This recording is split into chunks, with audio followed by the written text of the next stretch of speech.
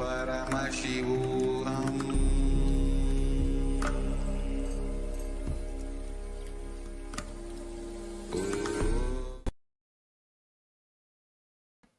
Nithyanandam.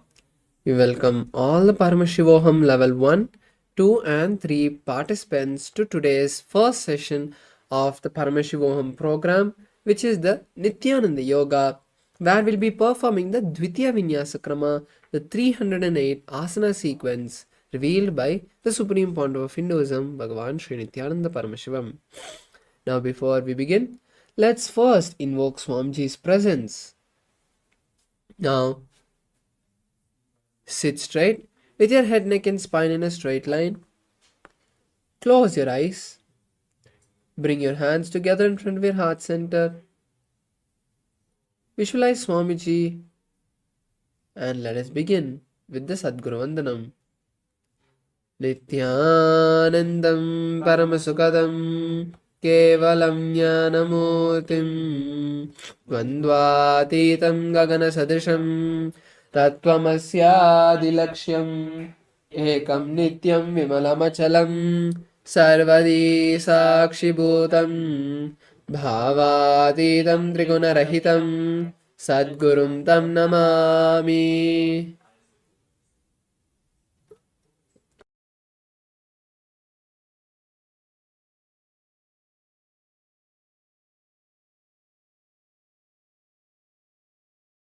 Now, let us chant the Shivamoola mantra. Om Ham Haum Shivaya Namaha 11 times internally. Om Ham Haum Shivaya Namaha. Om Ham Haum Shivaya Namaha. Om Ham Haum Shivaya Namaha. Om Ham Haum Shivaya Namaha. Om Ham Haum Shivaya Namaha. Om Ham Haum Shivaya Namaha. Om Ham Haum Shivaya Namaha. Om Ham Haum Shivaya Namaha. Om Ham Haum Shivaya Namaha. Om Ham Haum Shivaya Namaha. Om Ham Haum Shivaya Namaha. Om Ham Haum Shivaya Namaha. The next is the Tattvachamanam, the ritualistic cleansing. Now please bring your Panchapatra Manodharani and place it in front of you. Now keep your hands in the Gokarna Mudra and pour an udharani of water into the palms. As we chant each of the mantras, drink the water from your palms. Om Atma Tattvam Shodayami Swada. Om Vidya Tattvam Shodayami Swada. Om Shiva Tattvam Shodayami Swada. Now wash your hands with a spoon of water. Wipe the upper and lower lips twice with the base of the right hand thumb. Om Ham Hridayaya Namaha. Wash your hands with a spoon of water. Now with the index, middle and ring fingers touch above the upper lip and below the lower lip. Wash your hands with a spoon of water. Now with the index finger and thumb of the right hand, touch the right nostril, the left nostril, and with the ring finger and thumb of the right hand, touch the right eye, left ear, left ear, and heart center. Now wash your hands with a spoon of water. Now with the little finger and thumb of the right hand, touch the navel, the right chest, the left chest, and with all the fingertips, touch above the head, the right shoulder, left shoulder, and heart center. Wash your hands with a spoon of water. Now let's enter the Sankalpa, the conscious resolution. Now please place your right hand on your left palm and keep both your hands on the right thigh. Now hold a particular reality you want to manifest from today's Nithyananda Yoga as we chant the Sankalpa.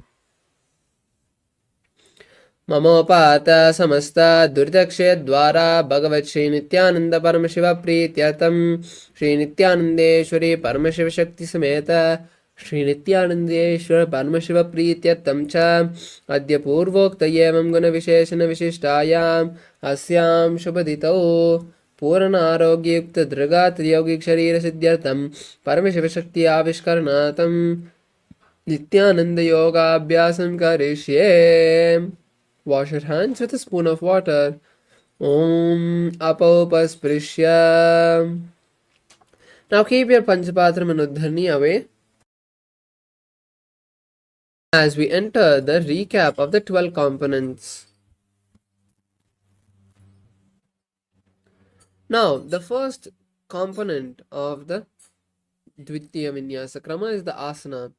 The asanas are the various body postures that help us align ourselves to the highest cosmic self. Perform the asanas at your best and do not strain yourself. I request all the participants with any body ailments like heart diseases or major injuries like fractures, or if you're pregnant, do not perform these difficult asanas and perform only what you can after consulting your doctor. Next is the pranayama. The pranayama is the various breathing techniques. And for the Dvitiya Vinyasa Krama, there'll be multiple pranayamas. You can see the pranayamas on the top left corner as they change for every few asanas. Next is the mudra. The mudras are the energy activating body postures and gestures that we'll be performing. By performing these mudras, we activate the specific nadis that awaken our energy centers. The bandhas is the next component.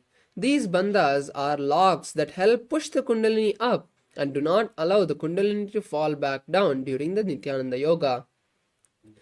There are 4 bandhas and they will keep changing, so you can keep seeing them on the left hand side of the screen. Next is the karanas, the various dance postures. The dance postures that were performed by Paramashiva when he created the cosmos. By performing these dance postures, we embody Paramashiva himself. Next is the visualization. The visualization is an important component, as what you visualize during the Nityananda Yoga directly takes you and directly gets into your biomemory. So visualizing the right visualizations is important. So you can see the visualizations in the top right side of the screen and they will be changing every asana. Next is the japa. The japa is the internal chanting of the Mahavakyas. These help us to be in the space of unclutching and bring our complete focus and awareness to the Nityananda Yoga. The japa will be shown in the lower left hand side. The next is the chanting of the Shastra Pramanas. The chanting of the Shastra Pramanas continue to remind us that these are not ordinary asanas but directly from the source, from Paramashiva. Next is weightlifting. Weights can be used throughout the Dvitiya Vinyasa Krama to intensify the experience you receive from the asanas. So just by performing the asanas with the weights, you can intensely maximize the benefit and effect you receive from the asanas. Next is the mandala. The mandala for the Dvitiya Vinyasa Krama is the Shri Yantra. You can see it embossed behind the acharyas. Just gazing at the Shri Yantra can intensely activate your third eye. Next is Abharana. The Abharana is the sacred jewelry that we'll wear during the Nityananda Yoga. And for the Dvitiya Vinyasa Krama, we'll be wearing the Kantamala, the Rudraksha. So just wearing this Rudraksha can intensely keep you in the highest space of consciousness throughout the day. And finally, the Aushadha. For the Dvitiya Vinyasa Krama, we'll be using 3 Aushadhas. First of which is Bhasma, the sacred ash, on the 16 places, Kumkum on the third eye, and turmeric on the temples. And with this, we conclude the recap and let's enter the first asana of the Dvitiya Vinyasa Krama, Sukhasana.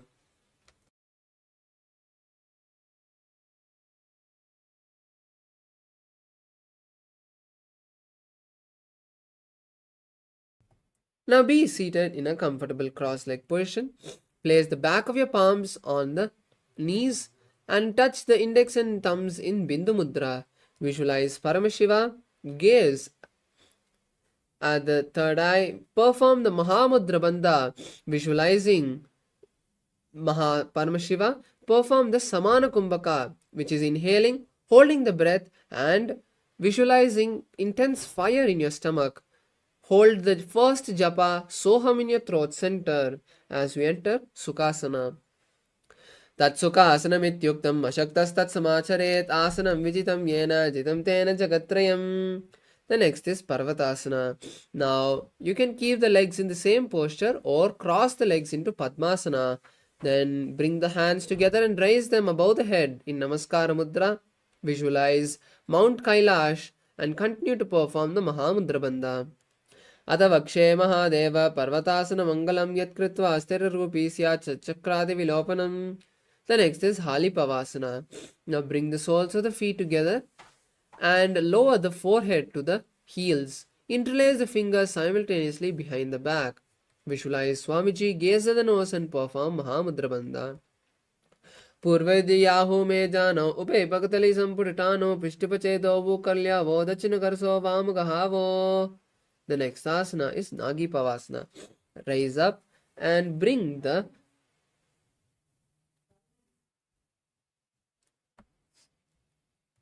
forearms to the shins and the palms to the feet. Keep the palms cupped and lower the forehead to the heels. Visualize a snake and gaze at the nose. Perform the Mahamudra Bandha. पूरब विधि परियागा नैनी चहो कहो निमनास्यो लगाई हाथ आगाने धरती लगावे पसार दो हाथ की अंजुली करे. Now raise up as we move into the next asana, Kokilasana. Now hold the big toes with your index and middle fingers and straighten the knees and then cross the legs into Padmasana. Visualize a bird and perform the Mahamudra Bandha. Atan yadasanam vakshe yena siddho bhavenarha akasmad vayu sancharam kokilakyasanena cha.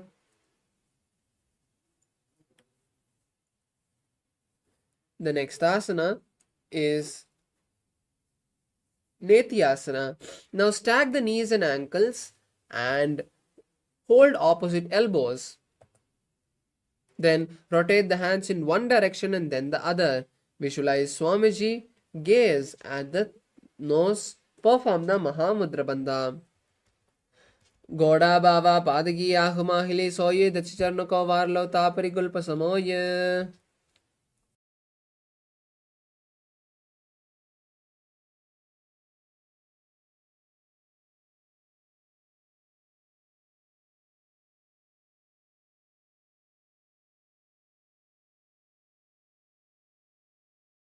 The next asana is Gajasana. Now come to a plank position and keep the hands and feet on the mat. Then start scooping the body repeatedly downward and visualize an elephant. Perform the Udyana Bandha. Nujyam padagre bhumau kritva lambi boyamastakagre nidaya nidambam hotamunnamaya nabilaksham bhumo nasika maniya. Relax, and now we move to Rikshasana. Now start alternating, raising one heel. Visualize a bear and perform Udyana Bandha. Ekam padama kuncha gajasanam kuryat Rikshasanam bhavati. The next is Vaishyasana. Now stand tall on the tip of your toes. Bring the index, middle and ring fingers of both the hands to the heart center. In Hridaya Mudra, visualize Swamiji and perform Udyana Bandha. Keshena pade yuglam dadvadishteta domukahada vaishyavakshe yitkritva satyavan bhavet. Now we enter the first karna of the sequence, Urdhva Karna. Come into a half squatting position and keep the knees bent in the half squatting position and bring the hands to the heart center. Now on one side with both the hands and legs, rotate the hands in a circular motion and come back to the starting position. Then repeat on the opposite side. This is one cycle. Repeat this again and again.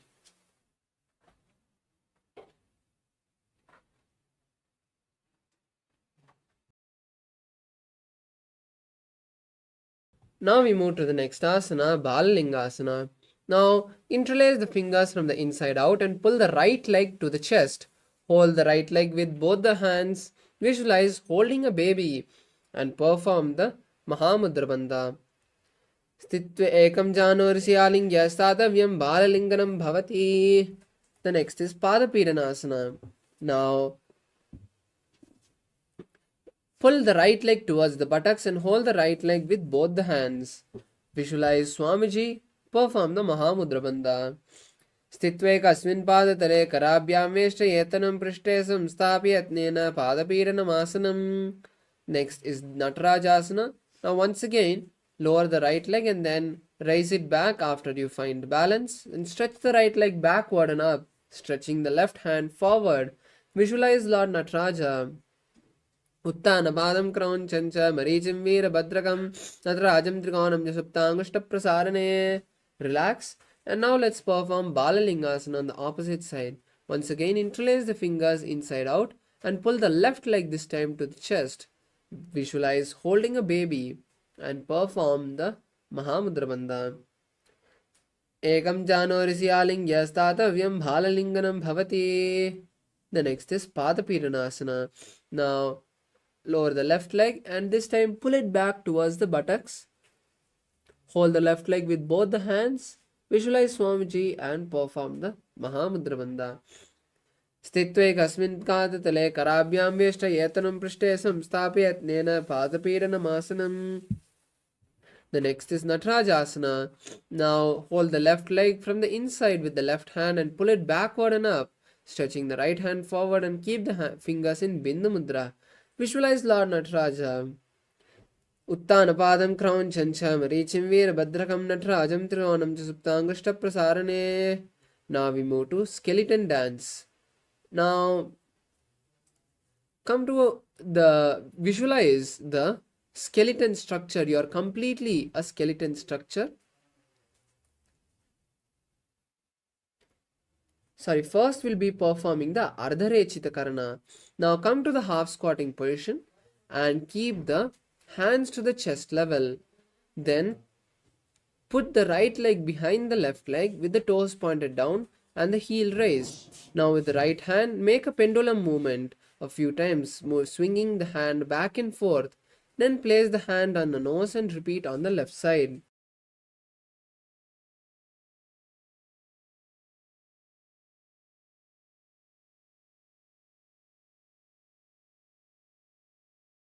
Now we move to the next asana, skeleton dance. Now visualize that you're a complete skeleton structure and shake your body in all different directions without any particular pattern.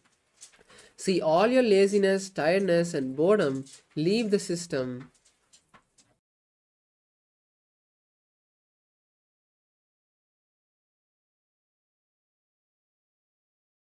Relax. Now we move to the next karna, Katichinna Karna. Now come to a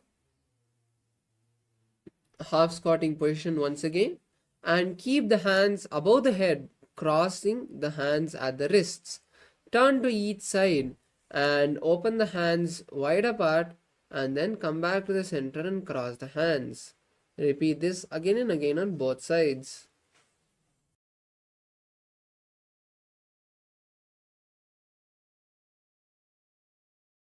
Relax. Now let's move to the next asana, Tadasana. Now stand tall on the tip of your toes and raise your hands above the head. Visualize a palm tree and perform Mahamudra Bandha. Hold the new japa Shivoham in your inner space. Mahamudra Bhadra Kaunota Rasana Vibedakan Vinota Anam Sada Kuryat Antarvatni Patipriya. The next asana is Uttanasana. Lower the entire upper body, bending the body at the hips, bringing the forehead to the knees and keep the hands by the feet. Visualize Swamiji and perform Mahamudra Bandha. Uttanapadam Mahamudra Bhadra Kaunota Adasana Vedakan Vinotanam Sada Kuryat Antarvatni Patipriya. Now come to a plank position as we move into Tarakshvasana. Now keep the hands at shoulder level and tuck the chin to the chest. Rotate the neck from side to side in Jalandhara Bandha. Visualize Swamiji in your inner space. Gajasana Vastitva Mastakam Varam Varam Dakshinakshim Savyakukshim Naye Tarakshvasanam Bhavati. Now lower the entire body and keep the hands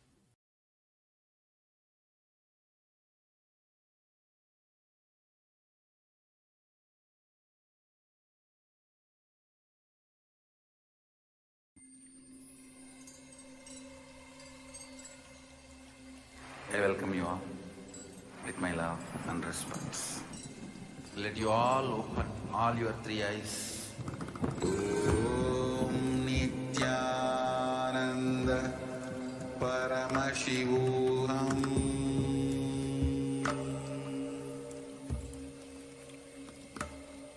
Om Nityananda Paramashivoham.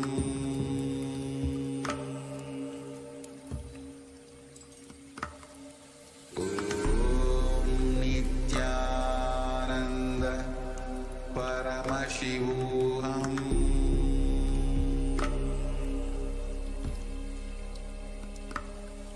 Om Nityananda Paramashivoham. Sorry for the technical glitch. Let's continue with Bhujangasana. Now lie down on the stomach and keep the hands by the side of your chest.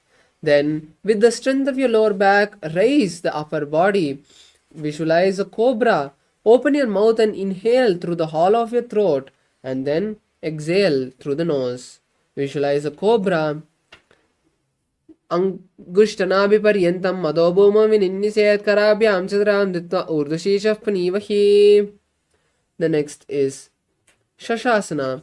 Now rise up to a plank position and now alternate bringing one knee to the chest. Visualize Swamiji and start performing the Sahaja Kumbhaka, inhaling, holding the breath and exhaling comfortably. Gajasana samsitau janudvayama kuncha varam varam kartavyam shashanam bhavati. Now we move to Ratasana, alternate placing one foot between the hands. Gajasana samsitau janudvayama ekaikam padam puramagena bhrametva kartavyam Ratasanam bhavati. Now keep your right leg forward as we move into Virabhadrasana.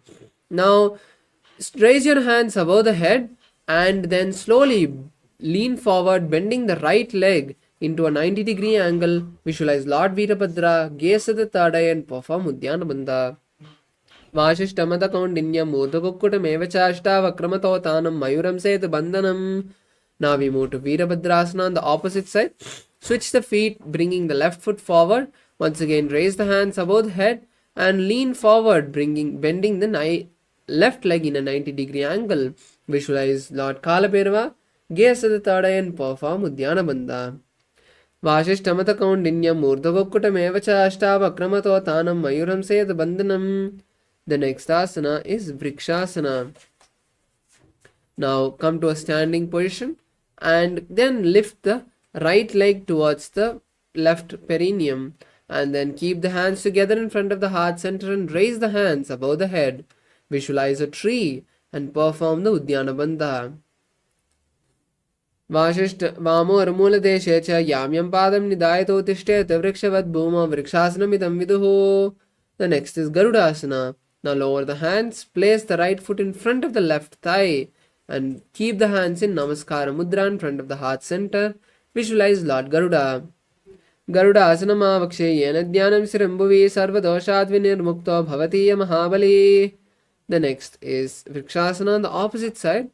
Now bring the opposite leg to the inner right thigh and then keep the hands in front of the heart center and raise them above the head. Visualize a tree and perform Udyana Bandha. Vamo ramula deshe cha yamyam padam nidayato tishtet vrikshavad bhuma vrikshasanamidam viduhu. The next asana is Garudasana. Now place the left leg in front of the right thigh and keep the hands in Namaskara Mudra in front of the heart center. Visualize Lord Garuda. Garuda asanama vakshe yena dhyanam chirimbuvi sarvadoshat vinirmukto bhavatiya mahabali. The next asana is Trikonasana. Now place the right foot forward and the left leg back Then lower the right hand to the right leg and raise the left hand towards the ceiling, towards the sky, and gaze at the sky as well. Visualize a triangle. उत्तानपादं क्रौञ्चं च मरीचिं वीरभद्रकं नटराजं त्रिकोणं च सुप्ताङ्गुष्ठप्रसारणे. The next asana is Trikonasana on the left side. Now bring the left foot forward and then place the left hand by the left foot and raise the right hand towards the sky. Gaze at the sky and visualize a triangle. Tanapadam Kraunchen च मरीचिं वीरभद्रकं नटराजं त्रिकोणं च सुप्ताङ्गुष्ठप्रसारणे. Rise up. And now let's move into the next karna, Nikutaka karna. Now come to the Arimandi position and place the hands parallel to each other. Now alternate raising one heel and switching the position of the hands.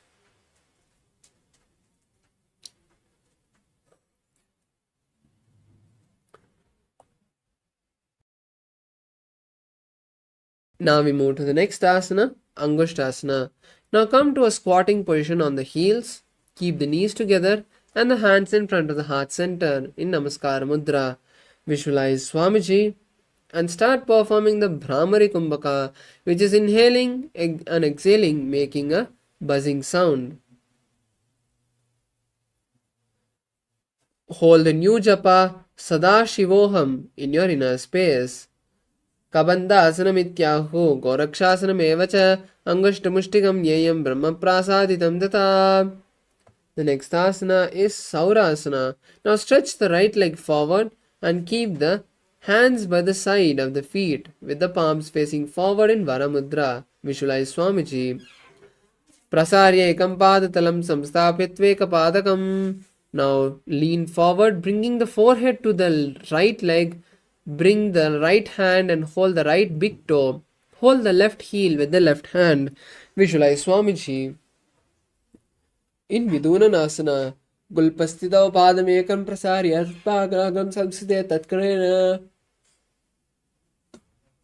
The next asana is Saurasana on the opposite side. Now pull the right leg in and stretch the left leg out. Then keep the hands in Varamudra by the side of your body and visualize Swamiji. Prasarya ekam padatalam samsthapitveka padakam. The next asana is Vidunanasana.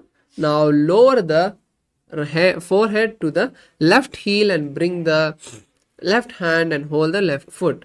With the right hand hold the right heel and visualize Swamiji. In Vidunanasana, Gulpastita padam ekam prasarya tatpadagram samside tatkarena. Next asana is Brahmajarankushasana. Now bring both the heels together and keep the knees apart. Place the back of the hands on each knee and visualize Swamiji. Perform the Jalandhara Bandha.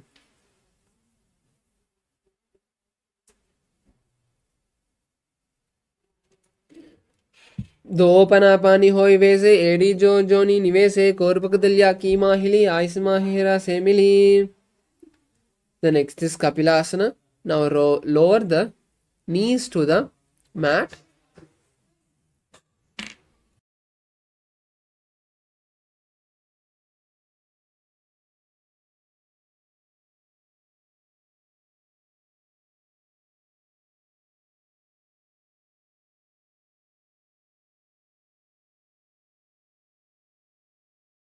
Now lowering the knees to the mat slowly.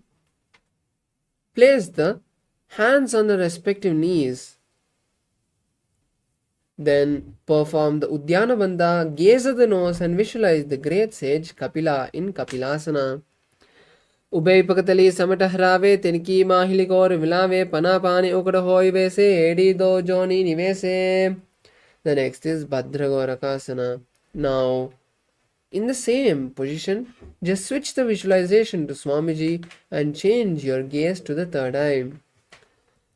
Gugdo Pagdali Samputakare, Korvarli Bhuparidare, Korvarli Rake Ese, Tapani Mole Dwariti Bese.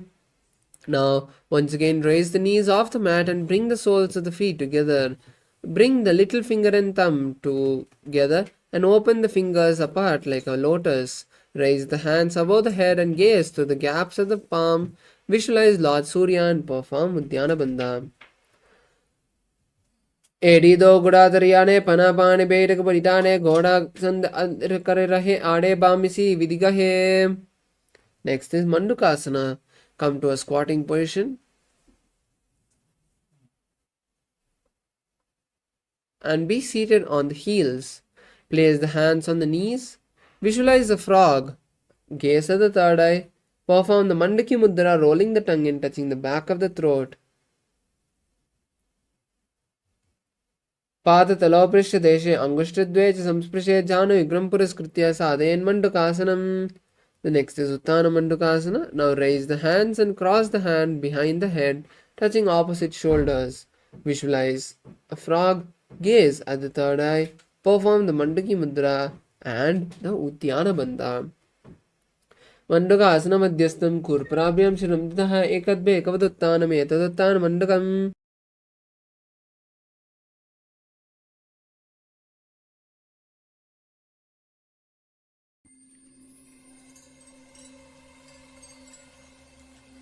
I welcome you all with my love and respect. Let you all open all your three eyes.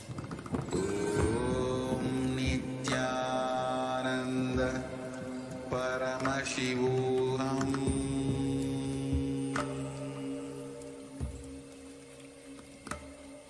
Om Nithyananda Paramashivoham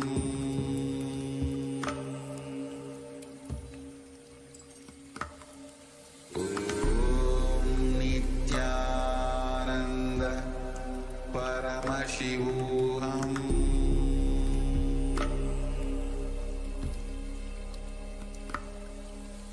Om Nithyananda Paramashivoham Om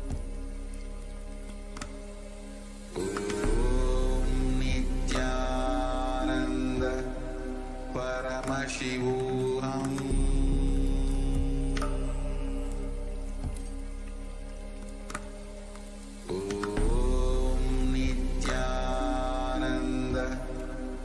Paramashivoham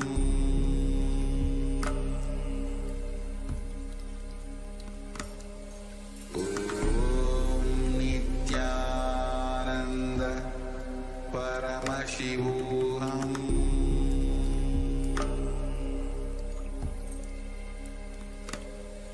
Om Nithyananda Paramashivoham. Yes, sorry for the technical glitch. Let's continue with the next asana, Simhasana. Now cross the ankles and sit on the ankles. Then keep the hands on the knees. Then stick your tongue out and gaze at the nose and exhale forcefully through the mouth. Visualize a lion. Dakshinam Savyakulpena Dakshinetadaretram Hastau Jajanmo Samstapya Swanguli cha Prasarya cha. Next is Bhadrasana. Now uncross the ankles and cross the hands behind the back. Hold opposite big toes. Visualize Swamiji. Gaze at the nose. Perform the Jalandhara Bandha.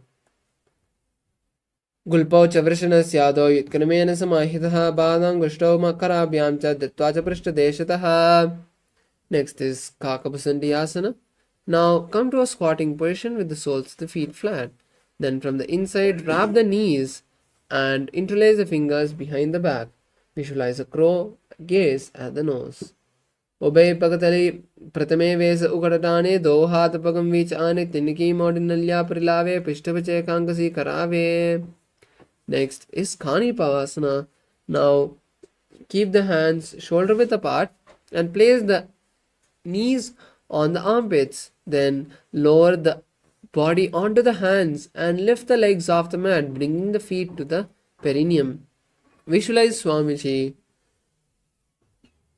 Asana Gogana Siddhista Hoyi to Achi Hoyi. Relax.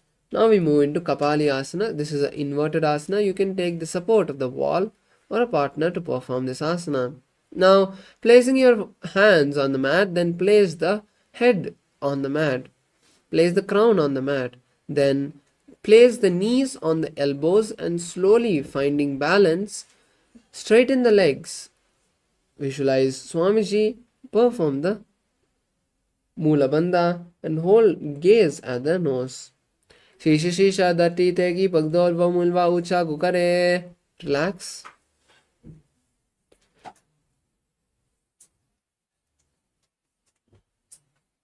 Now come to a squatting position as we move into Parsvamayurasana. Turn to one side and align the elbows to the hips and knees. Then lean onto the hands and stretch the legs to one side. Visualize a peacock and gaze at the third eye in Parsvamayurasana. Mayuram dandavat kuryat mayuram dandanamakam kuryat mayuram parshvabhyam mayuraparshvanamakam. The next is Parsvamayurasana on the opposite side. Once again, align the knees and hips to the hands and lean onto the hands and stretch the legs to the side. Visualize a peacock and gaze at the nose. Mayuram dandavat kuryat mayuram dandanamakam kuryat mayuram parshvabhyam mayuraparshvanamakam. Relax. Now we move to the next asana, Bhairagnathasana. Now come to a plank position and from the outside of the right hand, place the right foot between the hands. Visualize Lord Kalabhairava and gaze at the third eye. Asana Koganapiti Jayi. Relax. Now bring the left leg from outside of the left hand. Place the foot between the left palms. Visualize Lord Kalabhairava and gaze at the third eye. Asana Kaugunapiti Jayi. Next is Unmukhapita. Now come back to the plank position and lower the forearms on the mat. Then visualize Swamiji and gaze at the third eye in Unmukhapita. Bunyastau Janani Hastau Chatuspadam Vanmukam Mutta Vidangari Vigla Chatuspadam Viruka. Next asana is Vashishthasana. Now raise up and lean onto one hand and stretch the opposite hand towards the sky. Gaze at the sky and visualize Sage Vashishta. Urdha Kukkata Vashishta Marichahala Matsyakam Parivritim Chodarasya Vitam Dhanarasanam. Now we'll perform Vashishthasana on the opposite hand. Lean onto the opposite hand and raise the other hand towards the sky. Gaze at the sky and visualize Sage Vashishta. Urdha Kukkata Vashishta Marichahala Matsyakam Parivritim Chodarasya Vividam Dhanarasanam. Now come to a seated position on the buttocks and stretch the legs. Keep the hands underneath the buttocks. Visualize Lord Hanuman. Gaze at the nose. Perform the Jalandhara Bandha. Edido Gudatariane Panapani Betuk Patitane Goda Jangadar Karirahe Ade Bamisi Vidigahe. The next is Paschimottanasana. Now lower the upper body onto the legs. Stretch the hands and hold the feet. Place the forehead on the knees. In Paschimottanasana, visualize Swamiji and perform the new japa Mahasada-shivoham. Jano parillatam to paschimam tana muchyate yena kena prakarena sukam dharyam cha jayate. The next asana is Ugrasana. Now interlace the fingers behind the neck and performing the Mahamudra Bandha, slowly lower the upper body onto the feet, bringing the forehead to the knees. Visualize Goddess Kali. Savye Dakshina Kalpanto Prashtivashve Niyoje Dakshina Epida Savyam Swapanipyam Dridam Ditva Chano Parisironyase Asana Ukaravidam Proktam Pavedanal Deepanam. The next asana is Marichi Asana. Now pull the right leg towards the perineum and hold the right leg up. Then from the inside, wrap the right leg and interlace both the hands behind the back. Visualize the great sage Marichi. Tanapadam crown chancha Marichim Veera Bhadrakam Natrajam Tikavanam Saptangushta Prasarane. Now lower the right leg onto the mat and hold the left leg with both the hands and bring the forehead to the left knee. Visualize Swamiji and perform the Mahamudra Bandha. Mahamudram pravakshami tantresmin vallabe yam prapi siddha siddhim cha kapiladya paragataha. The next asana is Marichi asana on the opposite side. Now once again, pull the left leg towards the perineum and with the left hand wrap the left leg and interlace the hands behind the back. Visualize the great sage Marichi. Uttanapadam Kraunjancha Marichim Veerabhadrakam Natrajam Trikonam Saptangushta Prasarane. Now rise up and lower the left leg to the mat and hold the right leg with both the hands and place the forehead on the right knee in Mahamudrasana. Mahamudram pravakshami tantresmin vallabe yam prapisiddha siddhim cha kapiladya puragataha. The next is Bhadrasana. Now bring the soles of the feet together and keep the hands on the respective knees. Visualize Swamiji, gaze at the third eye.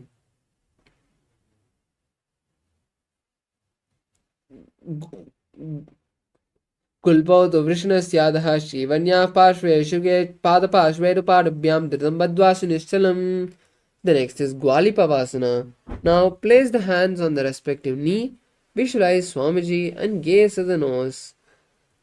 Purvacharpat Choka Hyosohi Vahi Vidyoki Jisohi Yame Edi Binnijrase Angula At Antro Rase. The next is Joni Asana. Now keeping the feet by the perineum, hold the feet with each hand and lower the forehead in front of the legs. Visualize the Yoni Mandala, a physical representation of Paramashiva Shakti. Gaze at the nose. दो पगदली संपट करे एडिमेड के दिन गदरे अर्ध हाथ को अंदर रासे ललाट पगतलिया ऊपर दासे. The next asana is Miriki Pavasana. Now rise up and push the feet away from the perineum. Then lower the forehead to the legs, to the heels, and stretch the hands to the side. Visualize Swamiji and gaze at the nose. Purab Vidhi Paripagdali Samput Soli Yedi Milidase Yeriasu Mahili Kani Angulado Atre Lada Tilagave. The next asana is Chirki Pavasana. Now rise up and the next asana is Siddha Samadhi Asana. Now rise up and pull the feet towards the perineum and insert the hands underneath the shins with keeping the palms up. Lower the forehead in front of the legs and visualize Lord Surya. Gaze at the nose. दो पगदली संपट करे are सोलमेर Agha मेदरे अंगुलात अंतरासे AD को ऐसे विदासे. The next asana is Chiniki Pavasana. Rise up and hold the soles of the feet. Open the soles of the feet like a book and visualize Swamiji. Gaze at the nose. दो पगदली एड़ी दती मगवा में लगावे पगदली माहिली core अंगूठा सदा सीधी जोड़े. The next asana is Charapati Chokasana. Now holding the soles of the feet, place the hands on respective knees and gently press them down. Visualize Swamiji, gaze at the third eye and perform the Uddiyana Bandha. दो पगदली संपटकारे आगाने कर jar पसारे गोड़ा वोसो लगता रासे हाथ दो गोड़ा परिदासे. The next is Bhairavasana. Now raise the heels and bring the toes to the perineum. Keep the hands on the knees in Bindu Mudra. Visualize Lord Kala Bhairava and gaze at the third eye. Perform the Uddiyana Bandha. Gulpau Sampidya Chanyonyam Rukameza Samahitaha Janvopa Ashwagatav Hastau Dandavad Bhairavasanam. The next is Samanasana. Now place one foot by the perineum and raise the other foot to the chest. Visualize Swamiji and gaze at the third eye. Samana Asanama Vakshe Siddha Mantra Sadhana Adeka Padamaro Datva Guhyonyalinga Uttarge. The next asana is Apanasana. Now Keep the raised right leg on the right shoulder and with the left leg straighten it. Keep the hands by the side and visualize Swamiji gaze at the third eye. केवलं पादमेकञ्च स्कन्धे चारोऽप्यत्नतः एकपादेन गगने तिष्ठेत दण्डवत् प्रभो. The next is Samanasana on the opposite side. Now bring the other leg towards the perineum and stretch the opposite leg, keeping the hands by the side for balance. Visualize Swamiji and gaze at the third eye. समानासनमावक्षे सिद्धमन्त्रात् साधनात् एकपादमरो दत्त्वा गुह्योन्लिङ्गवक्त्रके. The next is Apanasana. Now keep the raised leg on the respective shoulder and keep the hands by the side of the body. Now stretch the legs parallel to the ground and raise the opposite leg towards the side. Visualize Swamiji and gaze at the third eye. केवलं पादमेकञ्च स्कन्धे चारोऽप्यत्नतः एकपादेन गगने तिष्ठेत दण्डवत् प्रभो. The next asana is Gomakasana. Now cross the feet, stack the knees, visualize the face of a cow, gaze at the nose,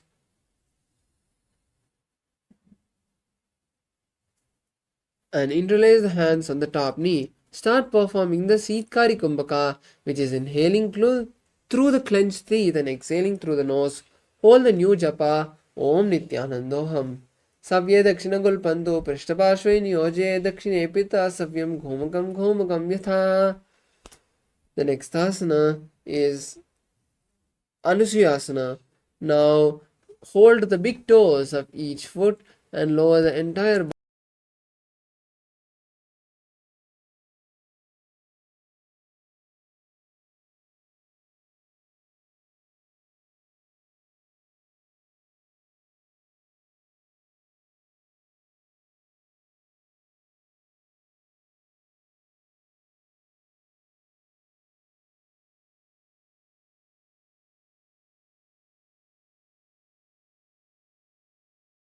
body onto the eyes, Rishika Anusuya, and gaze at the nose.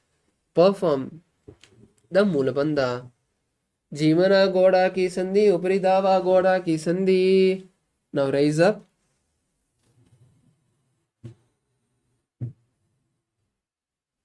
And now we enter Garudasana. Now place the left foot by the perineum and the right foot flat with the knee by the chest. Keep the hands on respective knees and visualize Lord Garuda, gaze at the nose. Davo Pagmodi Yedi Mahilam Golpamoladwarni Chede Bese Jimani Pakatali Dati Teki Godo Uncho Uborase. The next asana is Naradasana. Now interlace the fingers behind the neck and sit on the left heel. Turn outside of the right heel and visualize the great sage Narada, gaze at the third eye. Pishti java pagdli keri bhuprita hilaga veperi panapani ukra hoi vese edi do joni nivese. The next asana is Matsyapitakasana. Now place the left leg on the right hip and bend the right leg. Then turn outside. With the left hand, wrap the left leg and hold the right shin. And with the right hand, wrap the right leg and hold the right big toe. Vamena vamangushtantu gritam matsyapitakam yoni vamena sampedra medradapari dakshinam. The next asana is Gomakasana on the opposite side.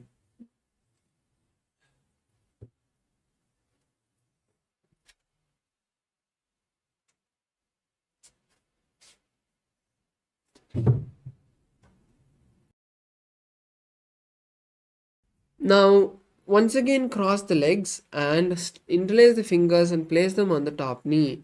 Visualize a cow, gaze at the nose. Perform the Sheetkari Kumbhaka in Gomakasana.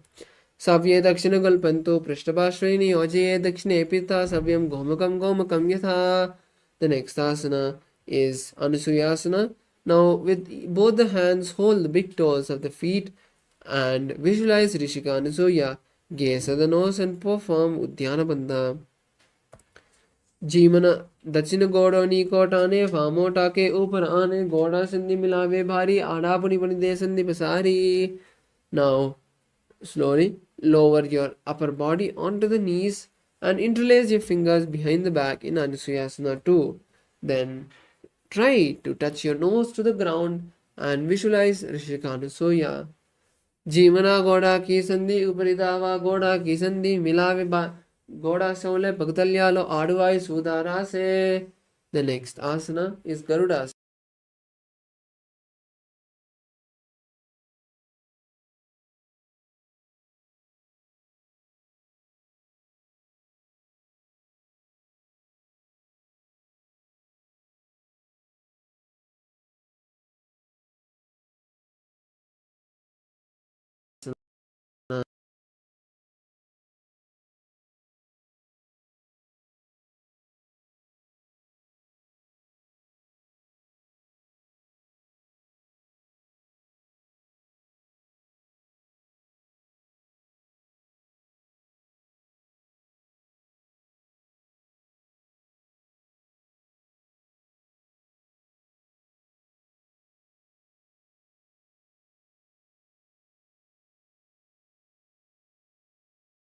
The next asana is Garudasana. On the left thigh and with the right hand wrap the right leg and hold the left shin, and with the left hand hold the left big toe. Visualize Matsya, the fish avatar of Lord Vishnu.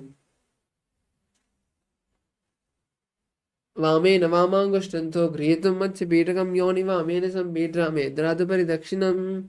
Now we move into Matsyendrasana. Now sit with both the legs stretched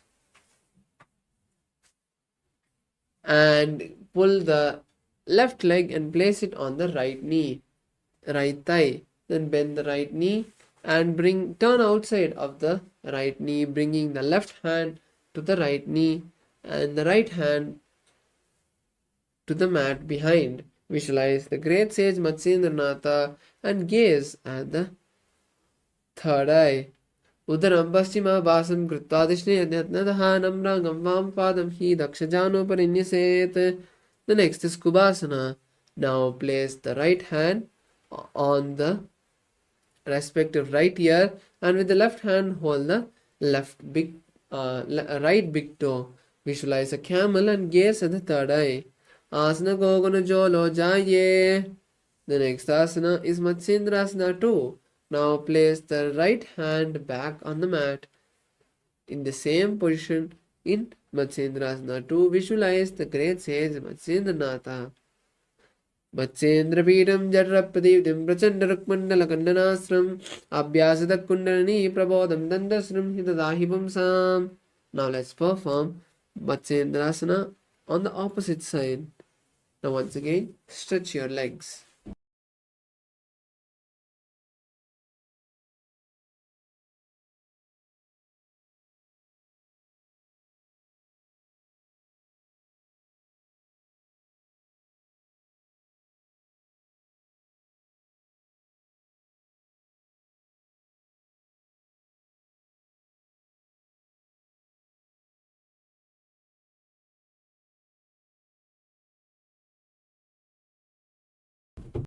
Now once again, stretch your legs.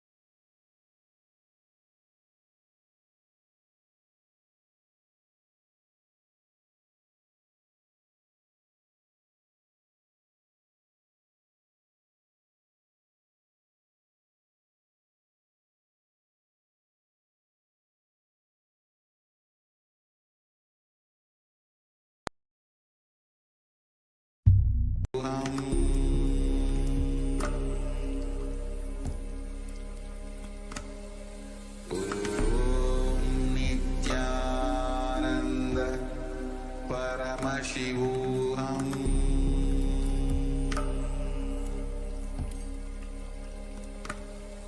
Om Nityananda Paramashivoham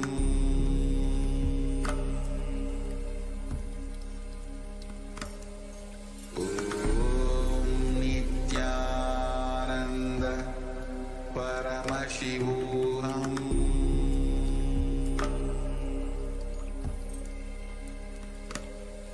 Om Nityananda Paramashivoham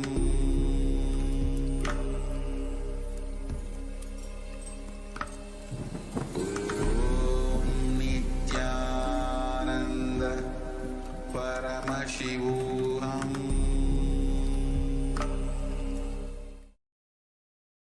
Yes, sorry for the technical glitch. Let's continue now.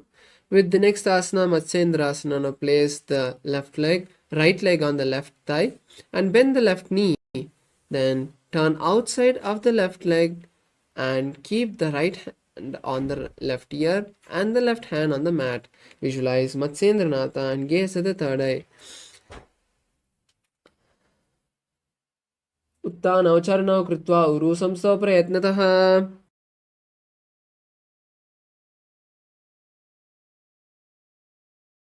The next asana is Kubhasana. Now place the right hand on the left foot and bring the left hand to the left ear. Visualize a camel and gaze at the third eye. Asana Gaukanapi Tejaye. The next asana is Matsyendrasana 2. Now place the left hand back on the mat and visualize Matsyendranatha. Matsyendra Pitam Jadra Pradipim Prachanda Rakmandala Kandanasram. The next asana is Padmasana. Now cross the legs and place the feet on opposite thighs.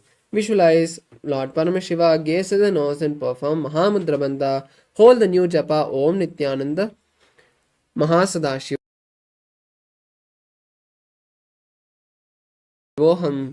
Asanam Dividam Proktam Padmam Vajrasanam Thata. Now we move to Padmasana 2. Cross the index and middle fingers. Visualize the goddess Parvati and gaze at the nose. Uttanau charanau kritva uru samstau prayatnatah. The next is Kukutasana. Insert the hands to the gap of the thighs and calves and lift the entire body off the mat. Visualize a rooster and start performing the Saja Kumbhaka. Padmasam samstapya nanurvarantare karau nivesh bhuma vashishtya yomasta Kukutasana. The next is Baddhakekiasana. Now raise onto the knees and keep the palms on the mat with the fingers pointed backwards. Lower the navel onto the elbows and lift the legs off the mat. Visualize Swamiji. Udu dharamavashtabhya karadvena tatkurpuri sthanivata viparshvaha. Now relax the feet and now open the Padmasana and stretch the legs. Then come to a squatting position. Come to a kneeling position and then slowly once again lower the navel onto the elbows and lift the legs off the mat. In Mayurasana, visualize a peacock. Atha Vakshe Mahadeva Mayurasana Mottamam. Relax, lie down on the stomach and interlace the hands behind the neck. Keep the feet wide apart with the toes pointed sideways. Visualize a crocodile. Adhyasasete hridayam nidaya bhumau cha padau cha prasaryamano. Now we move to Shalabhasana. Keep the hands by the side of the chest and lift the feet off the mat. Visualize a locust. Adhyasasete karyugmam vakshobhumim avashtabhya karyostalabhyam. The next is Ustrasana. Now bend the knees and bring the feet to the side of the hips and push them down with the help of the hands. Visualize a camel in your inner space. Adhyasasete padayugmam vashtam prishte nidaya dhidam karabhyam. The next is Dhanurasana. Hold the feet tighter and simultaneously lift the thighs and upper body. Visualize a bow. Adya Parasarya Padau Bhuvidandarupa Karocha Prishtedata Padayugmam. The next is Bhagasana. Now come to a seated position and keep the hands on the knees. Visualize Swamiji, gaze at the nose and perform the japa Om Nityananda Paramashivoham. Ulta Modi Pavado Vese Baharo Jagatikare Ek Vese. The next is Gohyasana and Shirasasana. These two are inverted asanas, so you can take the support of the wall or a partner to perform. Now, placing the forearms on the mat, interlace the fingers and place the forehead between the interlaced fingers. Raise the knees and walk the feet forward, and then kick the feet coming into a balancing posture. Visualize Swamiji and gaze at the nose. Do haath ki kahu nijoi pushtikala ve jare doyi. Now slowly straighten the knees, and as we enter into Shirasasana, balance, visualizing Swamiji. Viparitam mandalam chai dedaiva vididam hinaha dandasanam diva proktam viparitopaveshane. Now lower the feet, and now we come to the last sequence of asanas, which is where we'll be performing the Bhastirga Kumbhaka, intensely pushing our stomach in and up to push the air out of our lungs. Now place your hands behind your calves and straighten the legs and push the legs towards the forehead. Visualize Swamiji. Do haath pagar aane goda tare kanka seetane. Now we move to Parigasana. Relax the feet, cross the hands behind the head and touch opposite shoulders. Visualize a mace and gaze at the third eye. Uttanam shainam kritva pado militva prasarya nitambam bhumo sprishya hastabhyam kandaram bhadva. The next is Naukasana. Now stretch the hands and keep them parallel to the ground, and then straighten the legs to a 45-degree angle. Visualize a boat and gaze at the third eye. Uttana shainam korparabhyam bhumim avashtabhya hastasya nidambam nidaya. The next is Rudrasana. Now bring the soles of the feet together and place your hands underneath the calves, and then hold the feet and pull the legs towards the chest. Visualize Lord Rudra and gaze at the nose. Pagatali samputakara hastasya paga ucha pagaka angota do voleyo parlikani talave. The next is Unmukapitasana. Now lie down on the back and keep the feet flat and touch the back of the heels. Then lift the hips off the mat and visualize Swamiji, gaze at the nose and perform the Jalandhara Bandha. Urdve jajanuni kritva shavitvodvamukam thata. Now lie down on the back as we enter Shavasana. Completely relax the body. Keep the hands by the side of the body. Unclutch from all the thoughts and the micro movements. Intensely visualize Swamiji. Ata Shavasanam Uttanam Shavavad Bhumau Shayanam Tu Shavasanam Shavasanam Shrantiharam Chitta Vishranti Karanam.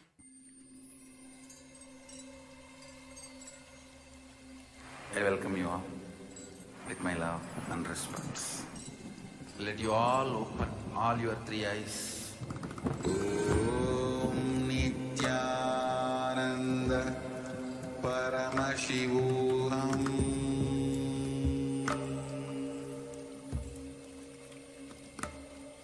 Om Nithyananda Paramashivoham.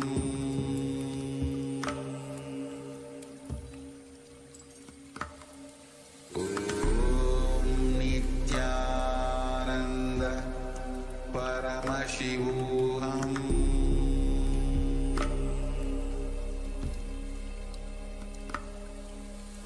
Om Nithyananda Paramashivoham.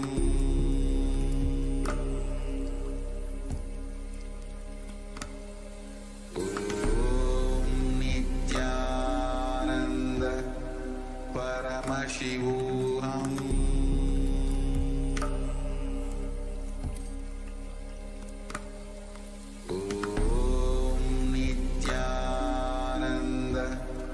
Paramashivoham. Paramashivoham.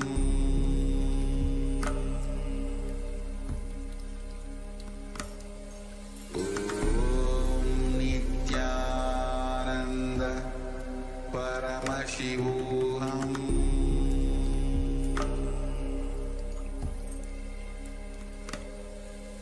Om Nithyananda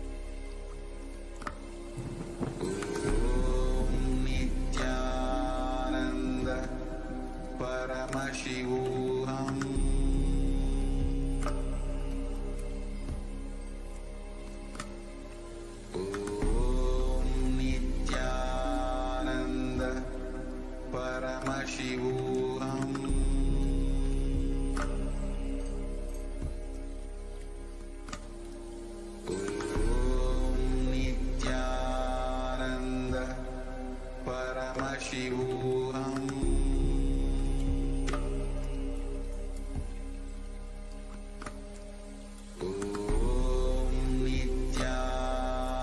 Nityananda Paramashivoham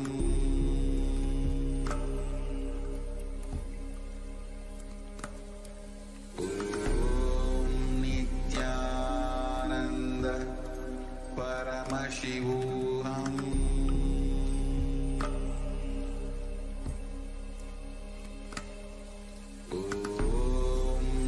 Nityananda Paramashivoham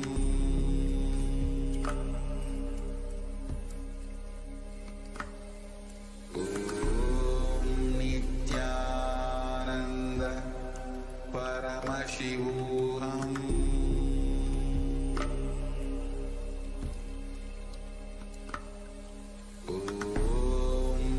Nityananda Paramashivoham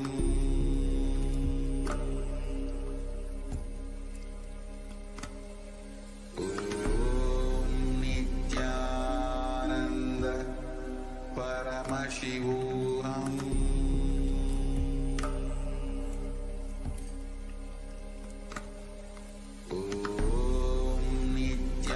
Now, slowly return to your physical body. Start to wiggle your fingers and toes, your wrists and your ankles, your elbows and your knees. Pull your knees up towards your chest. Rock your body from side to side and slowly return to a comfortable seated position.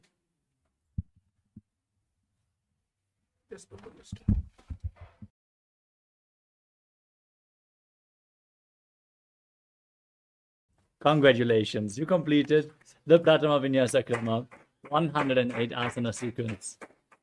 With this, we conclude this session for the Paramashivoham Level 1 participants. Thank you all so much for joining. The next Acharya is going to start the session very soon. Stay tuned. All the Paramashivoham Level 2 and 3 participants, as we are going to continue the Dvitiya Vinyasa Krama in just a moment. Nityanandam, we are on a mission to revive the Enlightenment civilization.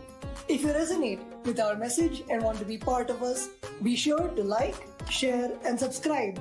And don't forget to click the bell icon.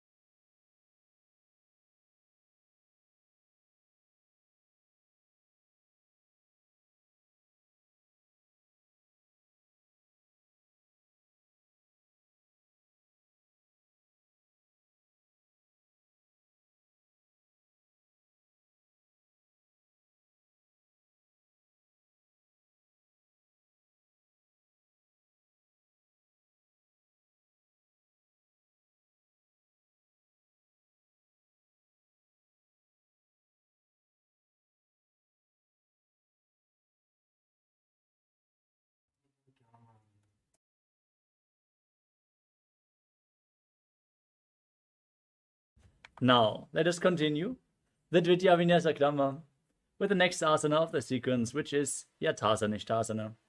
Now, sit in a comfortable position that brings ease to your physical and mental space. Any posture is fine. Now, place your hands on top of the knees in Bindu Mudra and visualize Swamiji in your inner space. Perform Samana Kumbhaka. Fill your stomach with prana. Hold your breath and visualize the fire in your navel region as you internally chant Om Nityananda Paramashivoham in Yathasa-Nishthasana. Paryankam tatsamakhyatam yata samstam yata stitihi.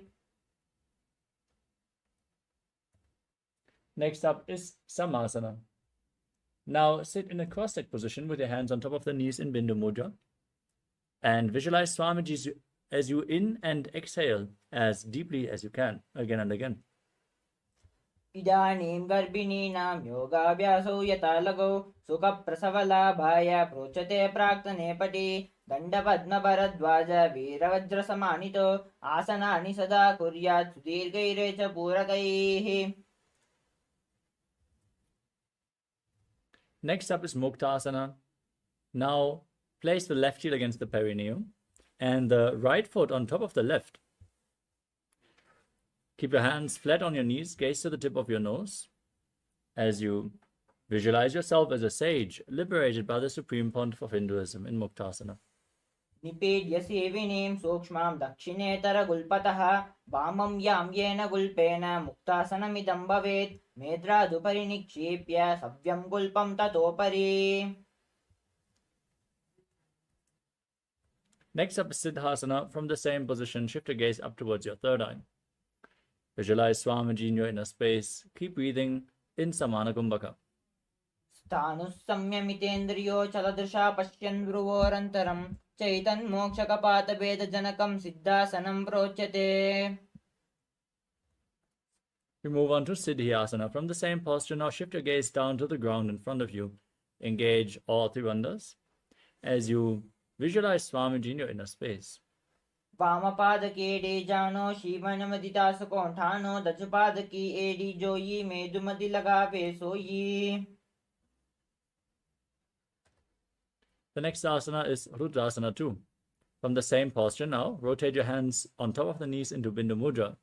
Gaze up towards your third eye and visualize yourself as Lord Rudra.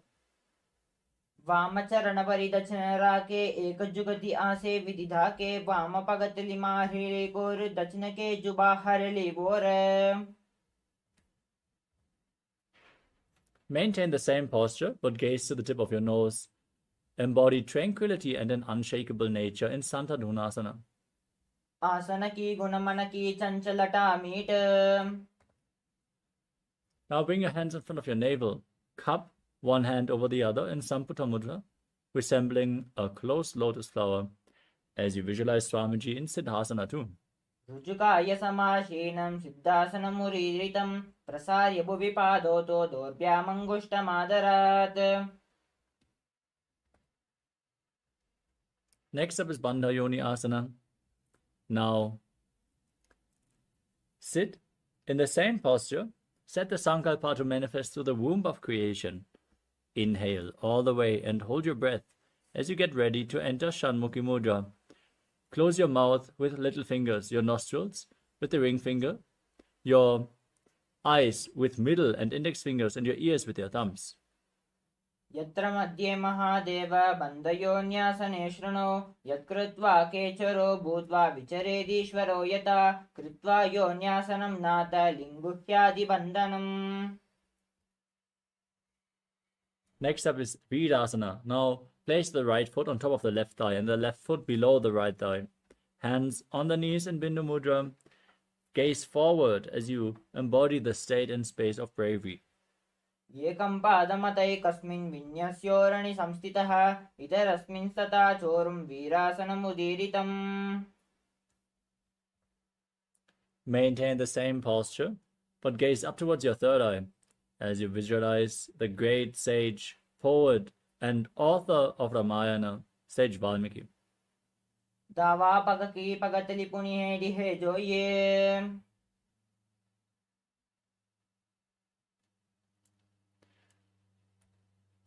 Next up is Joni Mudrasana. Now maintain the same position, but keep your hands flat on the knees. Gaze to the tip of your nose and visualize the Yoni Mandala, the visual representation of Devi Paramashiva Shakti herself. वामपादकी पगतली जाहि माहले core. Next up is Yoni Asana. Maintain the same posture.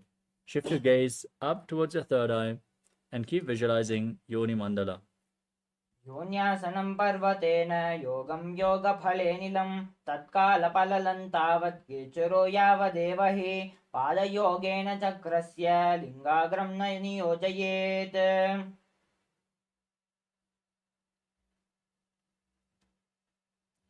Next up is Bhadrasana 3. Now keep the soles of your feet together, the heels close to your perineum, fingers interlocked around your toes. Push your knees down to the ground as you gaze to your nose. Pull the stomach in and up in Uddiyana Bandha and visualize yourself as Lord Veerabhadra as you gaze to your nose. गुल्पौ च वृषणस्यादः श्रीवन्द्यः पार्श्वयोक्षिपेत् सव्यगुल्पं तथा सव्ये दक्षगुल्पं तु दक्षिणे पार्श्वपादौ च पाणिभ्यां दृढं बद्ध्वा सुनिश्चलं भद्रासनं भवेत् एतत् सर्वव्याधिविनाशनम्. We move on to Aghodasana.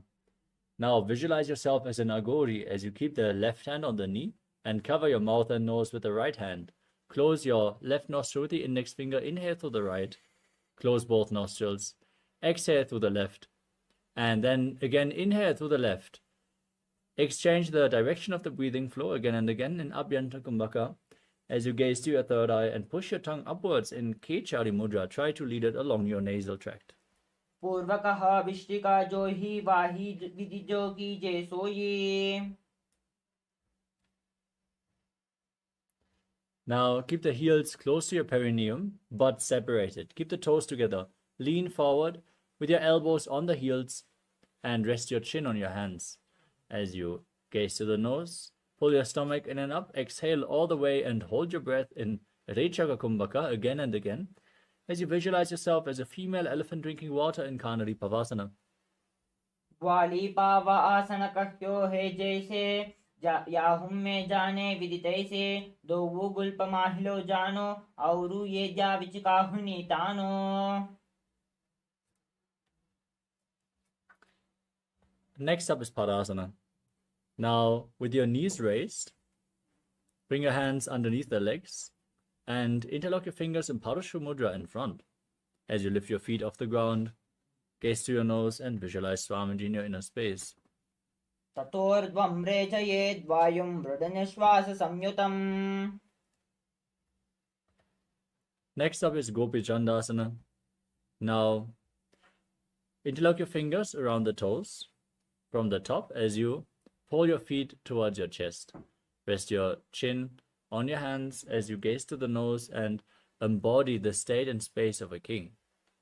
पूर्व विधि पगाका अंगुता कंटको परासे.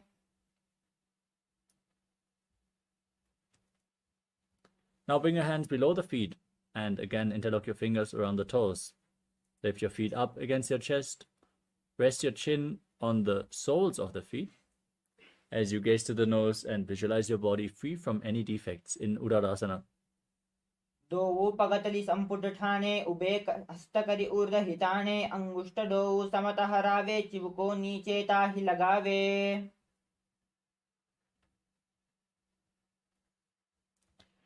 Next up is Vishishtasana. From the same posture, lift your feet even higher in front of your face. Keep interlocked fingers in front of your forehead as you visualize yourself excelling in everything. दो पगतली जोड़ी संपुट करे हाथ दो व पगा विच आनी थले.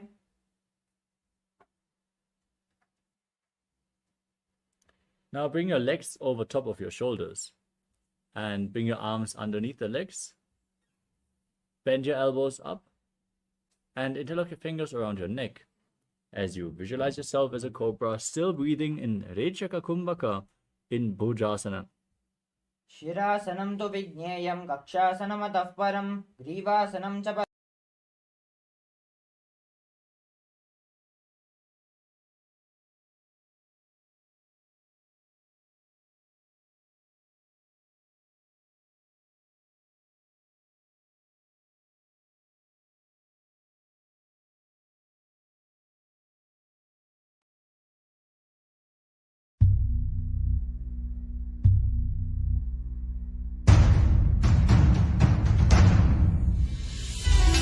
as Paramashiva, inhale and exhale deeply with 25 heads and 75 eyes and 50 hands. Visualize, meditate, connect with him. He is a living, alive being. Drop your form into his form and dissolve. Remember, you are a Sarupya Mukta, means your form is dissolved into his form. All my disciples, now I am initiating Salokya Mukti, Samipya Mukti, Sarupya Mukti, Sayujya Mukti. Om Nityananda Paramashivoham.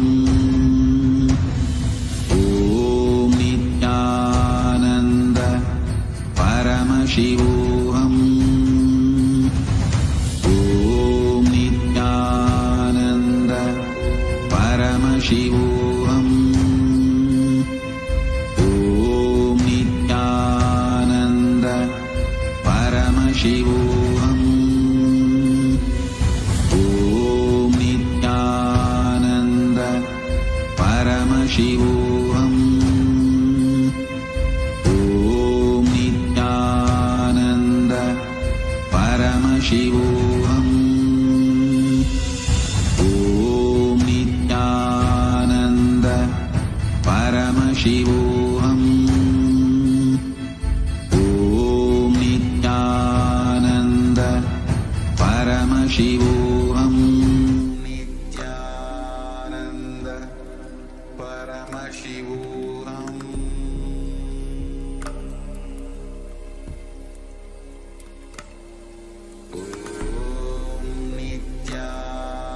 Nityananda Paramashivoham.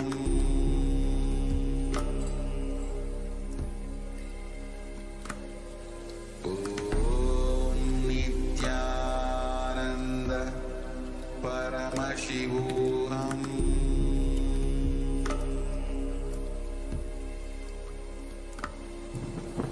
Om Nityananda Paramashivoham.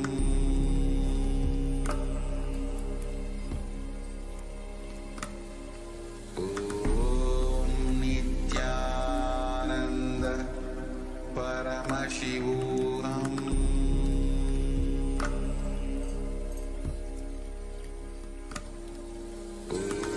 Om Nityananda Paramashivoham.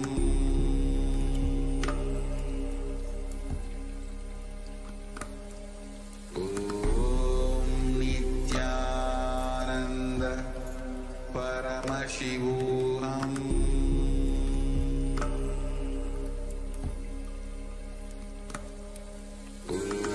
Om Nityananda Paramashivoham.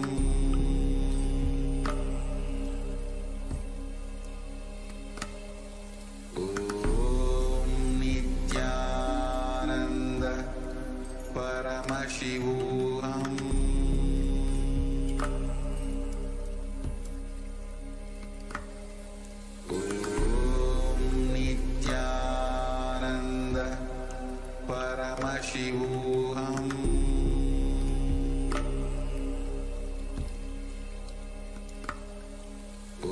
Om Nityananda Paramashivoham.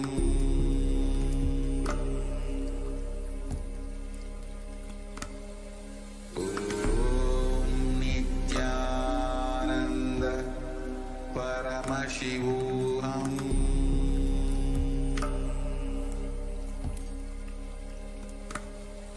Om Nityananda Paramashivoham.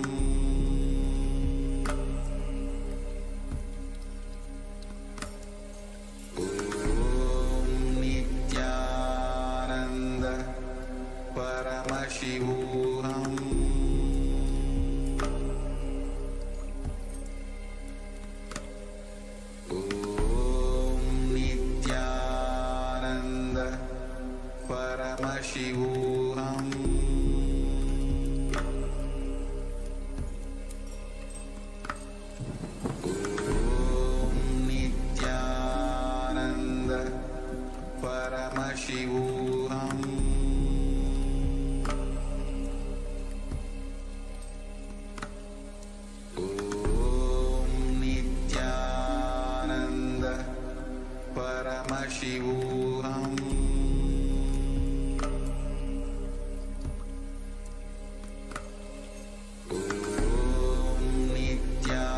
Nityananda Paramashivoham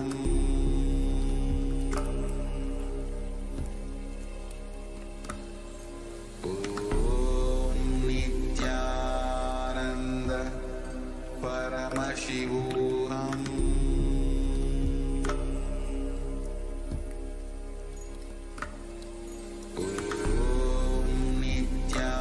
Nityananda Paramashivoham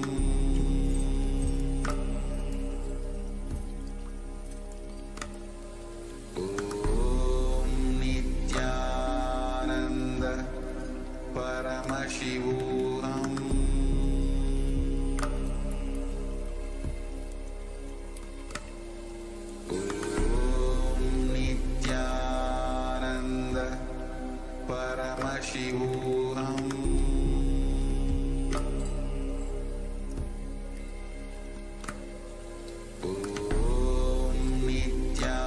Nityananda Paramashivoham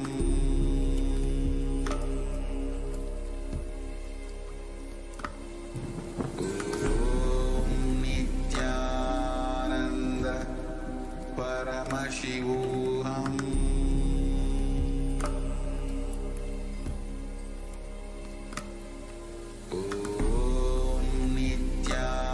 Nityananda Paramashivoham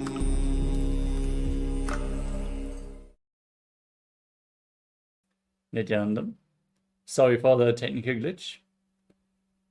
The video was not continuing, so let us now continue in asana 118, which is Virasana. Now sit and place the right foot onto the left thigh and the left foot below the right leg. Keep your hands on the knees in Bindu Mudra and embody the state and space of bravery.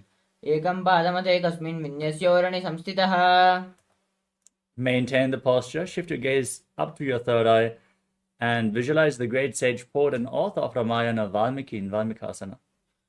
दावापक की पगतली पुनियेडी है जोये Now rotate your hands flat on the knees, gaze to your nose, and visualize the Yoni Mandala in Joni Mudrasana.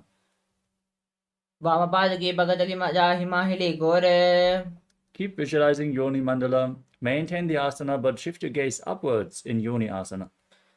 योन्यासनं पर्वतेन योगं योगफले नीलम् Now bring the soles of your feet together, heels against the perineum. Hold your feet and push your knees to the mat. Pull your stomach in and up, gaze to your nose, and visualize yourself as Lord Virabhadra in Bhadrasana 3. गुल्बो च वृषणस्यादः शिवन्यः पार्श्वयोक्षिपेत् Now place your left hand on the left knee and perform Abhyantara Kumbhaka. With the right hand, close the left nostril with your index finger. Inhale through the right, then close the right nostril, hold your breath. Exhale through the left, and then inhale through the left. Change the breathing flow as you gaze up. Push your tongue up in Kechari Mudra and visualize yourself as a Nagori in Nagorasana. पूर्वकः विष्टिका जो ही वाही विधि जो कीजे सोई Next up is Kanadi Pavasana. Keep the toes of the feet together. Place your elbows on the heels. Rest your chin on your hands. Gaze to the nose. Pull your stomach in and up and exhale fully as you visualize yourself as a female elephant drinking water. ग्वाली पावासन कह्यो है जैसे याहुम में जाने विदितै से Now bring your hands underneath the legs and interlock the fingers in front. Lift your knees and your feet off the ground as you gaze to the nose and visualize Swamiji in Parasana. ततो सम्रेचयेत् वायुं मृडनिश्वास संयुतम् Now free your hands from the legs. Hold on to the toes as you lift your feet against your chest. Gaze to the nose and embody the state and space of a king in Gopi Chandasana. पूर्व विधि भगा की अंगुठा कंठको परासे Next up is Uddarasana. Bring your hands below the feet again. Interlock the fingers around the toes and lift your feet against your chest. Rest your chin on the soles and gaze to your nose as you visualize your body free from any defects. दो उपगतली संपुटराने उभय हस्तकरी ऊर्ध्वहिताने Now lift your feet even higher in front of your face. In Vishishtasana as you visualize yourself excelling in everything. दो उपगतली जोड़ी संपुट करे Now bring your legs over your shoulders. And bend your elbows upwards to interlock your fingers around your neck. Balance as you visualize yourself as a cobra in Bhujasana. शिरासनं तु विज्ञेयं कक्षासनमतः परम्. Now bend your elbows down, keep your legs over your shoulders, interlock your fingers behind your back if you can as you gaze to the nose and visualize yourself as a beautiful, auspicious goddess in Kalyanasana.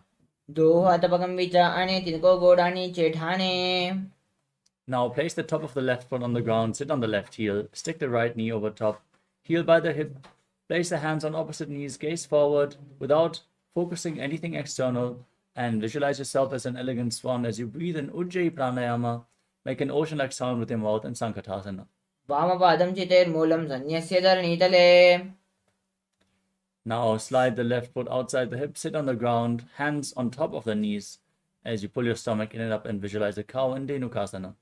अनुसागी नागरपञ्चदं ऋषिरं दगल्यम्नि. Now place the right foot on the left thigh, the left foot on the right knee, twist your body, bring the left arm behind your back and hold on to opposite thighs as you gaze to your third eye and visualize Swamiji in Machandrasana. वामजङ्गपरिदर्शनरताने वामाष्टविष्टिदिशाने. Untwist your spine, hold on to the feet and lean forward and down as you visualize Swamiji in Machandrasana too. प्रथमजी मनोचरणौ च जोयि वामजङ्गपरिराखे सोयि. Now interlock your fingers, place them on the top knee, engage all Tribandhas and visualize Swamiji in Guru Asana. पूर्वमूले इतरपादस्य कनिष्ठिका प्रदेशगुल्पं संस्थाप्य. Now repeat Sankatasana on the other side. Sit on the right foot, stake the knees, visualize a swan with your hands on opposite knees. वामपादं चितेर्मूलं सन्न्यस्य धरणीतले. Slide the right foot outside the hip, sit on the ground, pull the stomach in and up and visualize a cow in Dhenukasana. अनुसागी नागरपञ्चदं ऋषिरं दगल्यम्नि. Now repeat Machandrasana on the other side. Place the right foot on the left thigh and the left foot on the right thigh and the right foot on the left knee. Twist your right arm behind your back, hold on to the thighs. Gaze to your third eye and visualize Swamiji. वामजङ्गपरिदर्शनरताने वामाष्टविष्टिदिशाने. Now hold on to the feet and lean forward and down. Place your forehead on the ground. Visualize Swamiji in Machandrasana too. प्रथमजी मनोचरणौ च जोयि वामजङ्गपरिराखे सोयि. Rise up, interlock the fingers, place them on the top knee, engage all Tribandhas and visualize Swamiji, your Guru in Guru Asana. ऊर्मूले इतरपादस्य कनिष्ठिका प्रदेशगुल्पं संस्थाप्य. Now place your feet flat, knees against the chest, hands on opposite knees, push your tongue up, gaze to your third eye, and visualize Swamiji in Pashasana. पादतले भूमौ निधाय जानोनि उरसि निधाय. Now hold on to opposite wrists, place your chin on the knees, and gaze to the nose as you visualize yourself residing in an abode of bliss in Bodha Shukasana. दो पकतली भूपरिधरे कूर्माहिलिये सेकरे. Next up is Kudakatasana. Bring your hands below the knees, hold on to opposite elbows, gaze to the nose as you visualize Swamiji. दो हाथ पग बाहर ल्यावे गोड़ा नीचे लेता हरावे. Next up is Sumati Asana. Maintain the posture. Bring the right ankle over the left, toes pointing up, gaze to the nose and visualize the great sage Sumati. मूलद्वारी दर्जी परिटाने दावा पग परिदच पद आने. Next up is Dandasana. Extend your legs out in front and raise your arms up. Interlock the fingers with the wrists pointing outwards. Engage all Tribandhas, gaze to your nose. Perform Kechari Mudra and visualize Swamiji as you engage Mahamudra Bandha. इदानीं गर्भिणीनां योगाभ्यासो यतालको. Now lean forward and down. Hold on to the big toes in Prana Mudra. Bring your head to the knees and perform Nadi Shodhana. Inhale through one nostril, exhale through the other alternatingly as you visualize Swamiji in Adambhasana. दो पग मिलवा पसारी पगा का अंगूठा पकड़ी लाडो गोड़ा लगावे. Next up is Bidukasana. Now separate your feet and slightly raise your knees. Bring your arms underneath the legs and hold on to the soles of the feet from the outside as you gaze to your third eye and visualize Swamiji in your inner space. प्रथम वैसु दो पाव पसारी कचको ऊकुर डोयारे. Next up is Chalandari Pavasana. Bring the soles of the feet together, the hands underneath the shins, palms facing up, elbows on the ground, and place your face on your heels as you gaze to the nose and visualize Swamiji in your inner space. दुबो एडी मिलके दीजे हाथ पसारी.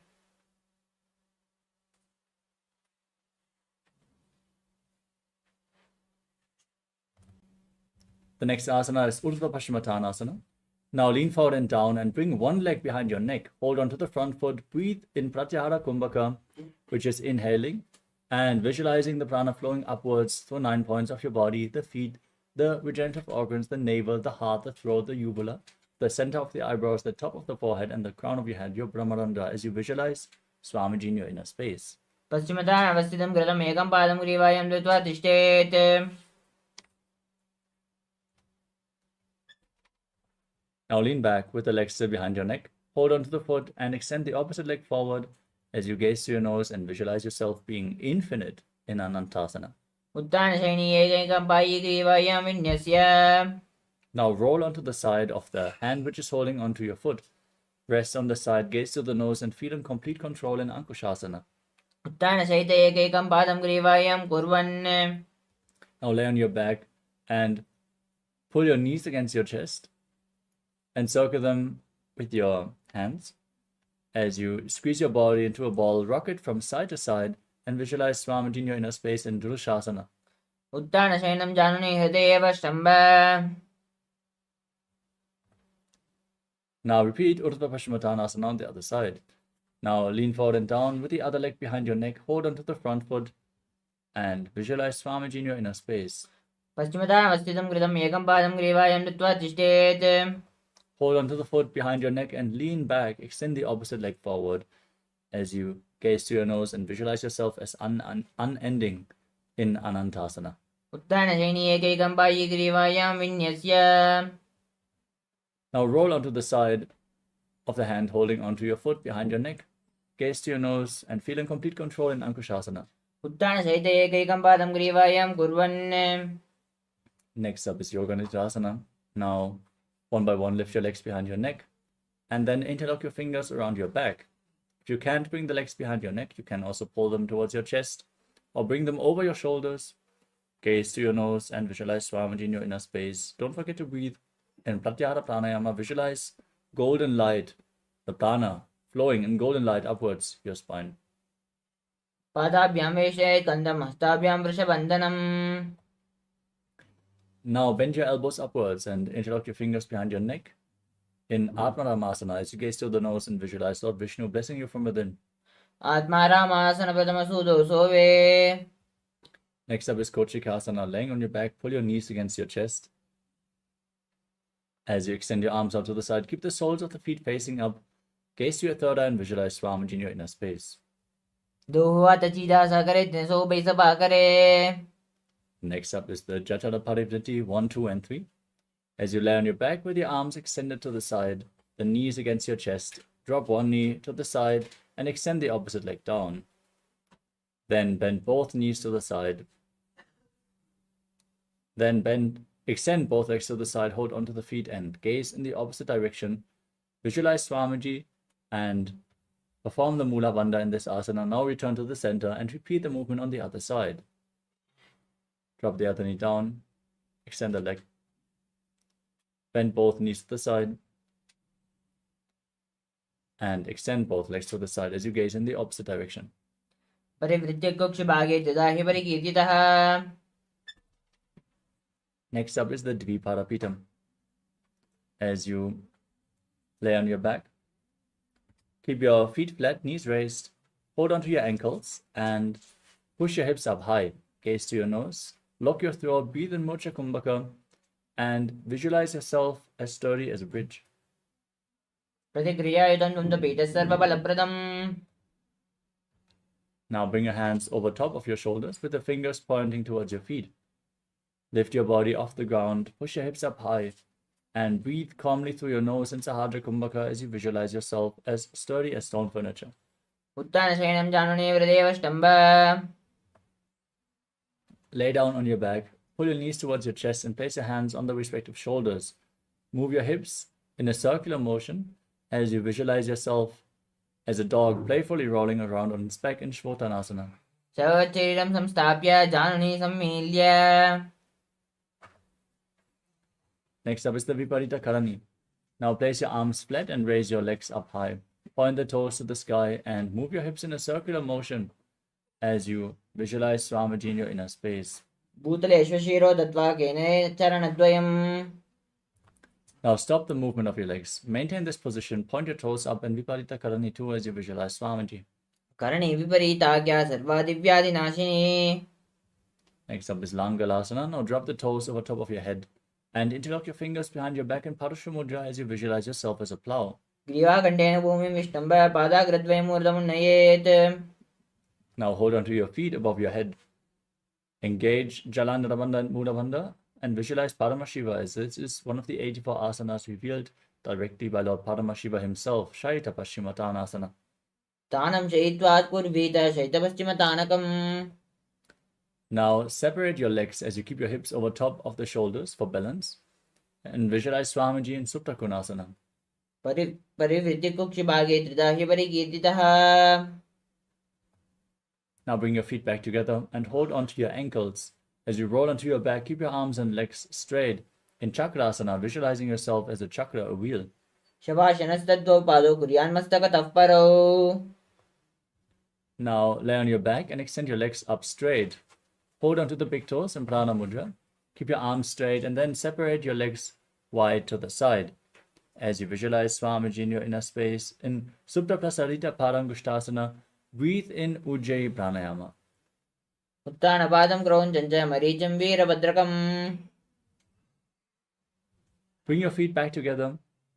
Hold onto the big toes and visualize Swamiji in Supta Parangushtasana. उत्तानपादं क्रौञ्चं च मरीचिं वीरभद्रकम्. From Supta Parangushtasana, cross your legs into Padmasana and lay on your back.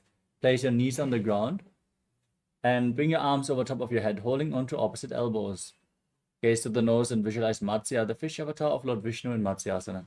मुक्तपद्मासनं कृत्वा उत्तानशयनं चरेत्. Now place the right hand on top of the left palm, palms facing up over top of your head. Maintain Padmasana, gaze to the nose, and visualize Lord Rama in your inner space in Parasharamasana. प्रथमकरे पद्मासनाचे सूतोऽसो वेभू परिपाचे. Next up is Sarvangasana. Now raise your hips up high and lift your knees off the ground in Padmasana. Support your body with your hands, elbows on the ground, bearing the weight of your body. As you gaze to your nose, lock your throat, breathe in Mocha Kumbhaka and visualize Swamiji in your inner space. अथवा क्षेत्रसंक्षेपात् सर्वाङ्गासनमुत्तमम्. Next up is Vrishikasana. As you lay on your back, place one foot on top of the opposite thigh, pull the opposite knee towards your chest, and extend your arms up above your head. Lift your chin to the chest. Gaze to the third eye and visualize yourself as a scorpion in Vrishikasana. प्रथमशयनौ सूतो शीर्षके सन्धिसुधाके. Repeat Vrishikasana. Lift the other foot on top of the opposite thigh. As you gaze to your third eye and visualize yourself as a scorpion. प्रथमशयनौ सूतो शीर्षके सन्धिसुधाके. Next up is Vrisha Parakshipasana. Now interlock your fingers around your neck and lift your legs off the ground, alternate pulling them towards your chest. As you visualize Swamiji in your inner space, breathe in Sahadra Kumbhaka. उत्तानं शयनं कृत्वा अङ्गुलिभिः कन्दरां बद्ध्वा कूर्परोमिलित्वा. Next up is Marottanasana. Keep your hands next to your hips and alternate pulling your knees against your ears. Visualize Swamiji in your inner space. भूतानवस्थितं कृतं जानुद्वयपर्यायेन कर्णयोः संस्पृशेत्. Next up is Vrikasana. As you lay on your back, place your feet flat, stand up and lay back down again and again, visualizing yourself as a wolf. अथ उत्तानं शयनं कृत्वा पादतलाभ्यां भूमिं धृत्वा. Next up is Lutasana. As you lay on your back, kick your legs over top of your body and roll over completely again and again. As you visualize Swamiji in your inner space, finally finish this asana in a prone position on your stomach. उत्तानं शयनं पादौ शीर्लिङ्गे भूमौ स्थापयित्वा. Next up is Salatasana. As you lay on your stomach with your hands next to your shoulders, contract your lips, make a whistling sound like a flute on your inhalation. As you visualize yourself as a chariot carrying warriors into battle for Dharma and on your chariot back in Salatasana. निभ्यशयनं कृत्वा नाभिं भूमौ निधाय. Next up is Dehalyulanganasana. Now push your body up into a plank position and jump your feet forward and back in between your two hands. Visualize yourself transcend body and mind. हस्तद्वयं बद्ध्वा तन्मध्ये चरणद्वयम् उड्डानयो बहिरानीय. Now stand up and lean forward and down, placing your hands on the mat. Walk around on hands and feet as you visualize yourself as a wise 60-year-old elephant. अथ जाट्यासनं भक्षे येन जाटिस्मरो भवेत्.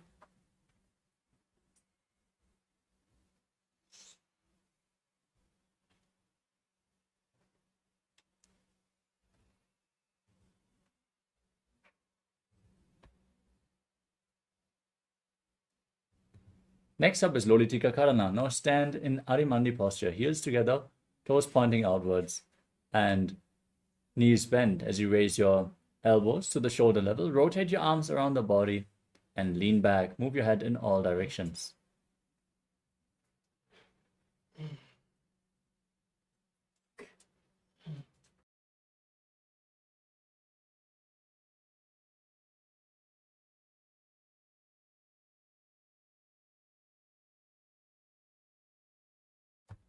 The next asana is Sarapasana. Now stand on the mat and tie your feet with a rope if you have a rope available. As you keep your hands on the thighs.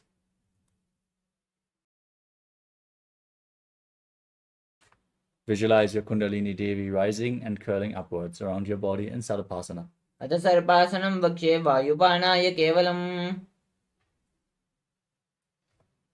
Next up is Ushtrasadhanasana. Now lean forward and down and step your toes onto your fingers. Clench your hands into fists and walk around on the mat, visualizing yourself as a camel.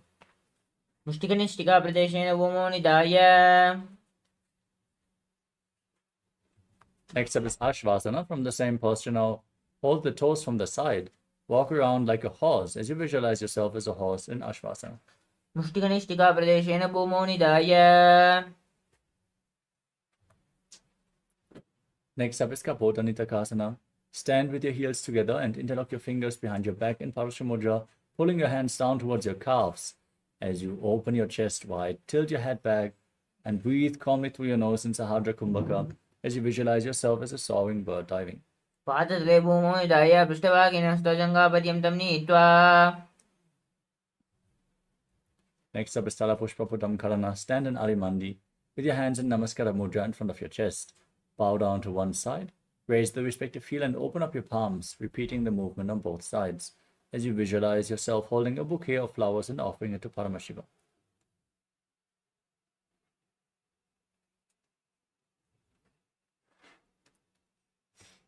Next up is Khadgasana. From a standing position, lay down on your stomach as you gaze to your nose and visualize yourself as a rhinoceros. Jump up, stand again with your hands in Namaskara Mudra in front, forming the horn of the rhinoceros.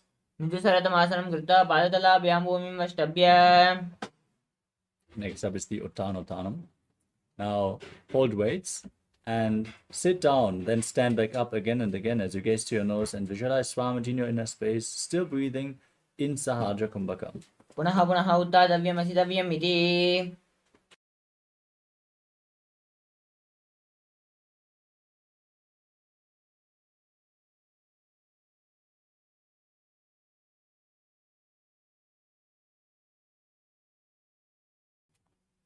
Next up is Musalasana.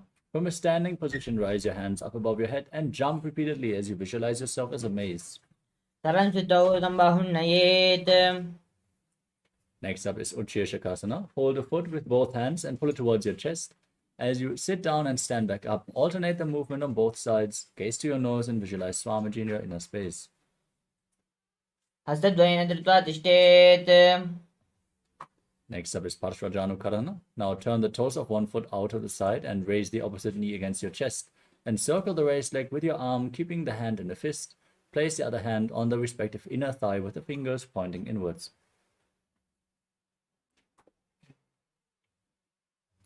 Next up is Dandavasana. Now hold on to weights. Visualize yourself fiercely dancing as Shiva as you extend your arms and one leg forward. Sit down and stand back up. एकेन पादेन स्थातव्यं ताण्डवासनं भवति. Next up is Brahmanasana. From a standing position, lift the left foot against the inner towards the inner opposite thigh. Keep the heel against the perineum and your hands relaxed by the side as you visualize Lord Brahma blessing you from within. ब्राह्मणासनमावक्ष्ये यत्कृत्वा ब्राह्मणो भवेत्. Next up is Garudasana. 3. Bring the left leg over and around the right knee. Tuck the toes behind and bring the left arm below the right, joining your hands in Namaskara Mudra as you visualize yourself as Lord Garuda. उत्थानकूर्मपीठश्च संयमस्गारुडमेव च. Now place the left foot on top of the right thigh and hands by the side as you visualize Swamiji in Ekapadasana. दक्षाङ्घ्रिं वामपादस्य जङ्घोपरिनिधाय च. The next asana is Dhruvasana, the post-up posture. Now hold on to the left big toe and extend the left leg out to the side. As you rotate quickly on the standing leg, visualize yourself as the North Pole star. एकेन हस्तेन दण्डरूपस्य एकस्य पादस्य अग्रं धृत्वा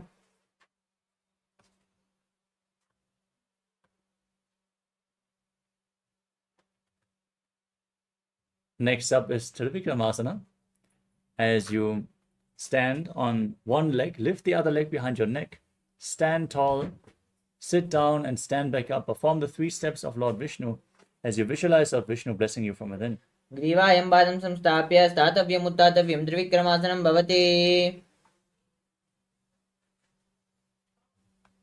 Next up is Parshvajanukarana on the other side. Lift the other leg towards your chest and circle it with your hand. Place the other hand on the respective inner thigh.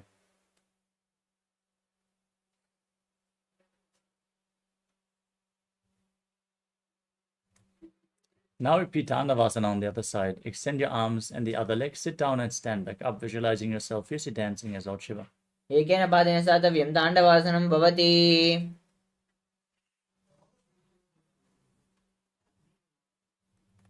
Now repeat Brahmanasana. Lift the right foot towards the inner left thigh with the heel against the perineum. Keep your hands by the side. Visualize Lord Brahma blessing you from within.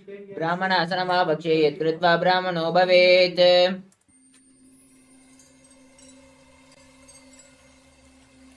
I welcome you all with my love and respects. Let you all open all your 3 eyes.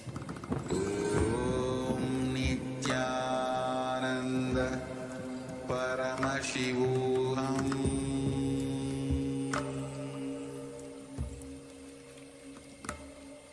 Om Nityananda Paramashivoham. Yes, the next asana of the sequence is Garudasana 3. Bring the right leg over and around the left knee and tuck the toes behind the left calf. Bring the right arm below the left, join your hands in Namaskara Mudra and visualize yourself as Lord Garuda. Feel the wings on your back in Garudasana 3. उत्थानकूर्मपीठस्थ संयमस्कारुडमेव च. Next up is Ekapadasana on the other side. Place the right foot on top of the left thigh. Keep your hands by the side as you visualize Swamiji in your inner space. तक्षाङ्घ्रिम्बामपादस्य जङ्घोपरिनिधाय च.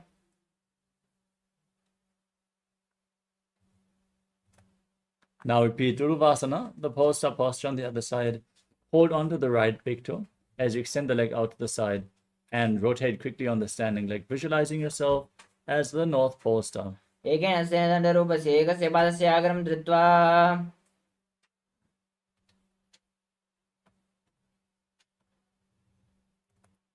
Now repeat Trivikramasana on the other side.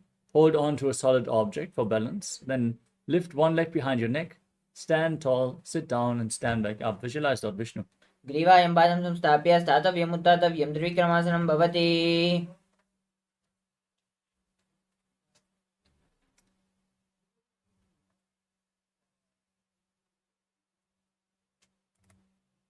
Now perform Samanaka Karana. Stand with your heels together, toes pointing outwards, and extend your hands just outside your hips with the fingers pointing one by one. Breathe calmly. Relax after this intense sequence of asanas, and let's get ready for the final 100 asanas of this Dvitiya Vinyasa Krama. Nityanandam, we are on a mission to revive the Enlightenment civilization. If you resonate with our message and want to be part of us, be sure to like, share, and subscribe. And don't forget to click the bell icon.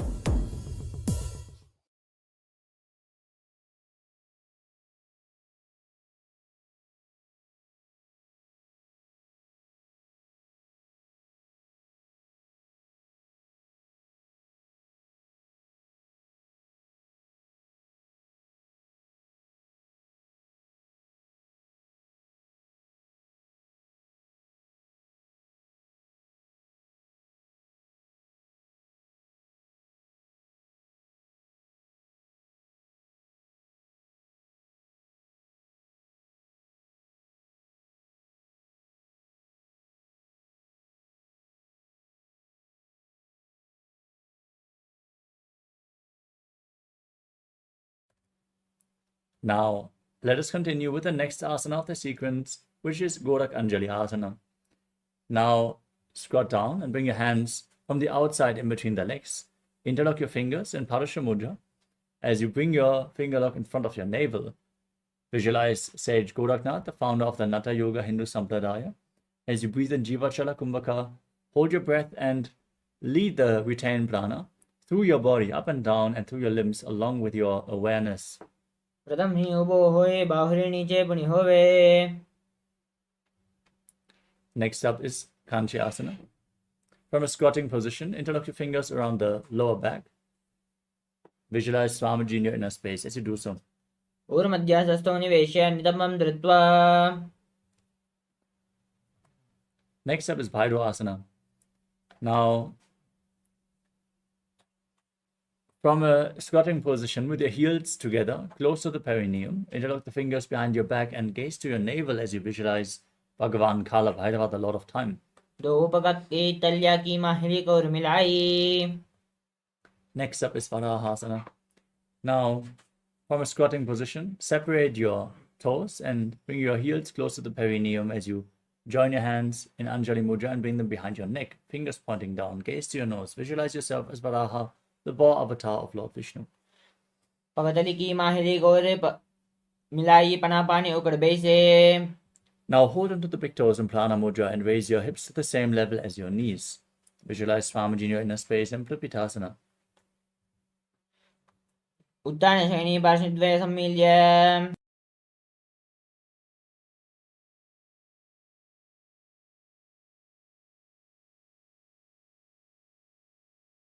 Next up is Bakasana. Now place your hands flat on the ground, shoulder width apart. Bring your knees towards your armpits and lift your body off the ground. Lift your feet up as you visualize yourself as a crow in Bakasana. हस्ताभ्यां मौनिवष्टभ्य. Next up is Sushtanga Kapali Asana. From this position with your hands on the ground, place your head on the mat and lift your legs up, crossing them into Padmasana. Gaze to your nose and visualize Swamiji in your inner space. आसन का उगुण का कपाला आचो होई. Gently lower your body down and come to a kneeling position with your heels outside the hips, the toes touching behind your back. As you place your hands on the knees, gaze to your nose and visualize you are sitting in the secret seat with Paramashiva and Guru. गुल्पो च Krishna शादो विक्रमेण समाहितो. Next up is Vrikshasana 2. Now, we're going to enter a handstand posture. Set yourself up in front of a wall if you need the support. As you place your hands on the ground and lift your legs up above your body. Balance on your arms as you visualize yourself as a tree with deep roots growing into the ground. सप्तचक्रक्षालनाय vrikshasana विशेषकान्. Next up is Shibo Asana. From the handstand, now gaze to your third eye and visualize Tejas energy is flowing towards your third eye, rejuvenating your body. दो पग जोई मिलाई गुल्प मिलाई.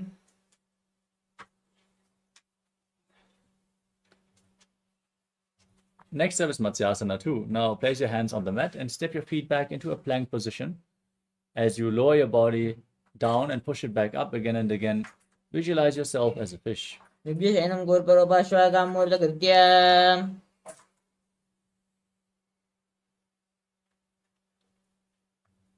Next up is Sarapasana. Place your hands on the hips and lift your head and chest from left to right.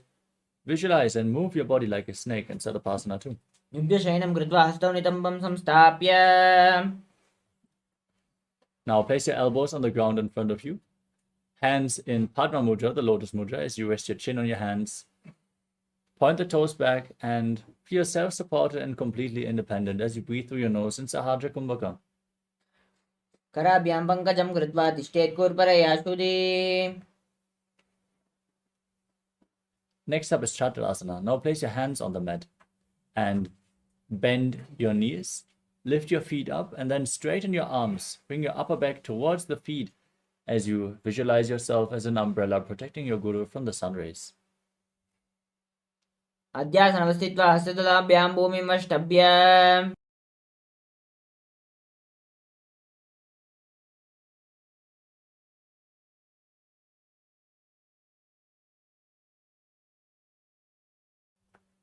Next up is Vajrasana. Now sit in a kneeling posture on your heels as you extend your arms out, lean forward and down, place your forehead on the ground, and gaze to your nose as you visualize yourself as Vajra, the weapon of Indra, symbolizing indestructibility in Vajrasana.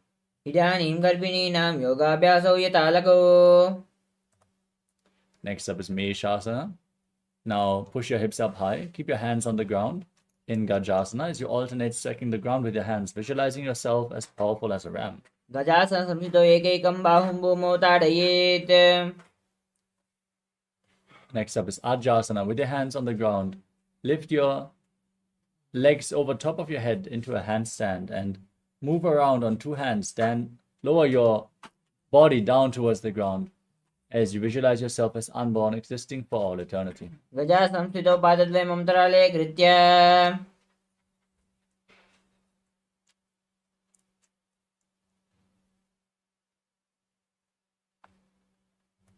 Next up is Dhanantarasana. Now come to a kneeling posture and hold onto the big toes, pulling them in towards your perineum as you then place your hands on top of the knees. Gaze to your nose as you visualize Swamiji in your inner space and breathe in Ujjayi Pranayama. पूर्वविधि परिहता की काकसी सेवपणासरा मोडी. Now interlock your fingers and extend your arms out in front. Move them up, down, left, right in all directions. Give a massage to the joints and muscles of your body. Then interlock your fingers behind and repeat the movement as you visualize Swamiji in the Angamottanam. हस्तयोरङ्गले बद्ध्वा हस्तयोर्मध्यात् सर्वमङ्गमं निष्कासयित्वा.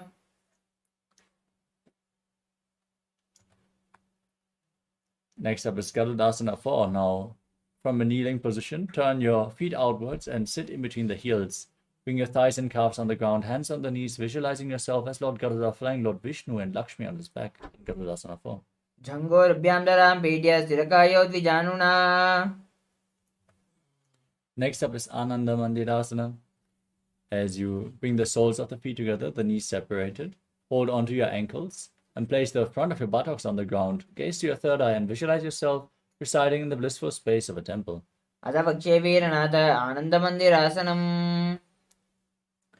Now cross your feet and sit on the heels as you hold onto your knees.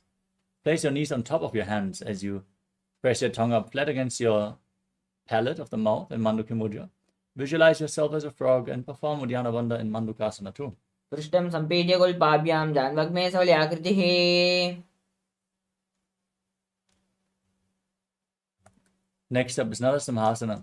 Now tuck your toes, sit on raised heels, and place your hands on the mat, thumbs touching. Gaze to your nose, stick your tongue out, and exhale forcefully again and again as you visualize yourself as Lord Narasimha, the Lion Man avatar of Lord Vishnu. दो पनापानी होए वैसे AD मिलरी गुड़ा निवेशे. Now rise up, sit on your heels, and cover your mouth with your hands as you bring your thumbs underneath the teeth. Close your mouth and inhale through the right nostril and exhale through your mouth in Vishaka Pranayama as you gaze to your nose and visualize yourself as Devi, victorious over all your fears in Vishlakasana. दो पगां की AD जोइए गोड़ा बनवानो पुनि होए. Next up is Makadasana. Now bring the soles of the feet together, toes pointing back, and sit on your heels as you bend your elbows and bring your arms to the armpits. Imitate as if you are a playful monkey stretching itself in Makadasana. दो पगतति संपुट आने तिनकी पिष्टि भूमि पर इटाने.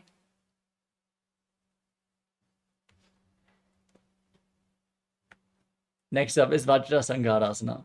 Now tuck the toes and bring the soles of the feet together. Raise your knees off the ground and hold on to opposite elbows behind your back.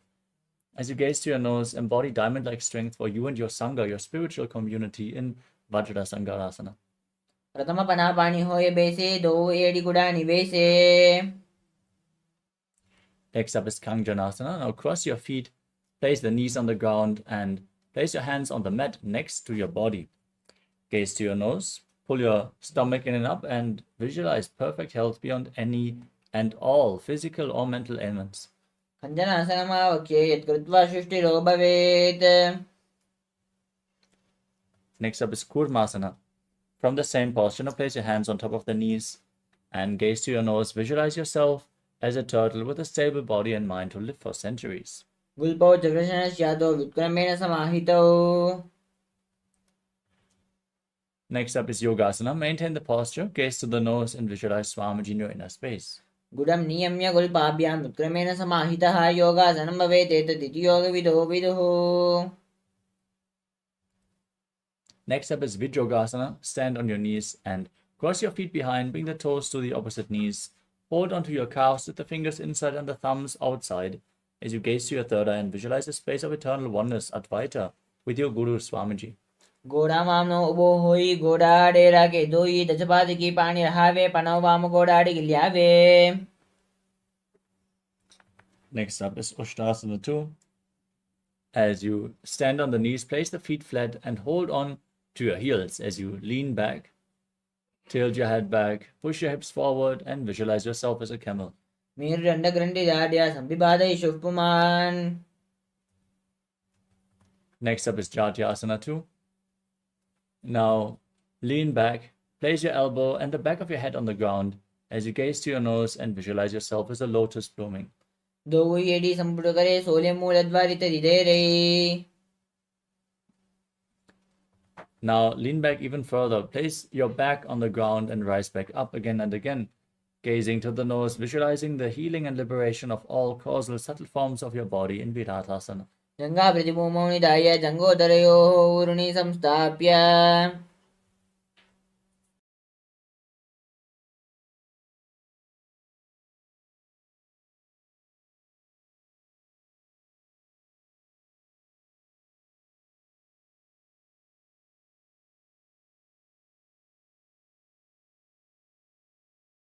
The next asana is Kapotasana.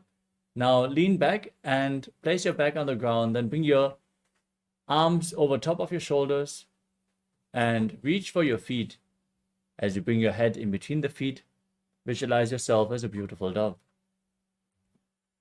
Mir Randa Grandi Dadya Sambibada Shufpuman.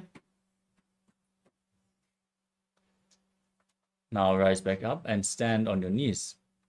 Hold on to opposite elbows.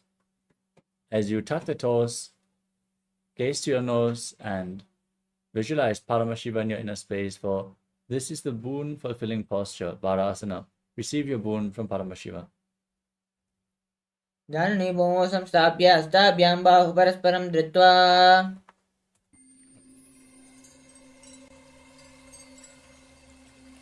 I welcome you all with my love and respect. Let you all open all your three eyes. Om Nithyananda Paramashivoham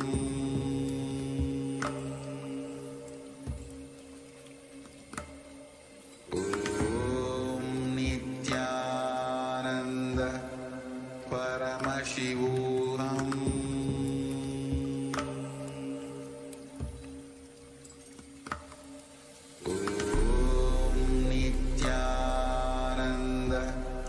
Paramashivoham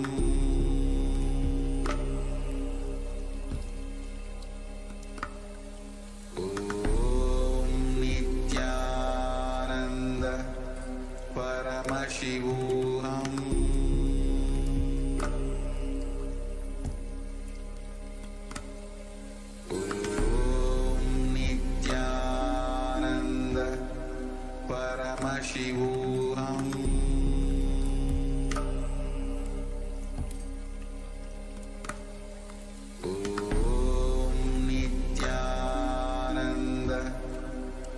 Paramashivoham Om Nithyananda Paramashivoham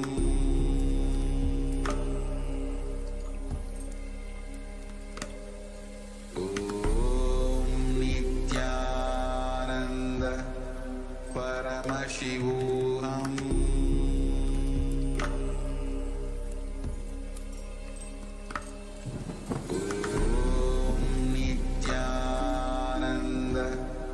Paramashivoham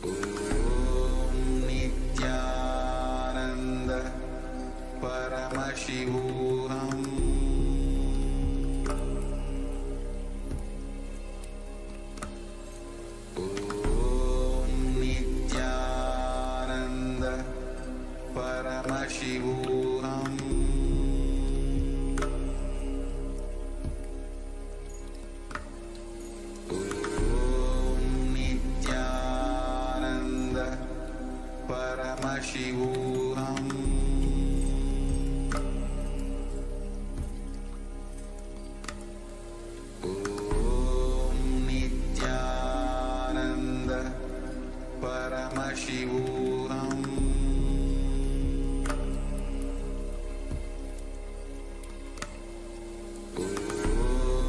Nithyananda Paramashivoham. Yes, Nityanandam. Sorry for the technical glitch. Let us now continue with Varahasana 2. Now, tuck the toes, sit on raised heels, and place your forearms on the ground in front of you as you rest your head on your hands. Visualize yourself as Varaha, the boar avatar of Lord Vishnu. सूर्यं चन्द्रं वेदनानि आसनानि निगद्यते. Now, with the forearms on the ground, interlock the fingers, support your head with your hands as you walk your feet forward, raise your hips, then lift your legs up off the mat over top of your body. Point the toes up and gaze at the nose as you visualize yourself as a lob tree. अधो मुण्डासनं वक्षे सर्वेषां प्राणिनां सुखम्. From Mundasana, lower your body down, come to a kneeling posture. Separate your knees slightly and bring your head in between the knees.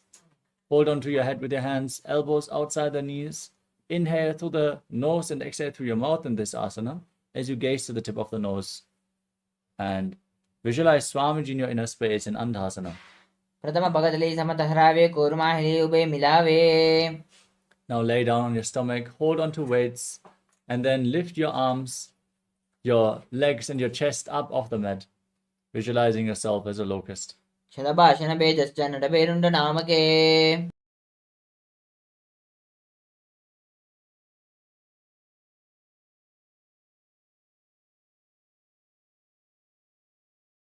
Next up is Kapalasana. Now, place your forehead on the ground and your arms next to your hips. As you bring your feet together, lift your legs off the ground without lifting your chest up. Visualize yourself as a skull, representing the mind with the purified thoughts and the strong will to attain enlightenment. कपालं भूमौ निधाय ऊर्ध्वं बाहुन्नयेत्.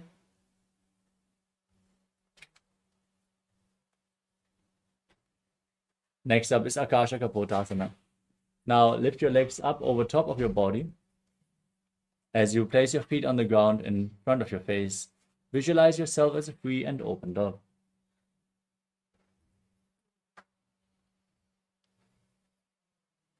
कपालं भूमौ निधाय ऊर्ध्वं बाहुन्नयेत्.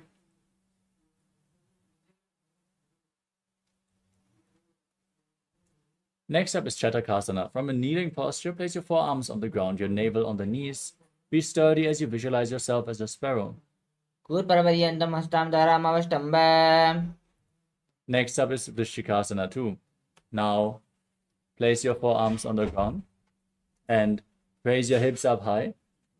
Lift your feet up over top of your body and balance on your arms as you bend your legs to bring the feet to the back of your head, visualizing yourself as a scorpion. यश्चैव पुष्टप्रतिमाङ्गि पार्श्वे धृत्वा शशीरे चुबकं विदार्यकौ.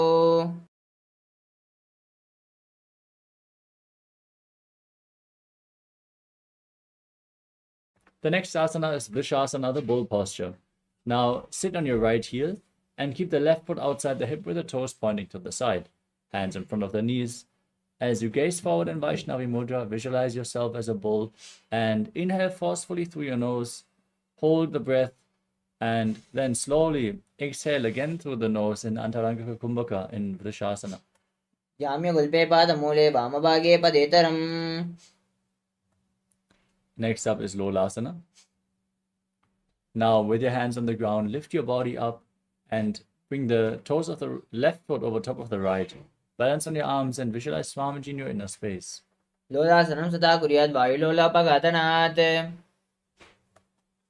Now, place your perineum on the left heel. Keep the right foot outside the hip. Hands on the ground. Visualize yourself as a bull in Vrishasana on the other side. जाम्यगुल्पे पादमूले वामभागे पदेतरम्. Now, place your right foot flat, knee raised against your chest, and sit on the raised left heel. Keep your hands on the respective knees and visualize Balagunahai, one of the 84 siddhas in Balagunasana. आसन कौगुणजलविकारजायी. Next up is Grahasana. Now, squat down and bring your arms from the inside out in between the legs. Hold onto your ankles and visualize yourself as the entire planet. पादतले भूमौ संस्थाप्य जानुमध्ये कुर्वौ संस्थाप्य Now sit on the right heel with the left foot flat. Repeat Bala Gunasana on the other side. आसन कौगुण जल विकार जाई Now step your feet in, sit on raised heels. Hold on to weights as you place them on your knees. Keep the knees together. Visualize Swamiji in Utkatasana.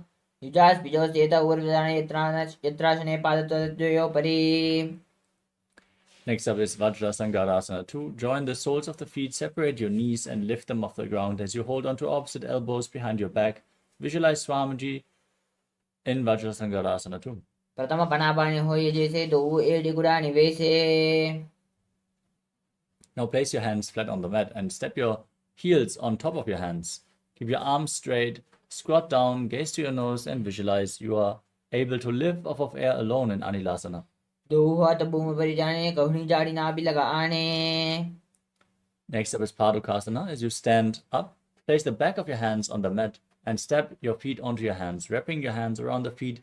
Walk around on the mat, visualizing that you are wearing padukas walking across India. हसन् लयोः पादतले कृत्वा तिष्ठेत् गच्छेत् Next up is Kukkutoddanasana. As you place your hands on the mat, kick your legs up and let them fall back down and again as you visualize yourself as a rooster. हस्ततले भूमौ कृत्वा पादतले च ऊर्ध्वमुड्डानं कृत्वा Next up is Viparita Nityasana. Place your hands on the ground and lift your legs up into a handstand. Then move around on two hands dancing as you feel yourself become free of all inhibitions. हस्तजलाभ्यां भूमिं वष्टभ्य Next up is Kunjadasana. Now place your hand on the ground and keep your feet separated as you place the other hand on the respective ear. Visualize Swamiji, breathe calmly through your nose. अथ वक्षे Mahadev कुञ्जरासनमुत्तमम् Now exchange the position of your hands. Repeat Kunjadasana on the other side. अथ वक्षे Mahadev कुञ्जरासनमुत्तमम् Next up is Kadambasana. Now squat down, keep the heels close to your body and hold on to your ankles. As you lift your feet off the ground, visualize yourself as a Kadamba tree. पार्श्वेभ्यां भूमिं वष्टभ्य हस्तद्वयेन गुल्पौ धृत्वा Next up is Pavana Muktasana. As you sit on the ground with the heels close to your body, feet flat, pull your knees against your chest and visualize any excess vata being released from a balance within your system. द्वयोस्तु पादयोः पाणिं दात्वा स्वस्थनितम्बके Next up is Chakorasana. Now lift one leg behind your neck, extend the other leg forward, keep your hands on the ground and lift your body up. Gaze to your third eye and visualize yourself as a powerful source of energy. पूर्वतानं चतुष्पातं पीठं वज्रासनं तथा Now hold onto the big toes in Prana Mudra. Keep the right leg extended forward as you pull the left leg towards your ear, as if you're pulling a bowstring, as you visualize yourself as a bow in Dhanurasana too. पादाङ्गुष्ठौ तु पाणिभ्यां गृहीत्वा श्रवणावधि Next up is Ashtavakrasana. Now lift the left leg over top of your shoulder and hook the right foot over the left foot. Extend your legs out to the side as you balance on your arms and visualize yourself as a flying crane. उत्थानपादं क्रौञ्चं च मरीचिं वीरभद्रकम् Now place the left foot flat with the left knee raised and bring the right foot on top of the left thigh. Bring your left shoulder underneath the raised knee. Gaze up and visualize yourself being immortal, able to exist solely from prana and pranasana. एतत् प्रभेदं वक्ष्यामि करोति स चामरः Next up is Parshvamatsindasana. Place the right foot close to the left hip and step the left knee over the right. Bring your arm below and interlock your fingers behind your back as you gaze to your third eye and visualize Sejmasindana. पार्श्वाभ्यां दत्तते यास्तु पार्श्वमत्सेन्द्रमुत्तमम् Now repeat Chakorasana on the other side. Lift the other leg behind your neck. Extend the opposite leg forward and lift your body up as you gaze to your third eye and visualize yourself as a powerful source of energy. पूर्वतानं चतुष्पातं पीठं वज्रासनं तथा Now pull the right foot to your ear. Keep the left foot extended, hands holding onto the big toes in Prana Mudra in Dhanurasana 2 on the other side as you visualize yourself as a bow. पादाङ्गुष्ठौ तु पाणिभ्यां गृहीत्वा श्रवणावधि Now repeat Ashtavakrasana. Bring the right leg over the right shoulder and hook the foot over top as you extend it out to the side. Balance on your arms. Visualize yourself as a flying crane. वासिष्ठमतकौण्डिन्यं मूर्धकुक्कुटमेव च Now place the right foot flat, knee raised, left foot onto the right thigh, and bring your right shoulder beneath the raised knee. As you gaze to your third eye and visualize you are immortal and able to exist solely on prana and pranasana. एतत् प्रभेदं वक्ष्यामि करोति यस्य चामरः Now repeat Parsvamatsindasana. Bring the left foot to the right hip and twist your body around the right knee as you interlock your fingers behind, gaze up and visualize Sage Matsyendra. पार्श्वाभ्यां धृतते यास्तु पार्श्वमत्सेन्द्रमुत्तमम् Next up is Ardha Paschimottanasana. Now bring the left hip, heel to the perineum and extend the right leg in front. Lean forward and down, hold onto the right foot and visualize Swamiji in your inner space as you breathe in Jivachala Kumbhaka.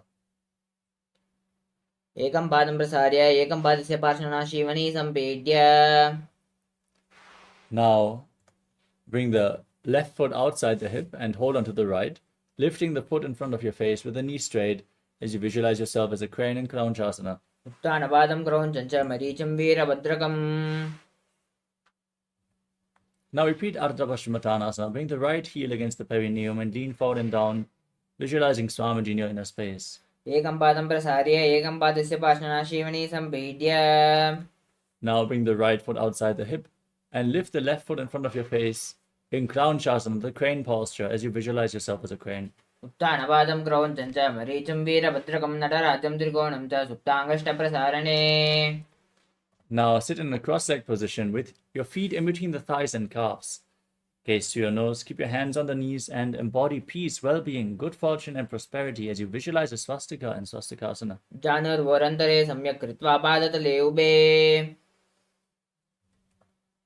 Next up is Godakshasana. Maintain the same posture but cover your heels with your hands. Gaze to your nose, tuck your chin to the chest and visualize Sage Godaknath. जानुर्वोरन्तरे पादौ उत्थानौ व्यक्तसंस्थितौ Next up is Bhagasana 2. Now, maintain your legs in the same position.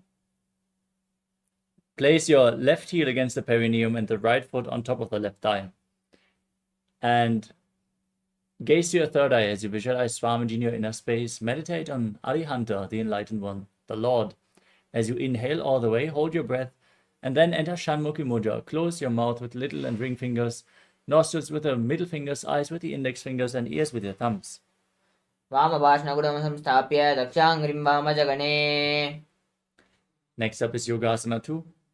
Now, place your feet on top of opposite knees. Keep your hands on the ground next to your body, palms facing up as you gaze to your nose. Breathe in Kakachanchu Kumbhaka with your mouth in the shape of the beak of a crow. Inhale through your mouth, exhale through your nose, and visualize Swamiji in Yogasana 2. उत्थानौ चरणौ कृत्वा संस्थाप्योपरि जानुनो Next up is Urdhva Kukutasana. Place your palms on the ground next to your body and lift your body off the ground as you visualize yourself as a rooster. वासिष्ठमतकौण्डिन्यं मूर्धकुक्कुटमेव च Next up is Siddha Haratali Asana. Now bring your hands in between the legs, palms facing down. Don't lift your body up. Stay seated on the ground. Gaze to your nose and visualize Swamiji in your inner space. प्रथमपद्मासनको करे हस्तदो वा घोडासननिधेरै Next up is Hamsasana. Now lift your body up on both hands, palms flat. Gaze to the nose. Visualize yourself as an elegant swan. Keep breathing in Kakachanchu Kumbhaka. कुक्कुटासनस्थित्वा स्कन्दपर्यन्तं मूर्णयित्वा Next up is Karmukasana. Raise your hips up and push your hands in between the legs. Interlock your fingers behind your back. In Parasha Mudra, placing the hands on the mat and your forehead on the ground in front. Visualize yourself as Pinaka, Lord Shiva's bow. प्रथमपद्मासनको करे घोडासन्धिमाहिकरिधेरै Next up is Kurmasana 2. Now raise your knees as you keep your leg in Padmasana. Bring your hands in between the thighs and calves. Bend your elbows up and hold on to the respective shoulders as you embody a turtle with a stable body and mind to live for hundreds of years. वामी जङ्गपरि दक्षिणपावा दाहिनी जङ्गपरि वामिल्यावा Maintain the posture, tuck your chin to the chest, gaze to the nose and rejoice knowing you're sitting in Shiva's secret north posture, Granthi Bedasana. अथ वक्षेणीलकण्ठग्रन्थिभेदासनं शुभम् Now roll onto your back, hold onto your shoulders, your legs in Padmasana. Gaze to your nose and embody a turtle laying on its back as you perform Uttana Kurmasana. कुक्कुटासनबन्धस्थं कराभ्यां धृतकन्धरम्. Now sit back up into Padmasana and bring your hands in between the legs. Place one palm flat and hold its wrist. As you lift your body up on one arm, balance and visualize yourself as a rooster in Pangu Kukkutasana. कुक्कुटासनवस्थित्वा एकेन हस्तेन अन्यस्य मणिबन्धं धृत्वा. Now repeat Pangu Kukkutasana on the other side. Lift your body up on the other arm. Visualize yourself as a rooster. कुक्कुटासनवस्थित्वा एकेन हस्तेन अन्यस्य मणिबन्धं धृत्वा. Next up is Kritasana. Sit in Padmasana and place your elbows on the toes. Interlock your fingers. Rest your chin on the hands and press your thumbs against the throat as you visualize you have gone beyond all greed and covetous. जानरोरन्तरे पादौ उत्थानव्यक्तसंस्थितौ Gupte चाचाद्य हस्ताभ्याम् उत्थानाभ्यां प्रयत्नतः. Next up is Padmasana 3. Now place one hand over top of the other, palms facing up in your lap. As you gaze to your nose, engage all three bandhas, Mahamudra Bandha, and visualize Swamiji in your inner space. उत्थानौ चरणौ विधाय विधिवक्शक्तिस्थितौ योगिरात्. Next up is Padmasana 4. Place your hands on top of the knees and visualize Paramashiva in your inner space as you chant the Mahavakya Om Nityananda Paramashivoham, gazing to your nose in Padmasana 4. एतत् पद्मासनं कुर्यात् प्राणवायुप्रसिद्धये. Now hook the right hand, index and middle finger around the big toe and rotate the big toe round and round as if you're pulling a bowstring. Repeat the movement on the other side as you visualize yourself as Pinaka, Lord Shiva's bow in Karmakasana 2. अथान्यासनमावक्षे योगपूरकरक्षणात्. Now cross your arms behind your back and hold onto the big toes in Prana Mudra. As you gaze to your nose, perform all three bandhas and visualize yourself as Pinaka, Lord Shiva's bow in Karmakasana 3. कर्मुकासनमाक्षित्य उदरे पूरयेत् सुखम्. Maintain the posture but raise your chest. Gaze to your third eye and visualize yourself as the action of Paramashiva's third eye, destroying anything you come across in Dridhasana. पूर्वभ्यामुपरिस्थाप्य पादयुग्मं प्रयत्नतः. Now roll onto your back. Keep holding onto the big toes, arms crossed behind, legs in Padmasana. In Nagarasana, as you gaze to your nose, visualize yourself as a snake and breathe in Sahajra Kumbhaka. प्रथमपद्मासनकोन्ताने द्वौ हतपाचाने याने. You can now free your arms and legs, pull your knees up against your chest. Squeeze your body into a ball as you tuck your chin to the chest. Touch your chin to the knee and squeeze your body into a ball in Kandukasana. वेत्रासने शित्वा हस्तपादान् निष्कुष्य. Now lay on your back with the feet flat, knees raised. Interlock your fingers around your neck in Urdhva Bhavanasana as you gaze to your nose and visualize Swamiji in your inner space. प्रथमसूदोषेण करावे घोड़ा उबारासे मिलावे. Now place upturned palms underneath your heels. Push your hips up high. Lock your throat. Breathe in Mocha Kumbhaka as you visualize yourself as a powerful alpha ape in Marakata Pitasana. उत्थानशयनं पादतले उत्थानहस्तयोः स्थापयेत्. Now support your lower back with your hands. Raise your hips up high and extend your feet as you gaze to your nose and balance your whole body on your elbows in Uttana Shikipitakasana as you visualize Swamiji in your inner space. जङ्घोरुबलहीनश्चेत् उत्थानशिखिपीठकम्. Now lift your legs up high. Then place your hands flat on the ground for support. Point the toes to the sky and visualize yourself blissfully traversing through Narakaloka unharmed in Narakasana. ग्रीवाकण्ठेन भूमिं विष्टम्भय पादाग्रद्वयम् ऊर्ध्वमुन्नयेत्. Now bring your hands to the lower back and straighten your body. Lower your legs down, engage your core as you visualize yourself as a boat crossing the ocean of samsara in Tiryanokasana. तिर्यानौकावत् स्पृष्टकोर्परैः भूमिमष्टभ्य. Now bring your arms back on the mat.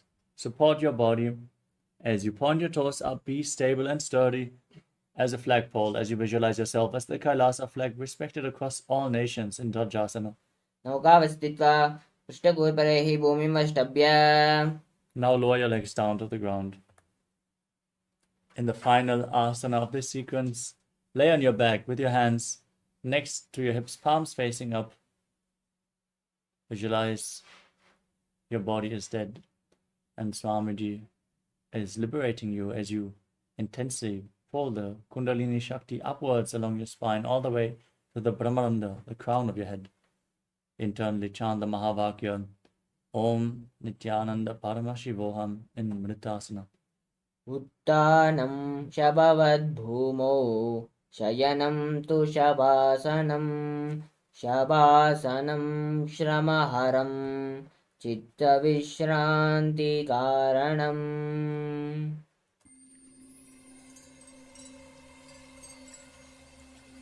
I welcome you all with my love and respect. Let you all open all your three eyes. Om Nityananda Paramashivoham.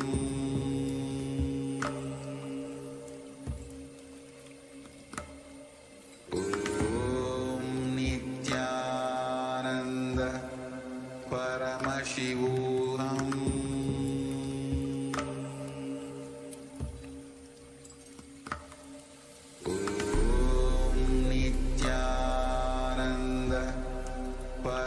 Paramashivoham.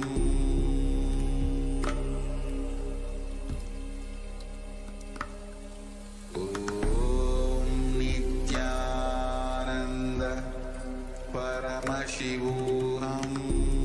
Om Nityananda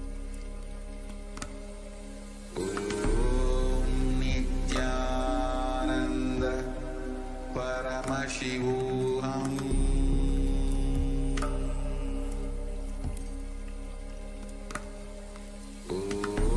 Om Nityananda Paramashivoham. Om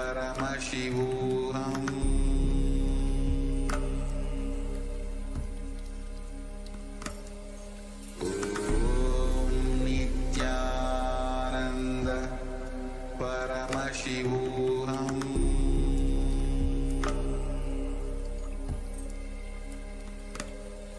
Om Nityananda Paramashivoham. Om Nityananda Paramashivoham.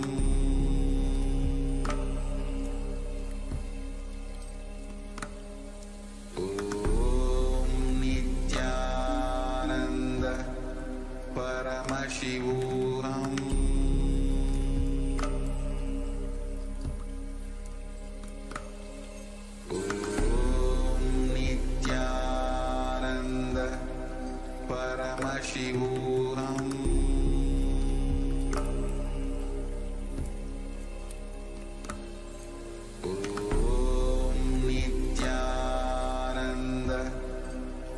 Paramashivoham.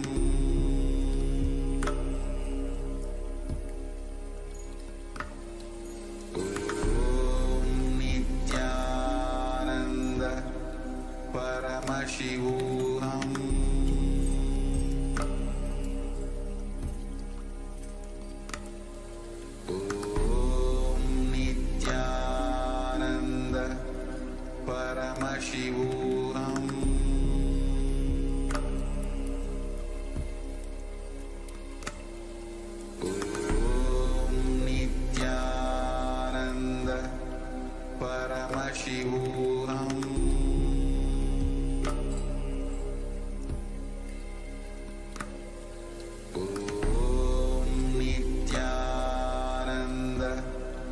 Paramashivoham. Om Nityananda Paramashivoham. Om Nityananda Paramashivoham.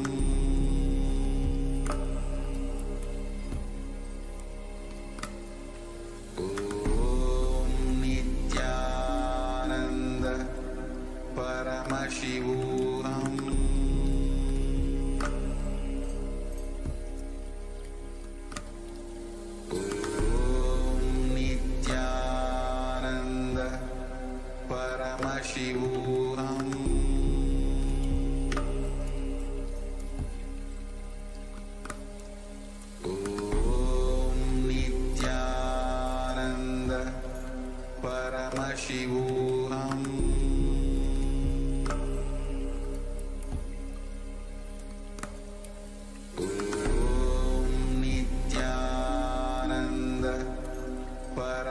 Paramashivoham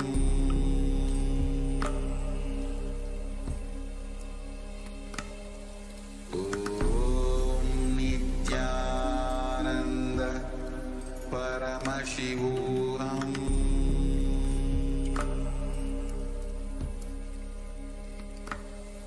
Om Nityananda Paramashivoham.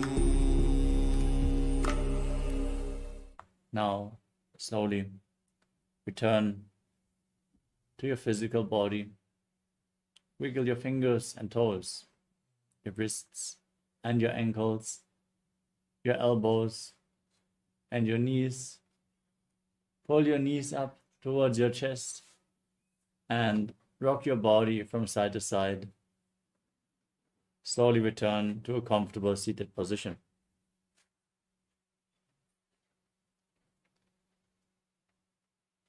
Congratulations, you completed the Dvitiya Vinyasa Krama 308 asana sequence.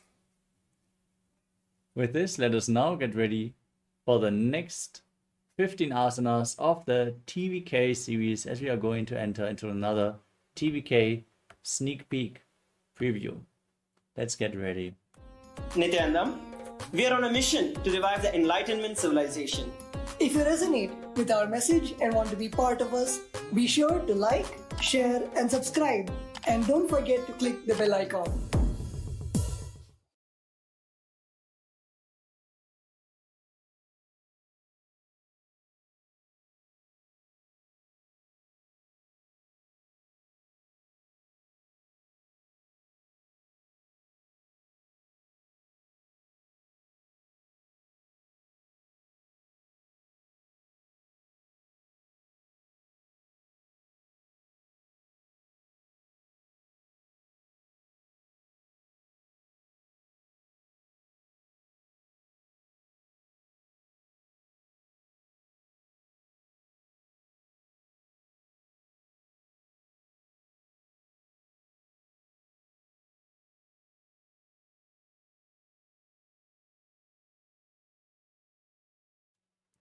Now, let's enter into the next 15 asanas of the Tritiya Vinyasa Krama, the TVK. With the next asana, Chaturanga Dandasana. Now, place your hands next to your chest, the toes on the ground in a plank position, and lower your body down just above the ground. Hold yourself in this position as you visualize yourself as a sturdy wooden stick or staff, and breathe in Jivachala Kumbhaka. विपरीतं मण्डलं च द्वैतं विविधं दिनः.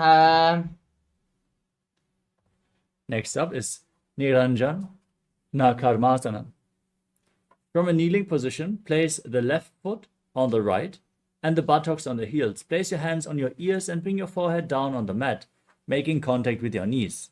Forcefully pull the Apanavaya upwards by contracting the perineal floor and pulling your stomach in and up as you visualize yourself having no karmas at all.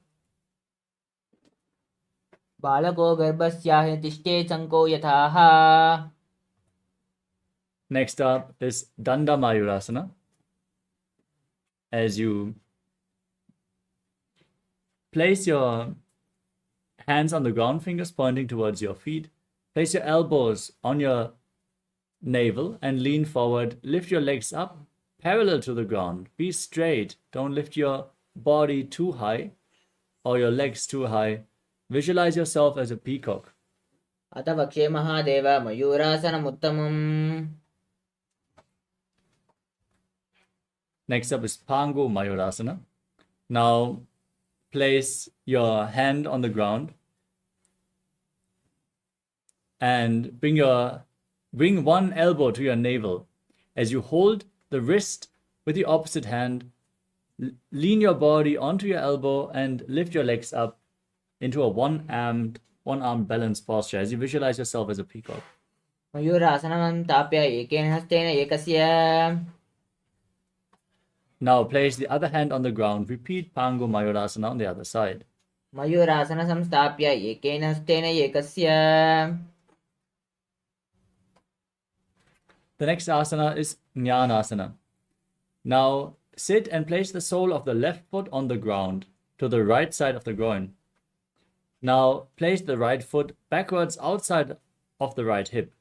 Engage all three bandhas, Mahamudra Bandha. As you keep your hands on the knees, gaze to your nose, and visualize the Hindu goddess of knowledge, Saraswati. अतान्यासनमं कृत्वा सर्वदिव्यादिवारणम्.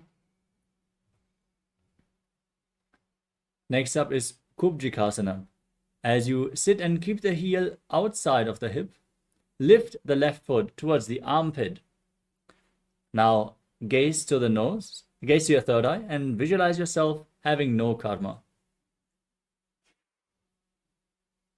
जठराग्नि सम्पीड्य गुल्पामिं शूलकारणम्. Next up is Bharadvajasana. As you sit and keep the right heel outside the right hip, place the left foot on top of the right thigh. Bring the left hand around the back and catch hold of the foot. Bring your right hand outside of the left thigh and twist. As you gaze to your third eye, visualize Lord Kartikeya, the ruler of planet Mars. उत्तानकूर्मपीठस्य संयमस्गारूढमेव च वातायनं गोमुखं च भारद्वाजं त्रिविक्रमम्. Next up is Virasana 5. As you sit on your knees and keep the right heel behind, place the left heel on your navel, the toes towards the chest, both hands on the respective knees. Gaze to your nose and embody the state and space of bravery in Virasana 5.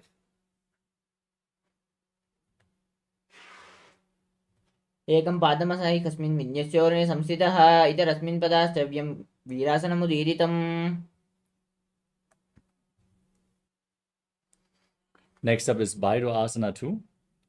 Now place your perineum on the right heel and the left heel on the navel with the toes towards your chest. Interlock your fingers and stretch both hands upwards. Gaze to the tip of your nose and visualize yourself as the head of a wolf pack or another beast of prey. Visualize yourself as an alpha wolf. मूलद्वारिदैकी बसीदहरी वामपादगुड अनुदुकरे.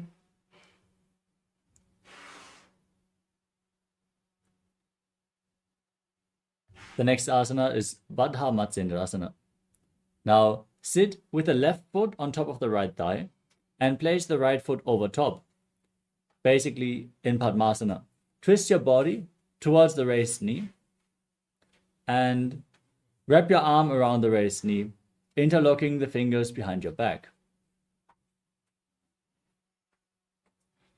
As you gaze to your third eye, visualize the great sage and yogi Matsendrana, the founder of Hatha Yoga. मत्स्येन्द्रपीठं जठरप्रदेशं प्रचण्डरुक्मण्डलकण्ठनाष्टम् अभ्यासतकुण्डलिनी प्रबोधं दन्दस्थितत्वं हि ददाति पुंसाम्.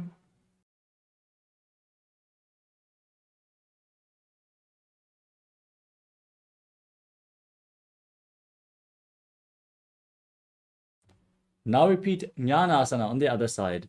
Bring the left foot outside the hip and place the right foot on top. As you gaze to your nose and visualize the Hindu goddess of knowledge, Saraswati, and engage all three bandhas, Mahamudra Bandha. अतान्यासनमाकृत्य सर्वदिव्यादिवारणम्. Now lift the foot towards your armpit, the foot which is on top of the thigh. Gaze to your third eye and visualize yourself having no karma at all. जाडराग्निसन्धिपाणिं गुल्पाम्बिं शूलकारणम्. Now repeat Bharadvajasana on the other side. Bring the raised foot towards the navel as you twist your arm around the back and hold on to the foot, placing the other hand on the respective thigh. Gaze to the third eye and visualize Lord Kartikeya. उत्तानकूर्मपीठस्य संयमस्गारूढमेव च. Now repeat Virasana 5. Now sit on the knees and keep the left heel behind. Place your Hands on the respective knees as you keep the foot at the navel, gaze to the nose, and embody the state and space of bravery. Vida. एकं पादमत एकस्मिन् विन्यस्योरणे संस्थितः इतरस्मिन् पादस्तव्यं वीरासनमुदीरितम्. That was the final asana of today's Tritiya Vinyasa Krama preview. With this, we conclude today's Nityananda Yoga session. Thank you all so much for joining and participating. Let us all now settle down in a comfortable cross-legged position with the head, neck, and spine in a straight line as we conclude this session with a Purna mantra. Join your hands in Namaskara Mudra. Close your eyes, visualize Swamiji, and chant along. Om Purnamada Purnamidam Purnat Purnamudachyate Purnasya Purnamadaya Purnamevavashishyate. Om Shanti Shanti Shanti. Hari Om Datsat. Sarvam Bhagavat Shri Nityananda Paramashiva Paduka Arpanamastu. Om Nityanandam. Thank you all. Let's now get ready for the power manifestation session. Stay tuned, have a sip of water, and get ready as we are manifesting the Shaktis of Paramashiva. Thank you all. Nityanandam.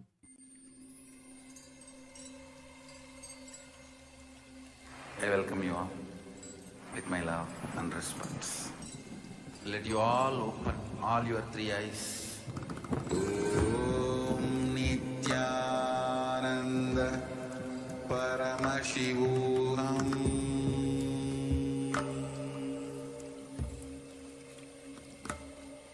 Om Nityananda Paramashivoham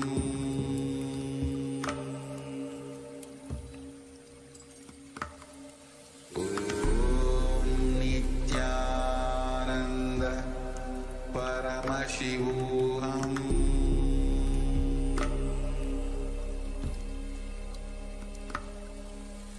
Om Nityananda Paramashivoham Om Nityananda Paramashivoham Paramashivoham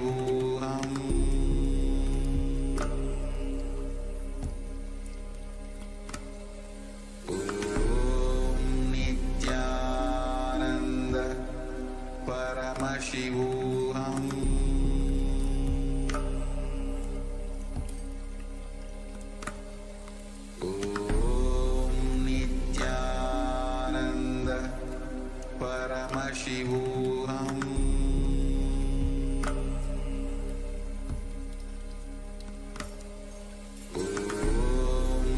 Nityananda Paramashivoham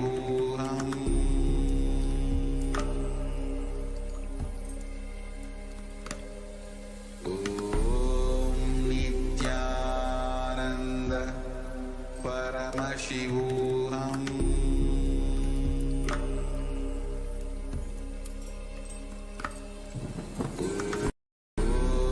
Nityananda Paramashivoham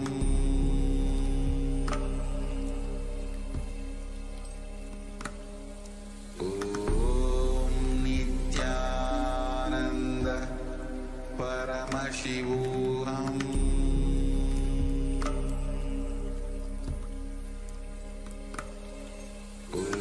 Om Nityananda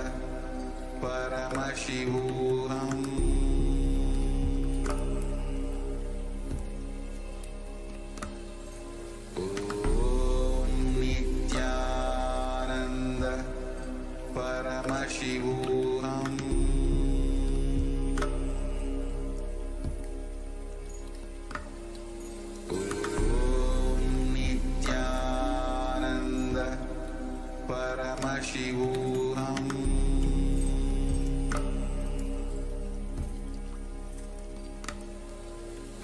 Om Nityananda Paramashivoham Paramashivoham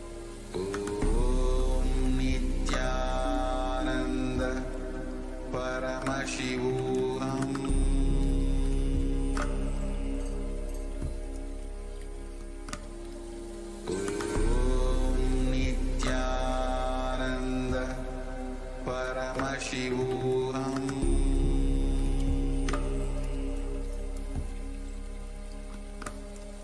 Om Nityananda Paramashivoham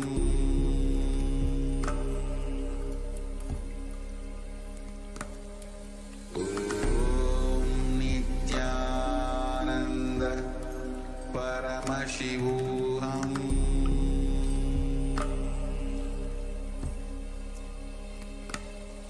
Om Nityananda Paramashivoham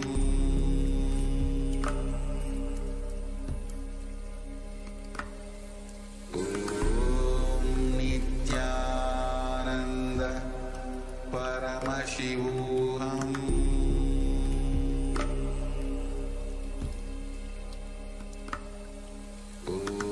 Om Nityananda Paramashivoham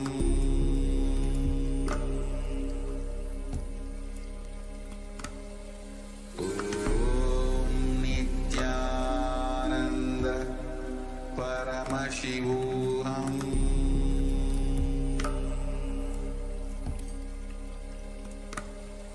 Om Nityananda Paramashivoham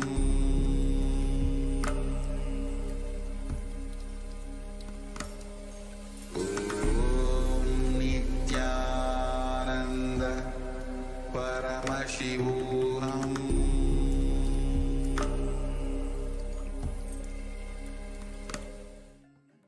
Nityanandam Paramasukadam Kevalam Jnanamurtim Dvandvatitam Gagana Sadrisham Tattvamasya Laksham Ekam Nityam Vimalamachalam Sarvadi Sakshibhutam Bhavatitam Trigunarahitam Sadgurum Tam Namami. Nityanandam and welcome back. I welcome all the Paramashivoham level 2 and 3 participants to the power manifestation session now after this intense Nityananda yoga. So now let's get ready to manifest the powers of the Nityananda yoga. Of the power manifestation.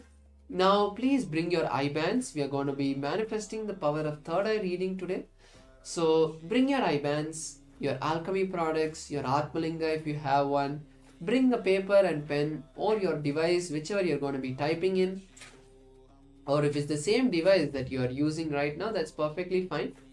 Let's be in the space of listening now as we now enter the Shastra Pramana. So now we are going to be seeing the Shastra Pramana, the scriptural reference for the power manifestation. Now I request all the participants to be in the space of listening as I recite the Shastra Pramana.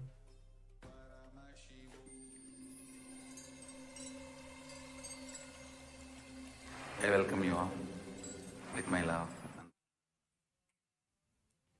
So the Shastra Pramana is from the Vijnana Bhairava Tantra, a beautiful scripture where Paramashiva shares with Devi Paramashiva Shakti the science of manifesting the power of third eye. Now let me read the Shastra Pramana for all of you and then give you the translation.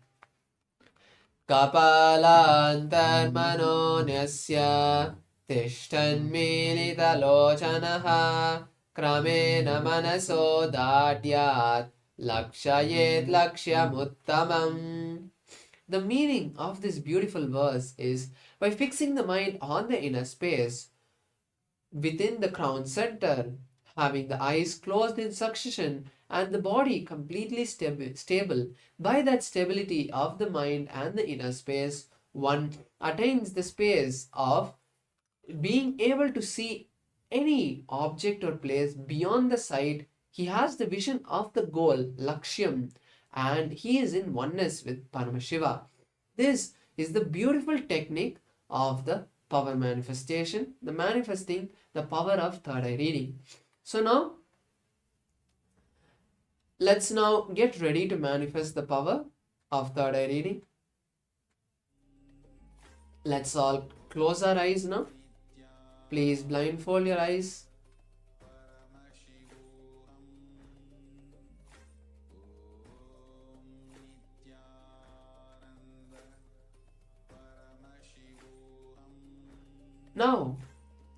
technique to manifest, as we've seen in the previous days, is we are going to visualize Swamiji. Now, when you visualize Swamiji, don't just think it as an imagination. See Swamiji. Feel as if you are looking at him physically. Feel that physical oneness with Swamiji, the deep, intense connection with Swamiji. From that space, like yesterday, we are going to do the same thing. We are going to be seeing a particular letter out of a few letters that is going to be projected. So now, close your eyes and let's chant the Mahavakya and connect with Swamiji. Om Nityananda Paramashivoham.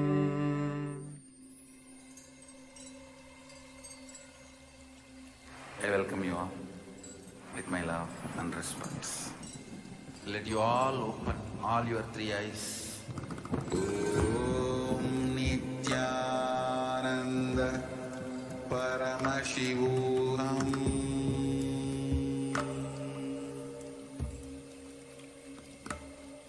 Om Nityananda Paramashivoham.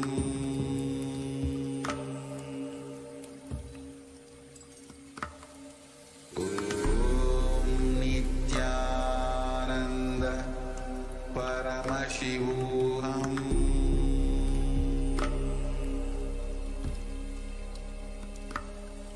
Om Nityananda Paramashivoham. Om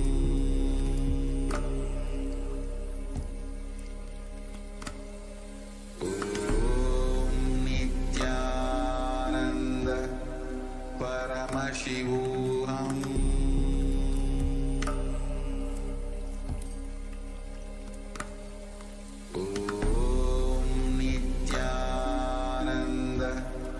Paramashivoham.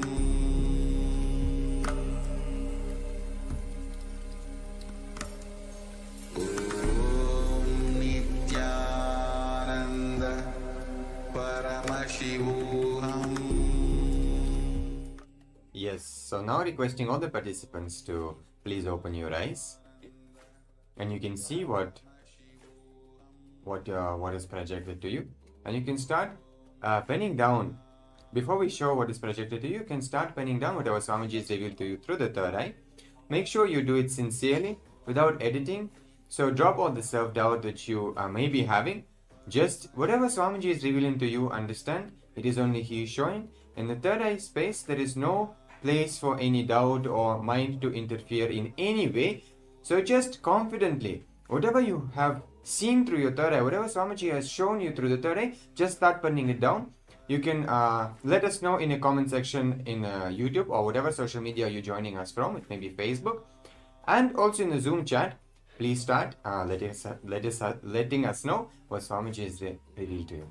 Yes, now let's verify what we saw in the previous round. So here once again we have the letters H, D, T, E and C. And the selected letter was E. So if you saw E, you have manifested the round completely 100%. That's beautiful. But even if you have seen the other letters, that is also very good. You have started manifesting the power of man, the third eye.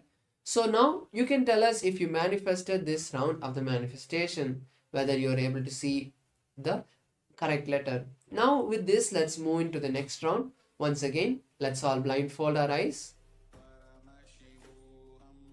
Please close your eyes now. Again visualize Swamiji, bring the deep space of connection. And now let's all chant the Mahavakya. Om Nityananda Paramashivoham. I welcome you all with my love and respects. Let you all open all your three eyes. Om Nityananda Paramashivoham.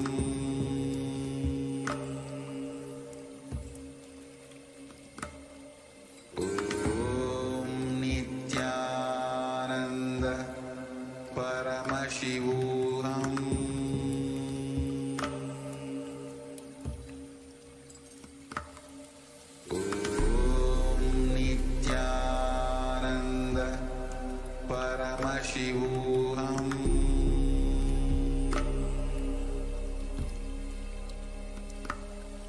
Om Nityananda Paramashivoham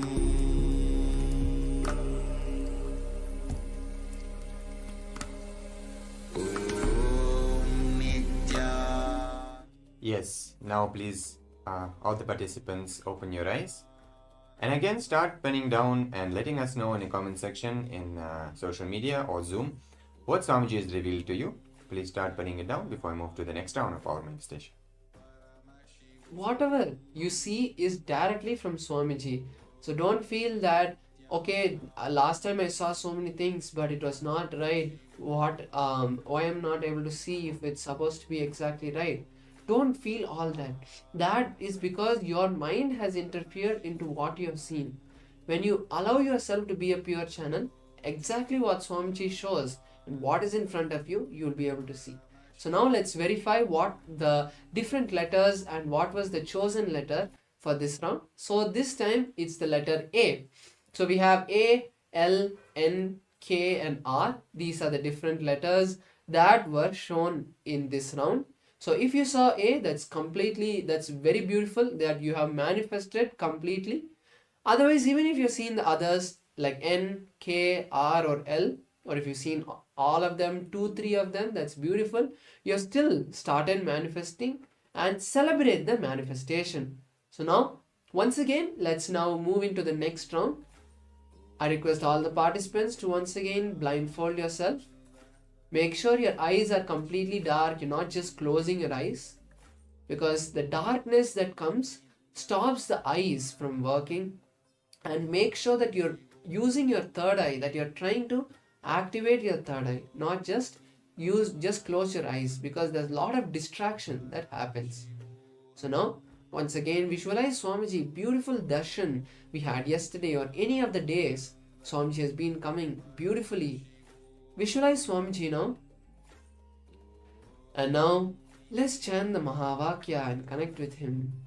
Om Nityananda Paramashivoham. I welcome you all with my love and respects. Let you all open all your 3 eyes. Om Nityananda Paramashivoham.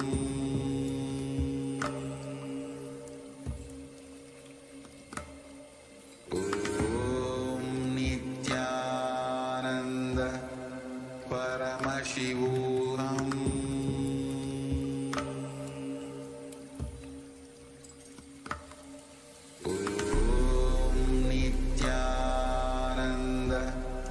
Paramashivoham.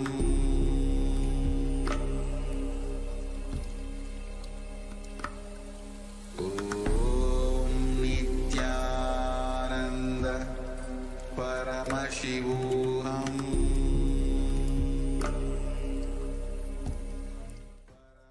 Yes, so now all the participants can open your eyes and start penning down whatever Swamiji is revealed to you through the third eye in the comment section in Facebook, YouTube and the Zoom as well.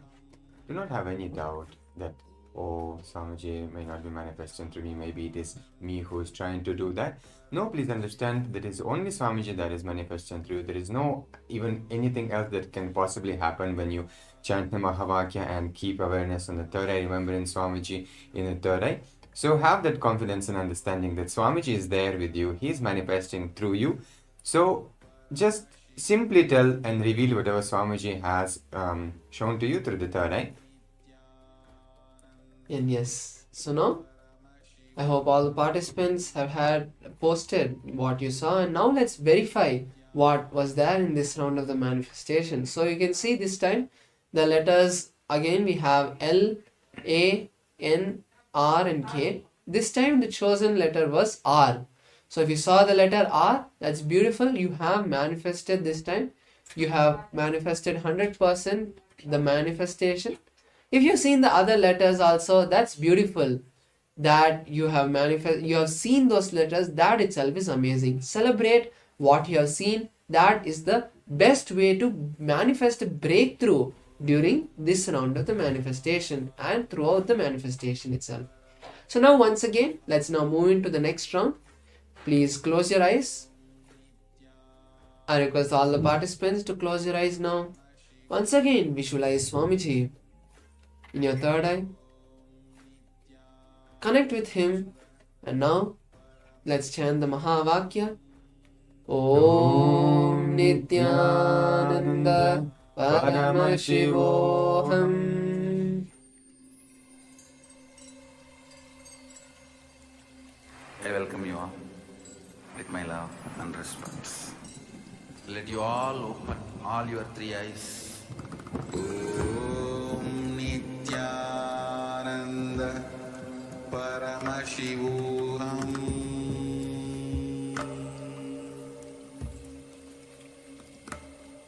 Om Nityananda Paramashivoham.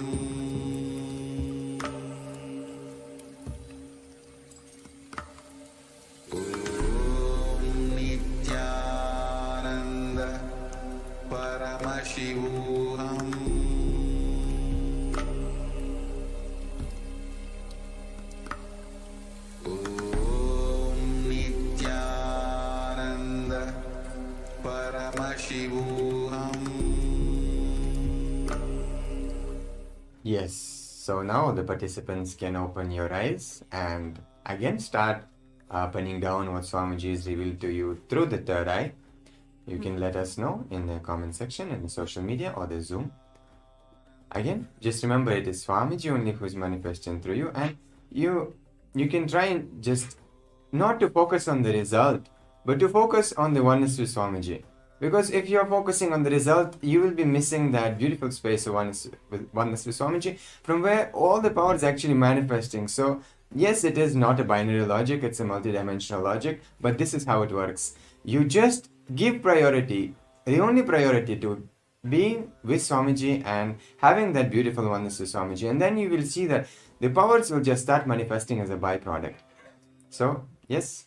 Yes, so now let's verify the answers. So this time, once again, we have the letters A, L, N, R and K. This time, the chosen letter is the letter L. So if you've seen the letter L, that's beautiful. You have manifested. So with this, we come to the end of this round of the manifestation, of today's manifestation. And I hope all of you have got a beautiful experience today in this 21 minutes that we have had this intense manifestation rounds. So now we'll be moving into the next session. Take this small break to refresh yourselves, get ready for the next whole day that's there, to get ourselves, to prepare ourselves to receive the darshan of Swamiji. So with this, we'd like to thank all the participants for your participation and be ready to get prepared for the next sessions. Thank you all. Nithyanandam. Nithyanandam, we are on a mission to revive the Enlightenment civilization. If you resonate with our message and want to be part of us, be sure to like, share, and subscribe. And don't forget to click the bell icon.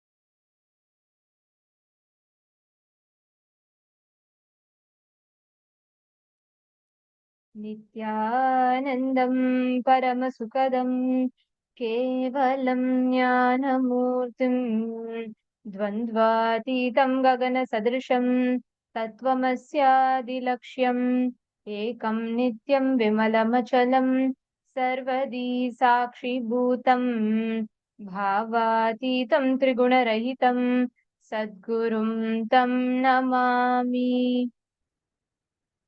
Nityanandam, we welcome all the participants, viewers, every one of you that are here with us for this very special day today. Today we are going to be touching upon one of the most important aspects of our life. One of the most profound, beautiful aspects of our life. What all of us really seek to have. Good health. Now talking about good health, can I request all the participants that are gathered here, every one of you that are here with us? I can see people from various different places sitting. Ma Yogaratha, Ma Iqbal Nityanandam, Ma Ramani Devi, Ma Alrike, and Ma Vipul Sharma, Ma Zimala New, Nityanandam, everyone. I welcome every one of you for this very special day today. Mashini Gujadur, Nityanandam, Ma Hedi Shlak, Ma Anandeshwari, Ma Julie Silla, Ma Kareen. Okay, so before we start our day today, I'd like to ask and start with a question that I'd like to ask all of you. What, according to you, is health? Can I request every one of you here to post? What is health according to you, as per what you understand? What is health? However you understand it, take a moment and please write it down. What do you understand as being healthy? And what do you understand as achieving that optimum health for you? Please take a moment and please post it here. If you have to visualize yourself as a healthy person, how would you visualize yourself? Each of us will have different understandings or imaginations of it, right? Like someone will visualize themselves with a very good six packs and gym body, or someone would visualize it as just having a good yogic body. What do you visualize as having good health? Nityanandam Pavanaya, Guruprasadini Nityanandam, Matthew Vesker Nityanandam. Can I request each of you to also share? Post under the chat what you understand as good health. What do you define as good health?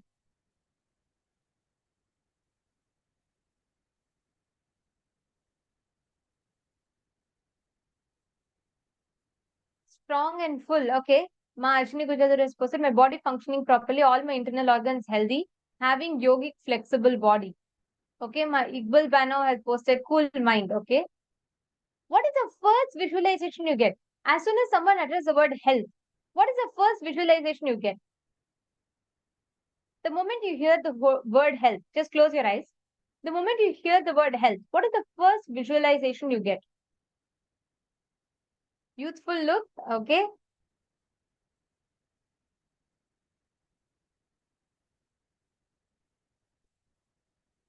Smiling face, all right.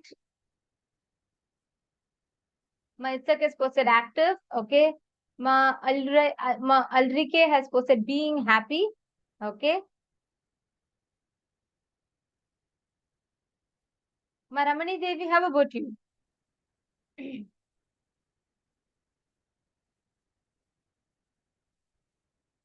Okay. Pavanaya has posted lack of disease, okay.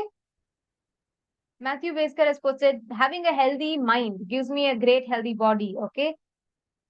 Guru Prasadini has posted yogic body, great. Now each of you have posted different definitions of health, is it not? Now understand, most of our ideas about health is framed largely upon what society feeds information about health into us as.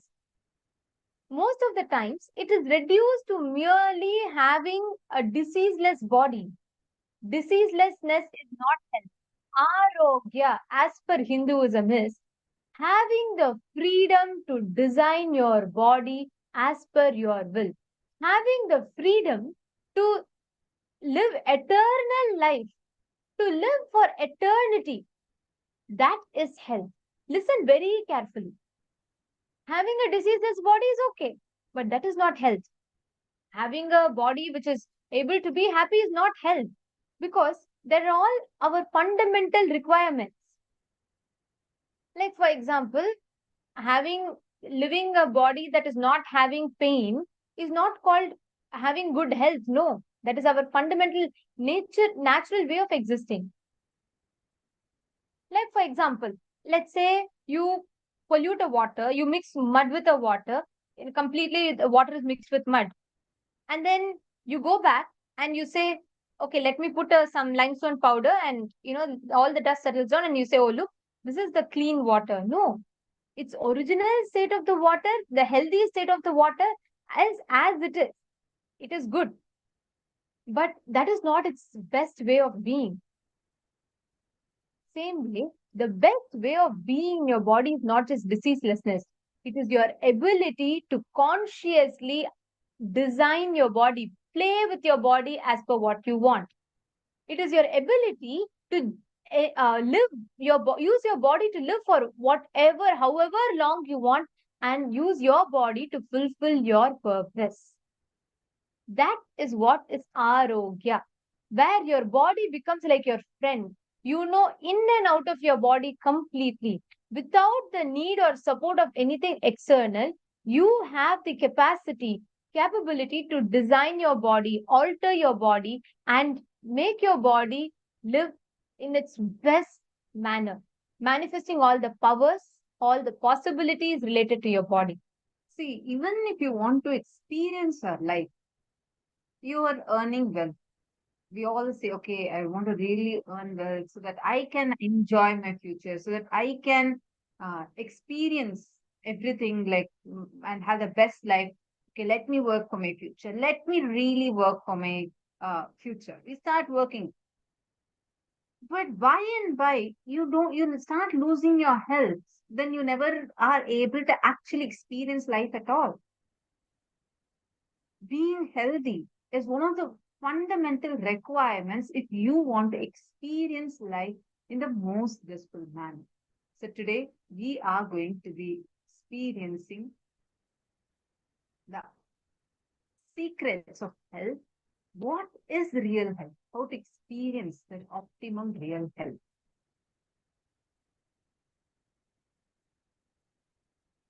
So today, get ready to learn, to understand about what really is health.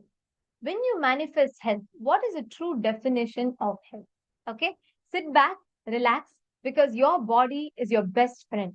From the time you are born till the time you die, something that accompanies you through your thick and thin is your body. Something that is fundamental requirement for you to achieve the purpose of your life is your body again. So your body is the most fundamental, most important aspect of you. Now, what does it mean? The first and foremost principle to understand is having the freedom to design your body is the real definition of health. Now, listen very carefully. The first and foremost principle for all of us to understand, every one of you that are here, write down what your definition of real health is. With that understanding in you, start actually scanning, start actually revisiting all your understandings, good, bad, right, wrong, everything. You will see a very beautiful shift happening in your inner space. So now, first session, we are going to be understanding what is health. As per Ayurveda, what exactly is the meaning of health? Let's listen to the revelation now from Swamiji.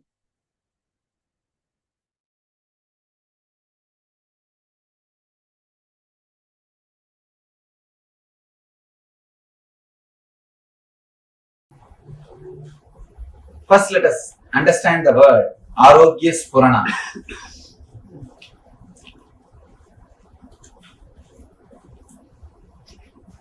Health.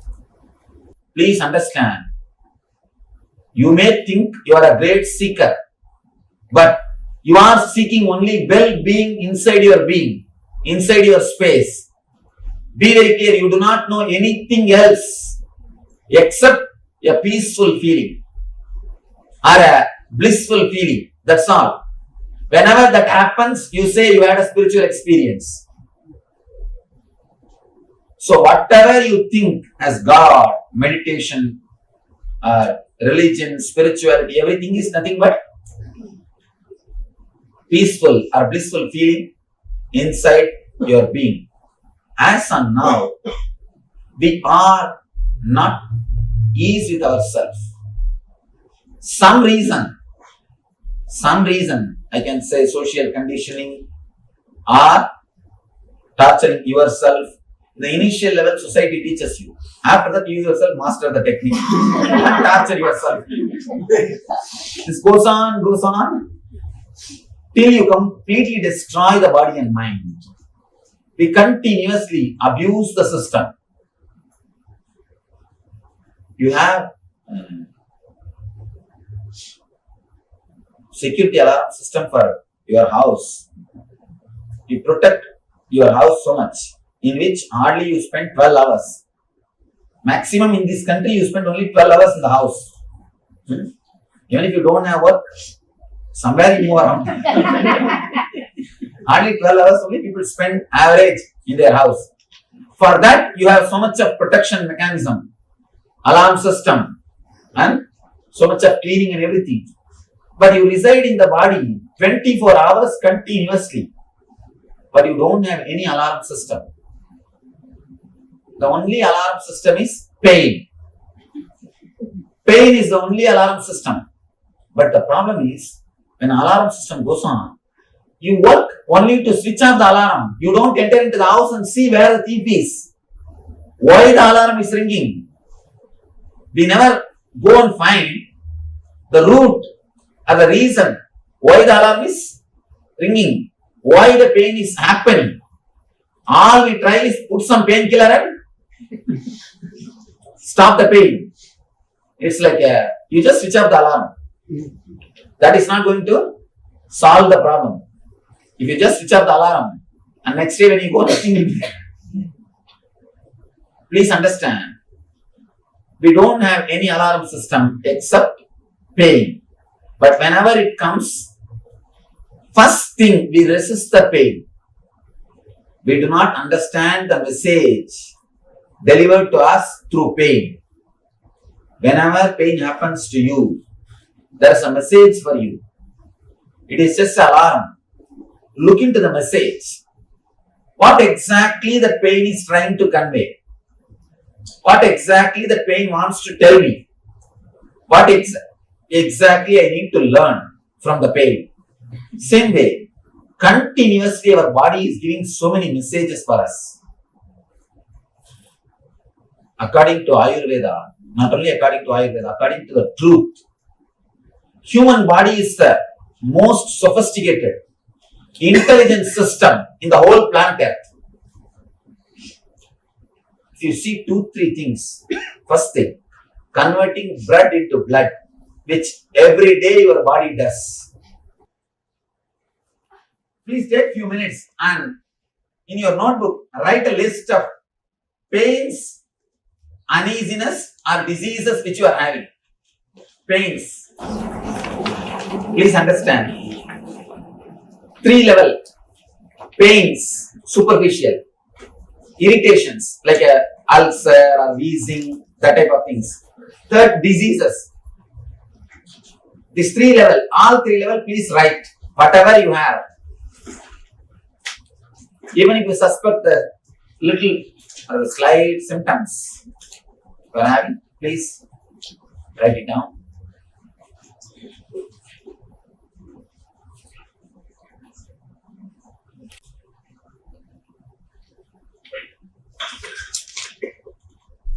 Yes. Please understand.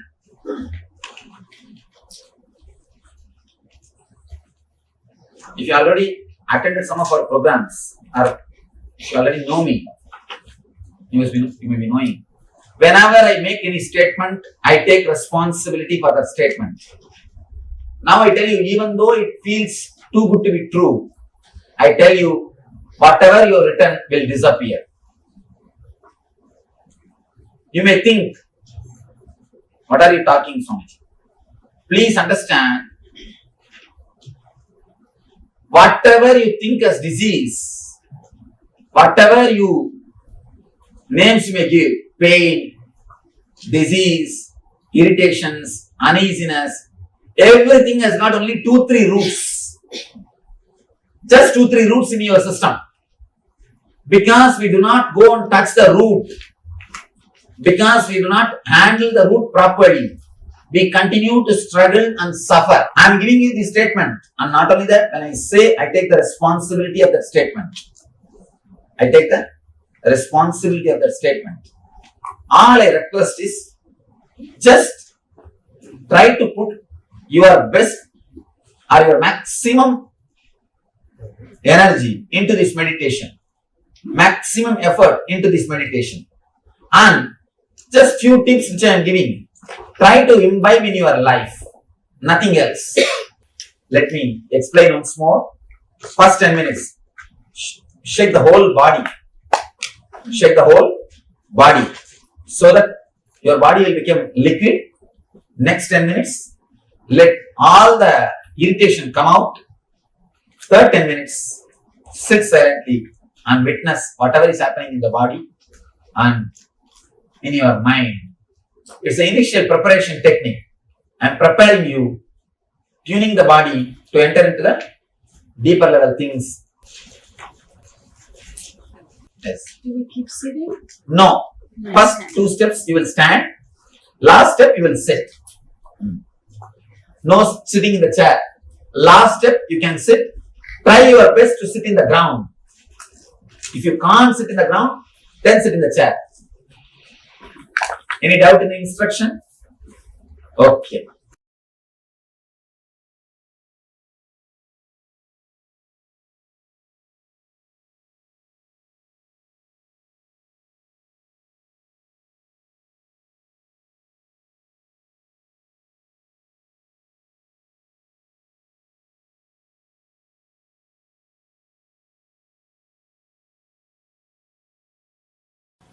The definition of health is, if you are able to forget your boundary, you are healthy.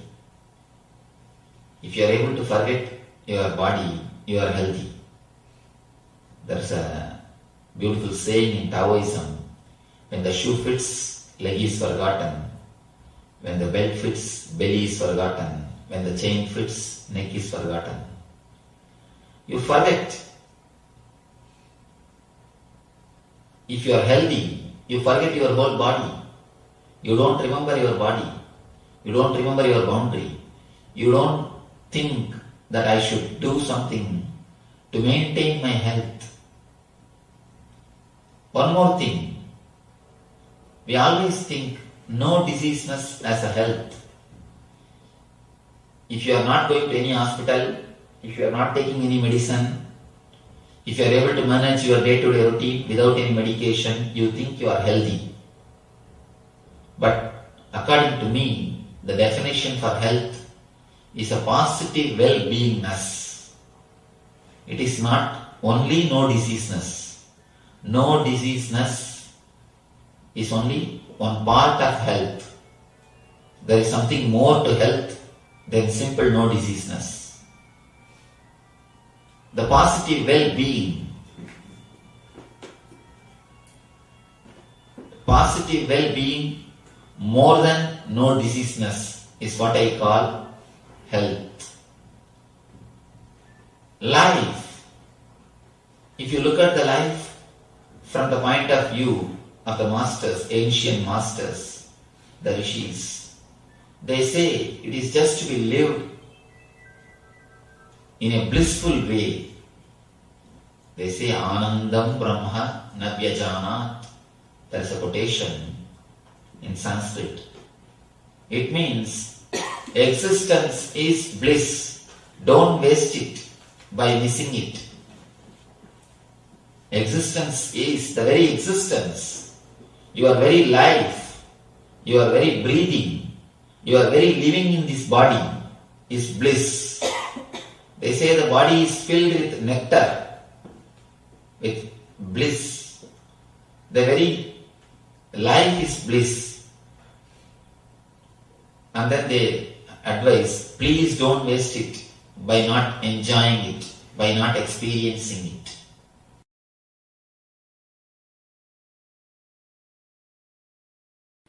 I can define health. Physical health means the stomach which can digest anything. Mental health means the mind which can digest any concept. The mind which can digest any concept is mental health. Stomach which can digest anything is physical health.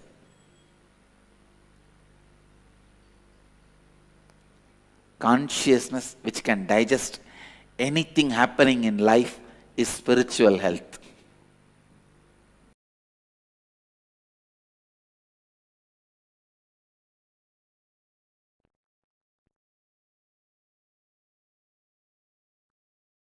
Understand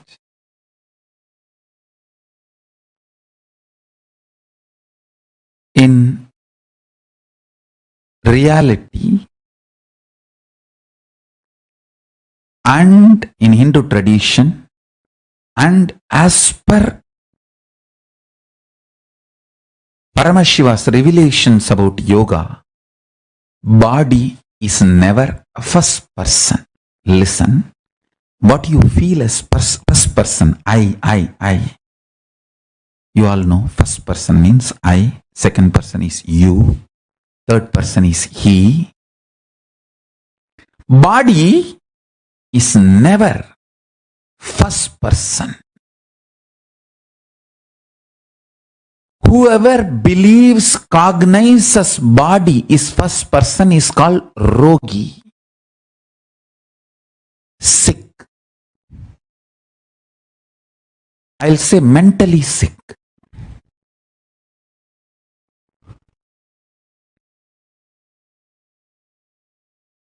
Not just physically, mentally sick. Body is never a first person. That is a first cognition you need to have. For a practicing Hindu,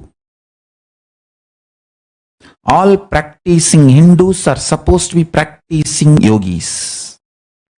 For a practicing Hindu, for a practicing yogi, body is second person. He, sorry, not he, you. Body is second person. Understand?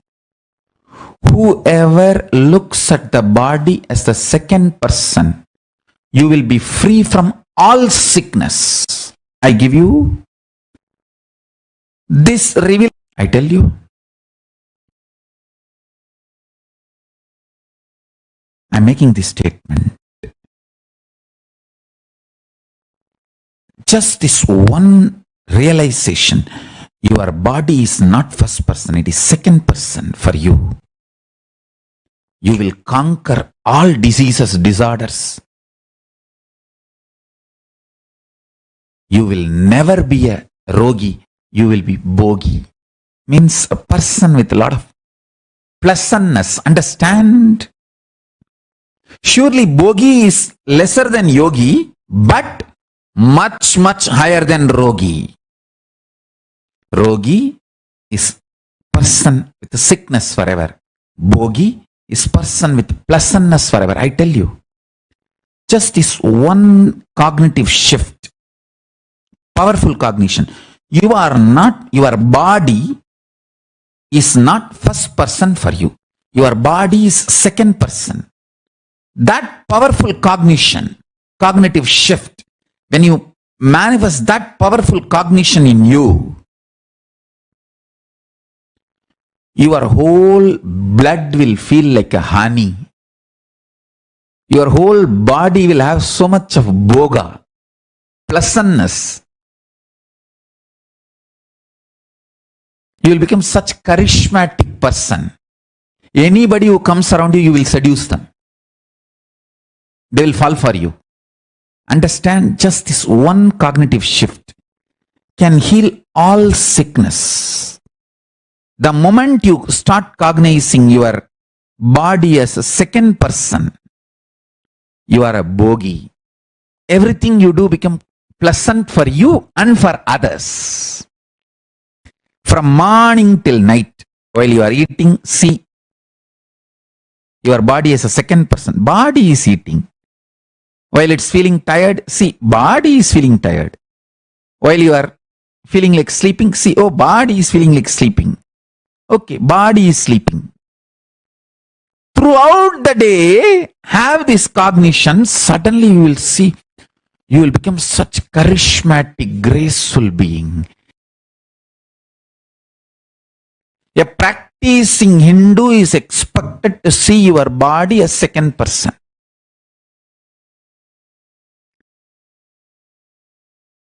Practicing yogi should cognize body as third person, not even second person. If you start cognizing your body as the third person, you will manifest all kinds of possibilities. Extraordinary yogic fiats. You will not have fear in the muscles. Fear in the muscles is called pain in modern medicinal terms. Understand? Bhaya in the muscle memory is pain as per modern medicinal system. If your muscle memory do not have bhaya, it just will do anything it wants.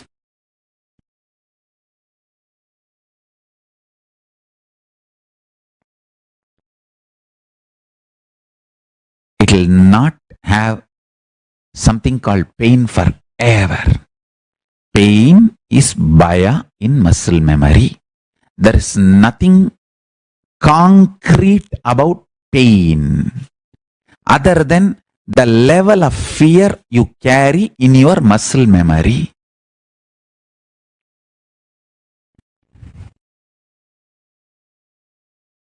Please understand.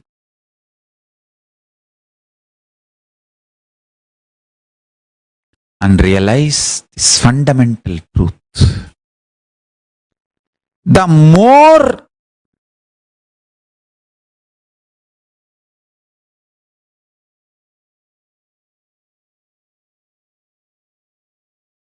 you move higher towards the powerful cognitions, the more bioenergy gets flooded, infused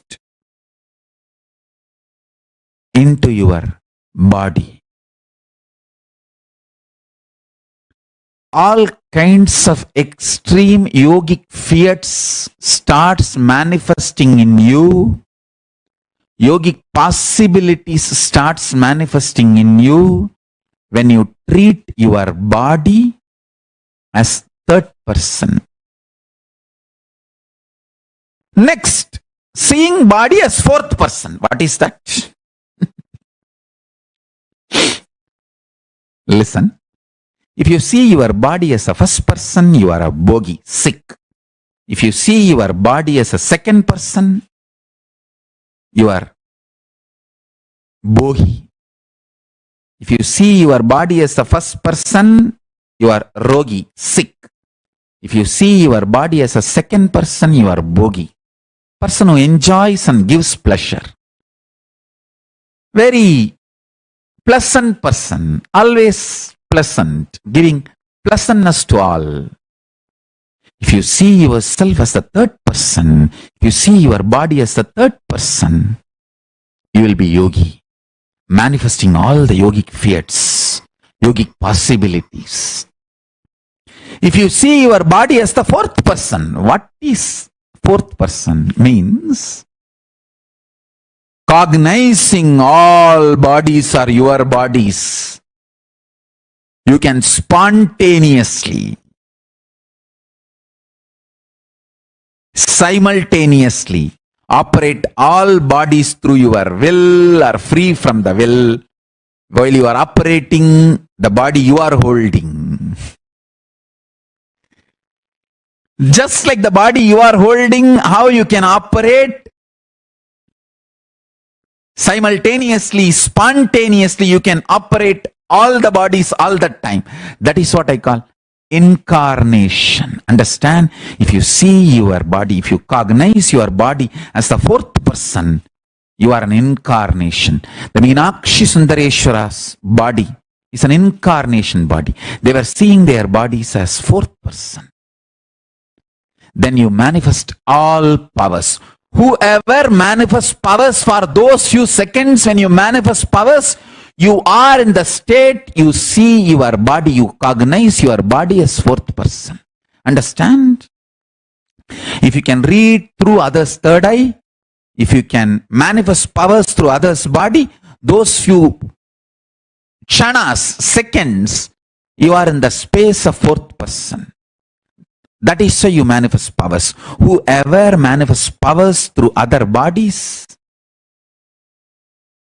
cognize themselves as fourth person for those few seconds. Understand? Yoga is all about raising yourself next level.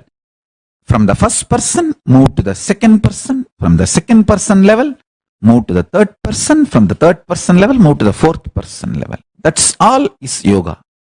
Yoga, as per Paramashiva, is helping you, supporting you, step by step to move from the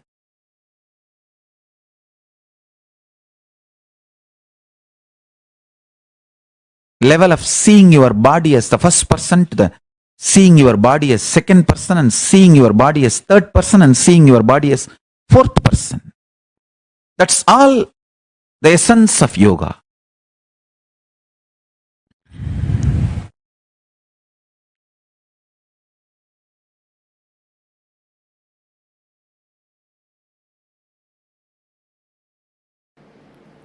Now, I'll make you understand experientially not only your patterns, the way you think about you. I have some more references for you.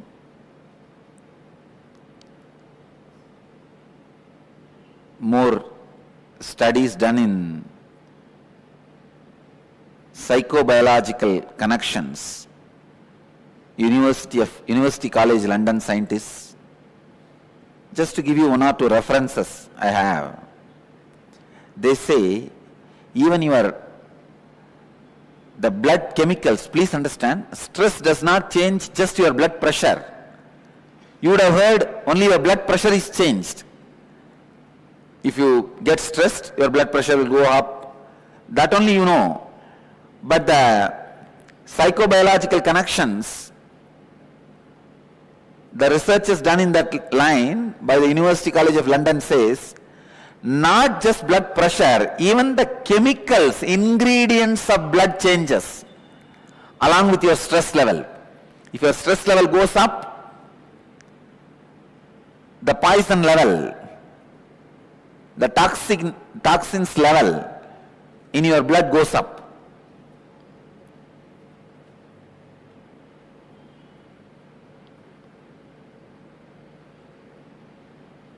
I wanted you to understand not only your patterns or engram, even the way you feel about you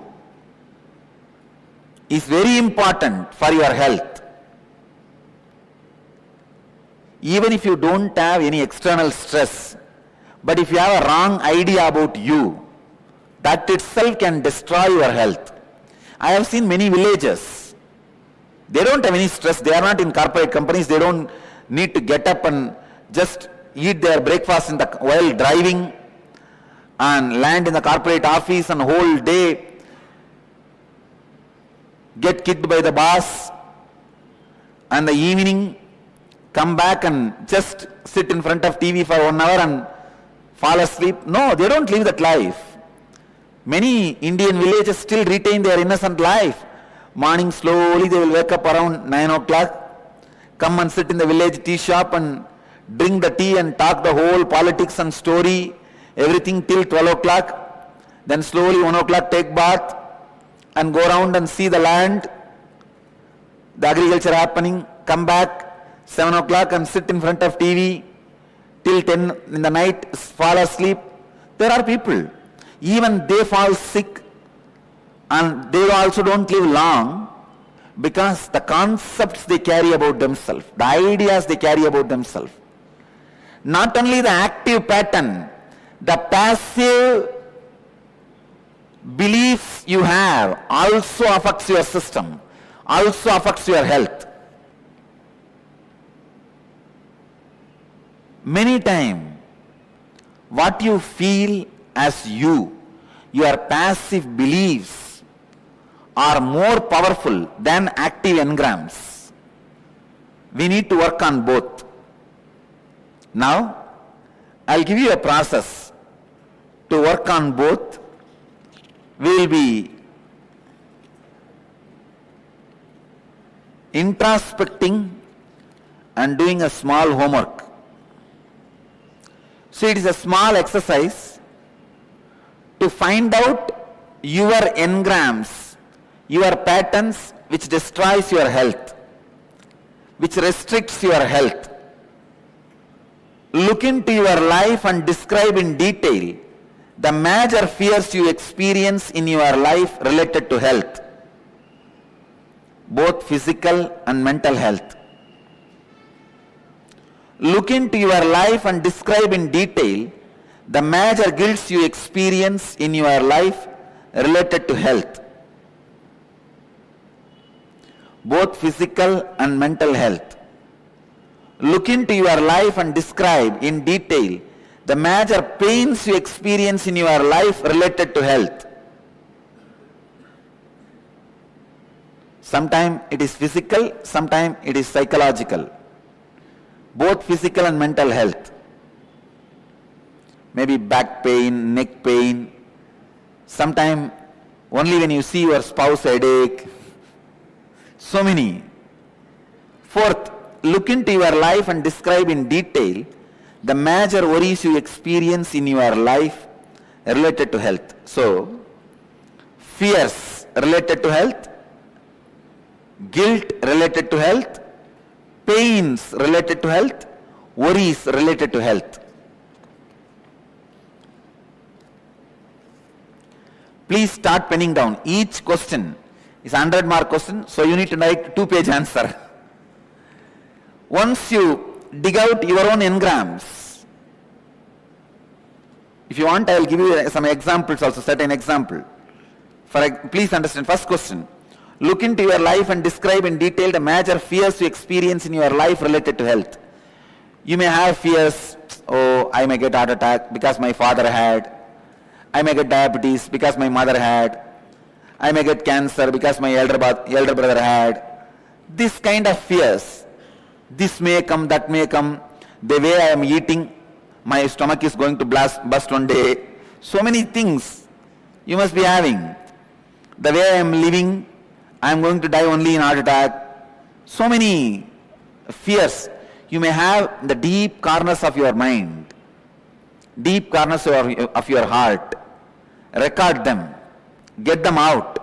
Let you know first about that. Then we can find solution for it. Same way, guilts you have related to health. It's another important problem, you see.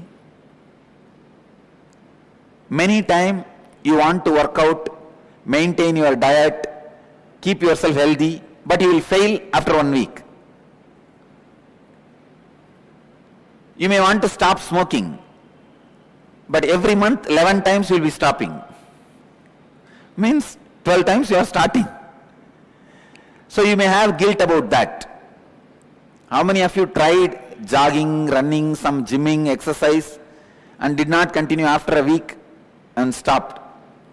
All of you will be having that guilt.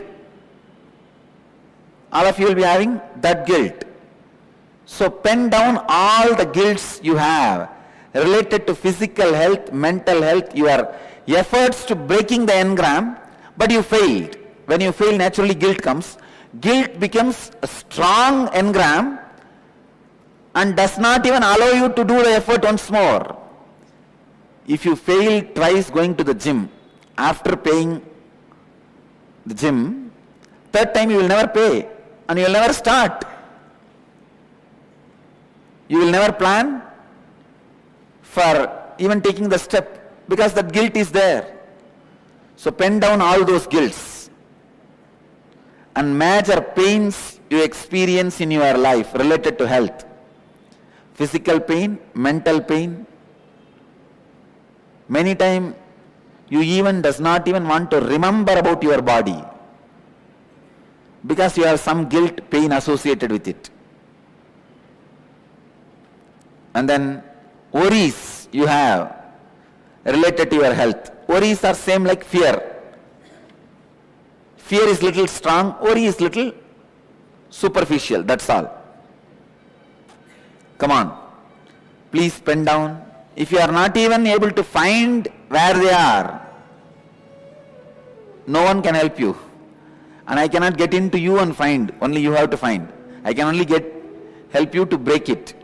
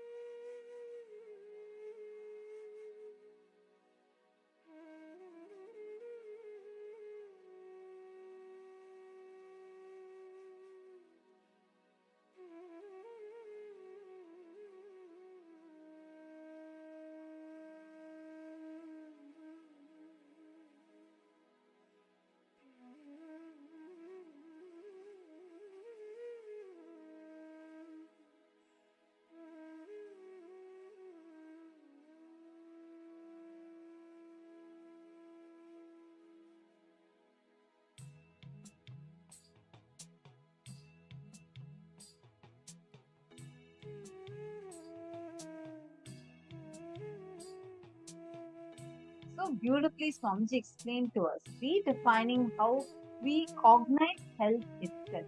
We see, understand that the very fundamental ideas, the cognition we carry about us, about our health, about our body, how cognize our body, whether as first person, second person, third person, or fourth person, all these matter. So this Swamiji explained in a very elaborate way to us about how the definition of health is that if we are able to tolerate our boundaries, to tolerate our body, when food fits, food is forgotten. When the belt fits, the tummy is forgotten. When the chain fits, the neck is forgotten. When we are healthy, we forget our body and boundary and do not think that we need to even maintain it. That is the real expression of health. Not that you'll be responsible with health. No, you will become so complete. You will no more even feel the boundary of your body. We usually think that diseaselessness is being healthy. No. Diseaselessness is not called as health. Let us take a few minutes and let us understand, cognize this in through an exercise. Look into your life and describe in detail. First, the major fears you have related to health, both physical and mental.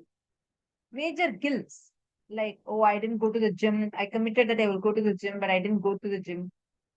Major pains you carry and major worries you carry. Physical, sometimes psychological pain also you have. Like, for example, deep inside you just hate the way your body is. You carry a deep pain about it inside of your people tease you, and you carry that as a suffering inside. Anything, or even a physical pain, or I have a back pain. All that comes under the major pains. Fear you carry. Oh my God, I may be aging. Oh, I already have wrinkles around my eyes. I already have so much of acne. I have so many wrinkles on my face. I have so much of white hair. All these kind of things that we carry, the fears we carry. What if I get diabetes? What if I get cancer? What if I get this? Any of these fears you carry. Same way the worries you carry. Oh, have been eating too much sugar. I'm going to get really sick. Whatever you carry as in these four categories related to both physical and mental pain, mental health. Take a few minutes and you're going to be writing it down. Please start now.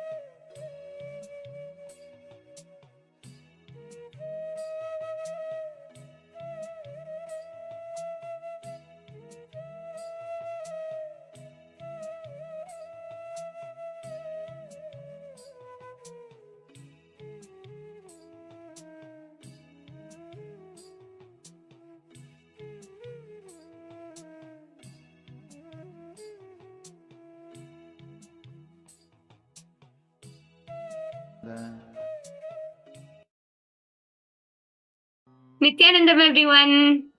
Yes, I request all of you to relax from this exercise. Now we'll be moving on to the power manifestation session.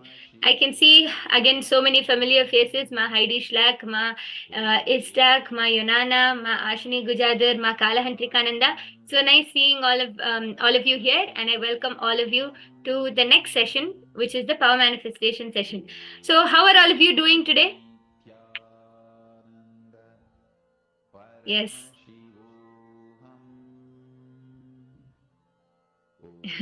Yes. So Nithyanandam, all of you, and today we are going to be manifesting a very interesting power, which is the power of body scanning.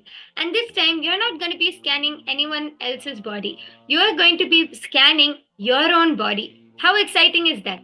So I request all of you to be prepared to enter into this exciting power manifestation where you will be scanning your own body and being able to reveal anything which is wrong with yourself.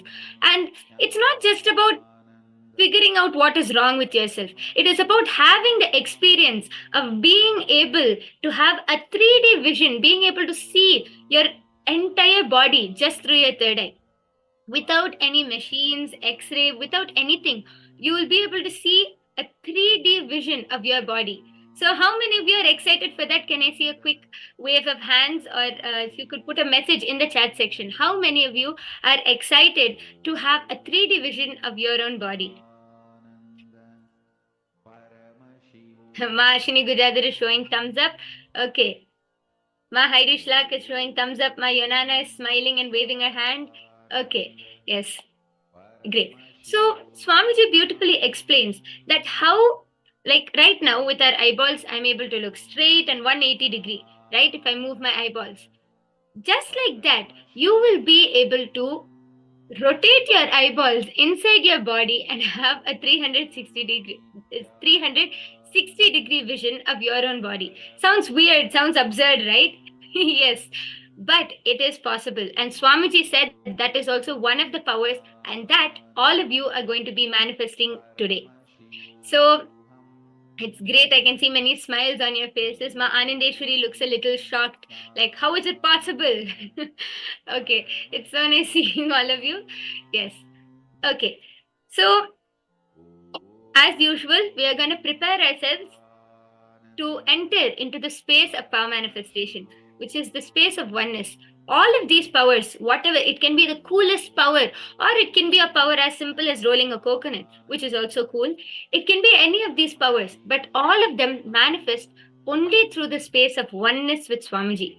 When we are in that space of oneness, when we're connecting to Swamiji in that space of oneness, we automatically start manifesting these extraordinary Shaktis.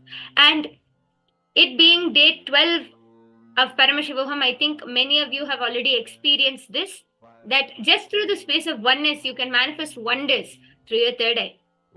So let's all get ready. I request all of you to sit with your head, neck, and spine in a straight line. Now, I will be guiding you step by step into entering into this power manifestation, and I'll be guiding you step by step throughout the whole scanning.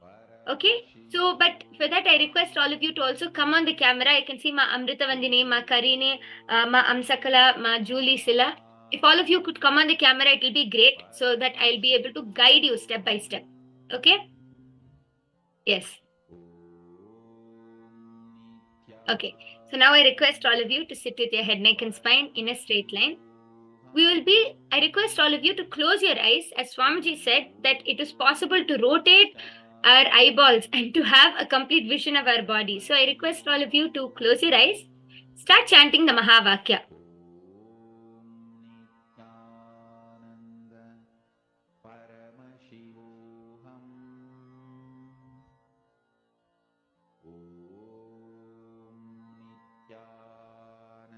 So sit straight, close your eyes. Start chanting the Mahavakya intensely. And when I mean intensely, chant the Mahavakya out loud. It should come from your navel center. It should be from the very depth of your being. And it should be reverberating through your entire body.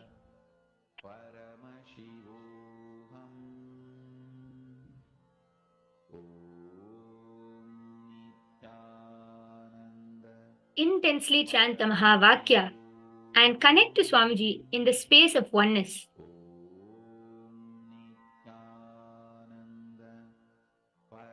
Remember, any distractions, any self-doubt, anything which are coming up, anything which is popping up, just surrender that at the feet of Swamiji. Don't suppress it. Just surrender all of those thoughts, all of those feelings at the feet of Swamiji. And remember that it is Swamiji who is manifesting through you.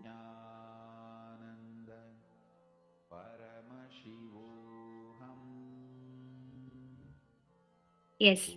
Now start focusing on your third eye. Bring all of your awareness onto your third eye.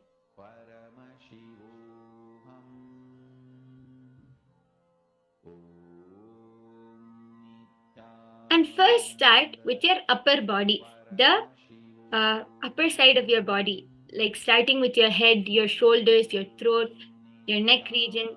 Start scanning all of these parts. We're going to be going part by part to give each of you this experience, and I'll be guiding you.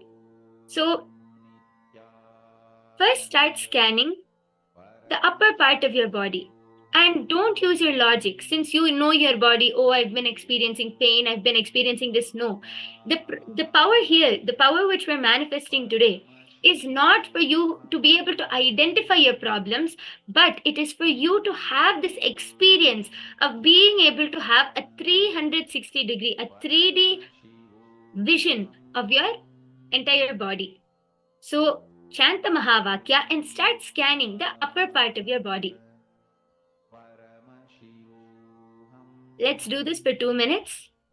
And after these 2 minutes, I will be verifying and we'll be sharing whatever you saw. So if any of you are having any doubts, if you feel stuck anywhere, if you have any doubts, please feel free to reach out to me in the chat section and I'll be guiding you throughout this whole session. Okay? So let's start. Please chant the Mahavakya.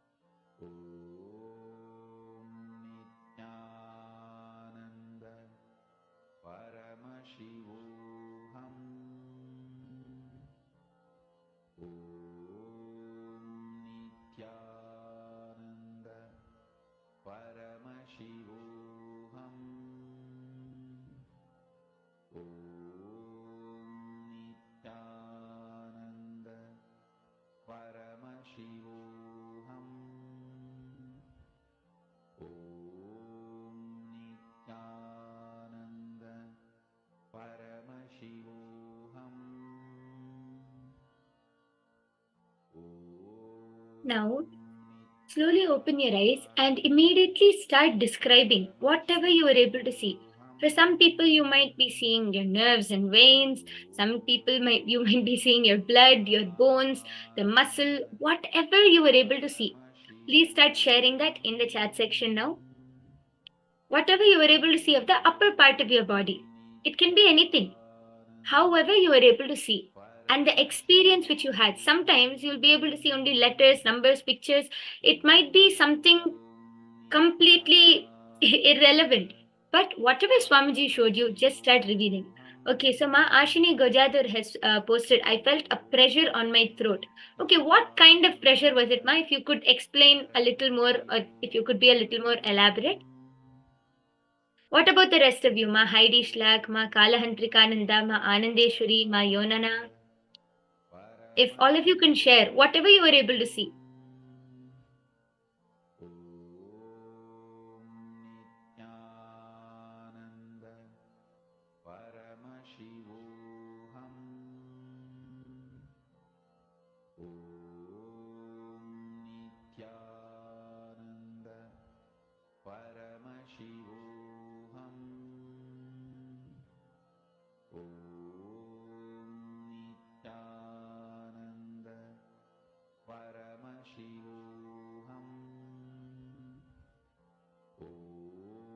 Okay, so you felt like a heart is beating in your throat and you don't know if it's a blockage. Okay, ma'am. So we should, like, as we have learned in many of the programs before, the Vishuddhi chakra is in the throat and it is blocked by jealousy. So what were the thoughts which you were having? Maybe why don't you take a few minutes and look inside? What were the thoughts which you were having while you were manifesting this power? And how has your day been going? The last 1 or 2 days, how has your day been going? What are the situations which are happening outside of you? Are you able to relate it to jealousy? Can you just take 2 minutes and get back to me, ma? Okay, Ma Heidi Schlack has posted nothing yet to see. Ma Yanana has posted heartbeat, blood, whole body. Okay, so you were able to see all of this. Yes, nice, Ma. Why don't you share how you felt? Like how were you able to see the whole, the blood in your body and the heartbeat? How were you able to see it? Was it in color? Was it in 3D? Or did you see it in black and white? How were you able to see it?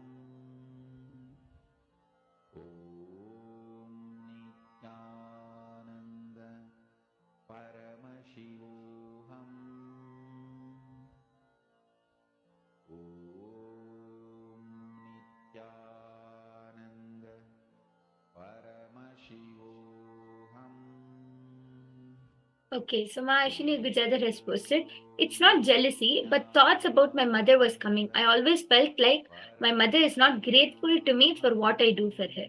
Okay, so this is the feeling which you're having, ma. So, because of this feeling, it can be anything, but because of this feeling, it is blocking you from manifesting. It can be some kind of anger, or sometimes it comes as guilt, or sometimes it just that feeling, we don't even know what we're feeling, but you just get overwhelmed by it. Are you able to relate to that, ma? Like sometimes you just get overwhelmed by the thoughts which are. Yes, it is anger. Okay, so sometimes even anger overwhelms us a lot sometimes. So this is what you're going through. So that is why you feel, that is why Swamiji is trying to show you to complete with this pattern. So why don't you do this? Next round, when we're scanning the next part of our body, just take a few moments.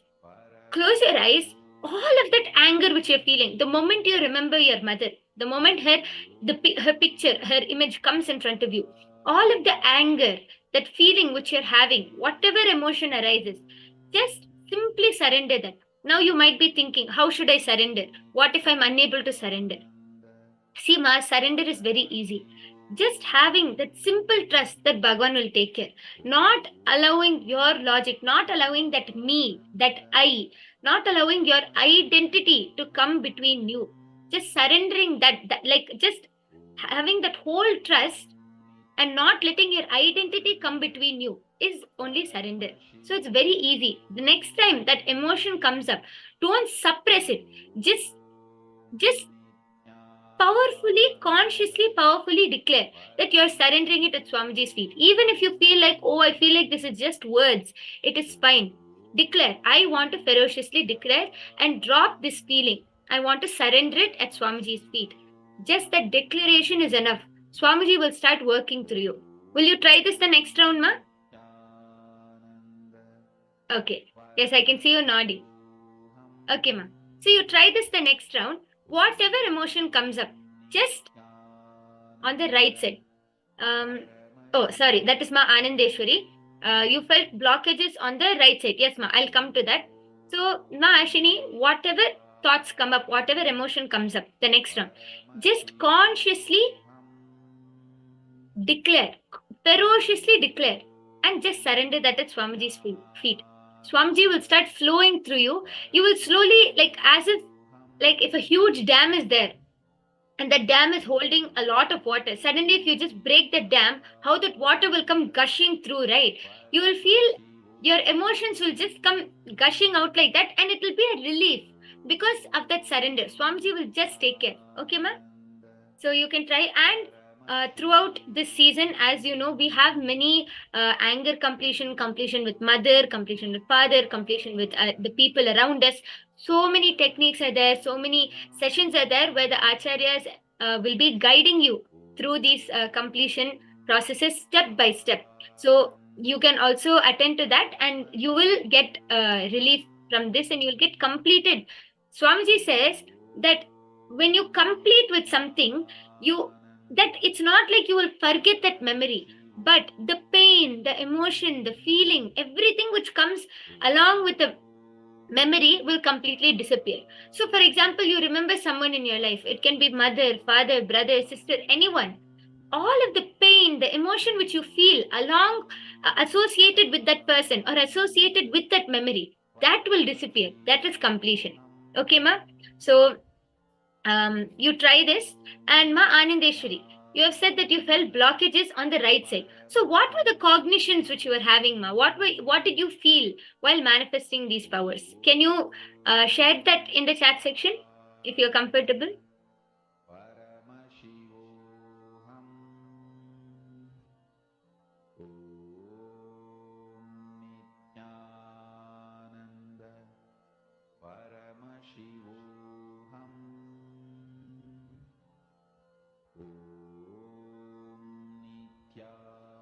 Okay. So meanwhile, let us move on to the next round. Now we have all scanned the upper part of our body. Now let's move to the middle part around your waist, your stomach. I think many organs are there. So I request all of you to again sit with your head, neck, and spine in a straight line. Connect to Swamiji and start scanning the middle part of your body. Remember to just trust whatever is coming. Just surrender that to Swamiji and trust whatever Swamiji is showing you in your third eye. Now the second round starts now.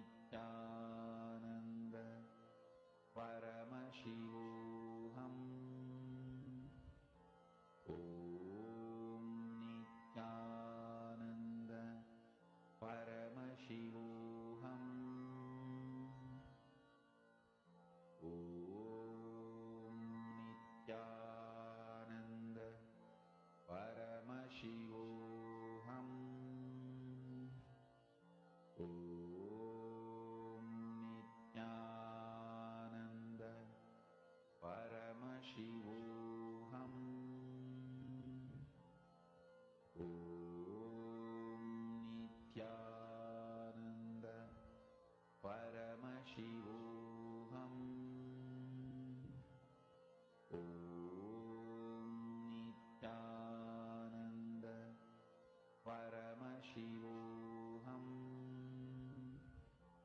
Om Nityananda Paramashivoham. Om Nityananda Paramashivoham. Om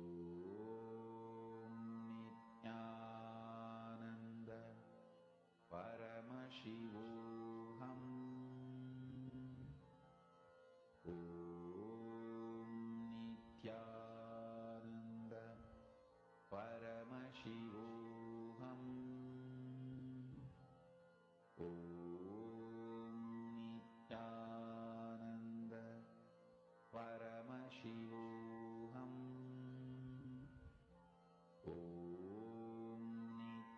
Om Nityananda Paramashivoham. Om Nityananda Paramashivoham. Om Nityananda Paramashivoham.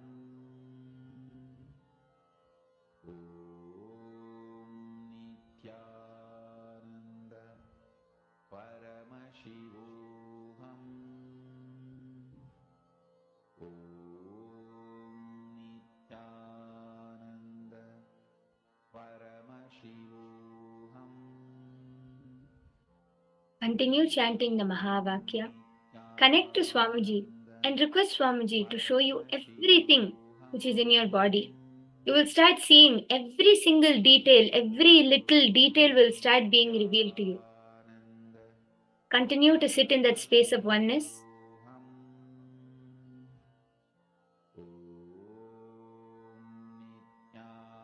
Nityananda Paramashivoham.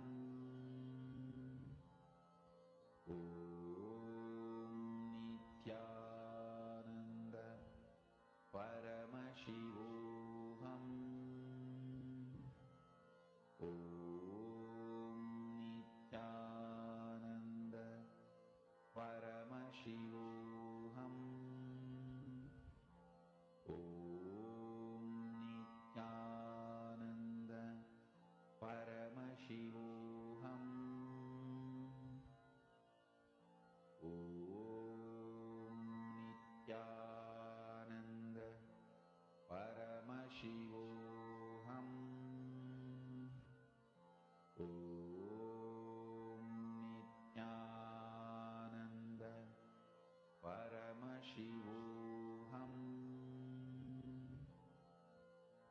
Om Nityananda Paramashivoham. Om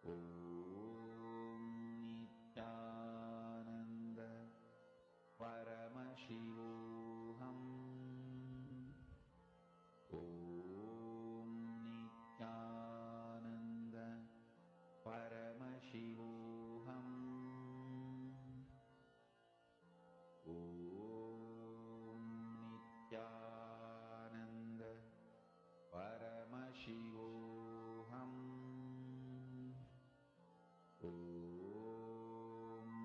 Nityananda Paramashivoham.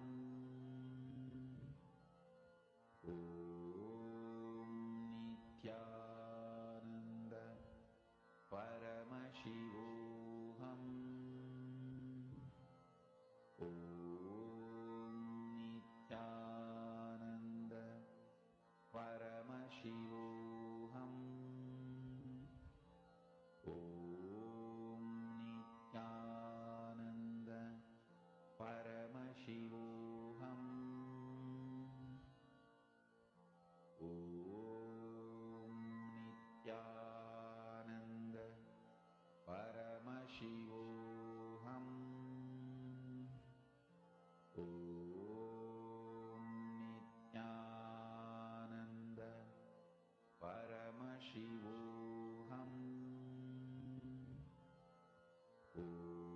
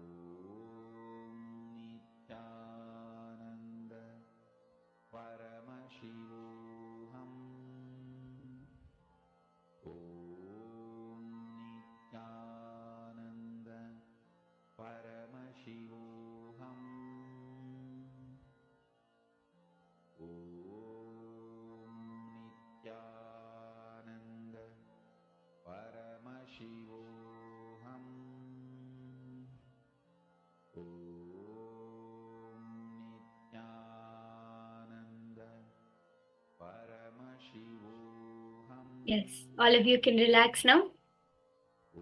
You can all open your eyes. I request all of you to start sharing whatever you were able to see through your third eye. Please go ahead and post it in the chat section.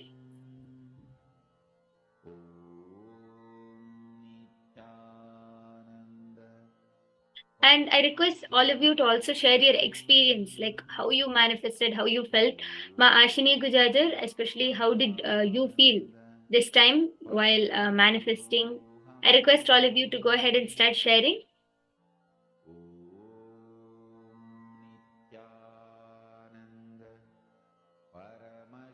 Okay.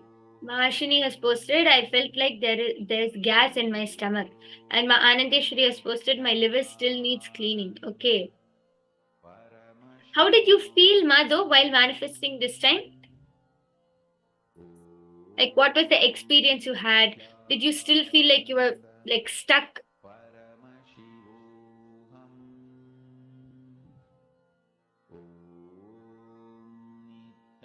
Okay, so you have posted this time there was no thought about my mother. I did surrender to Swamiji. Yes, good ma, very good. And every time something like this comes up, just unclutching and surrender is the best technique. Yes, and you're saying I didn't feel stuck. Yes, every time you feel stuck and you have some doubt or any feeling is going on, the best way is to always surrender. That simple surrender and unclutching is enough, and Swamiji will simply land in you, flow through you, and guide you. Okay, so my Heidi Shlak has posted, I feel energy in my back and on my navel center. Okay, yes, good, ma. Anyone else has anything else to post?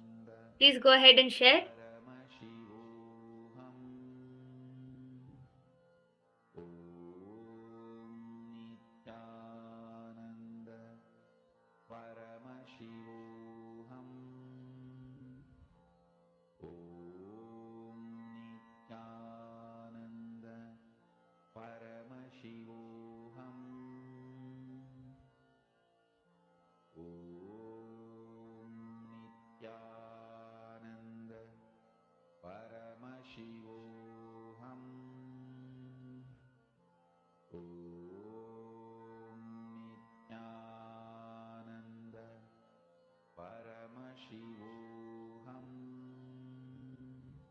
Okay, so with this, we'll be moving on to the third round and the last round, which is scanning the lower part of your body. Okay, so I request all of you to once again sit with your head, neck, and spine in a straight line.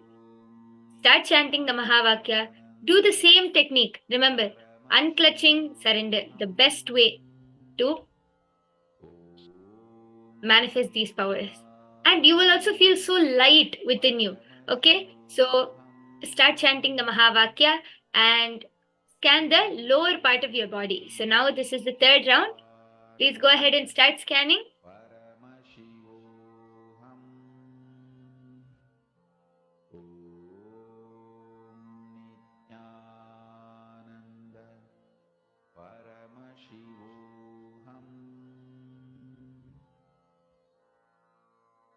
Mahavagya, spiritual lullaby for samadhi, and Suprabhatam, wake up call, wake up song for Paramashiva. This Mahavagya is spiritual lullaby for you to fall into samadhi.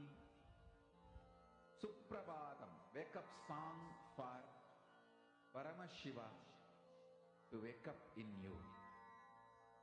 Just remember this one powerful cognition. This Mahavagya puts me in samadhi. This is spiritual lullaby for samadhi, and Suprabhatam, wake up song for Paramashiva in me. For Paramashiva to manifest. With this one spiritual powerful cognition, chant this Mahavagya.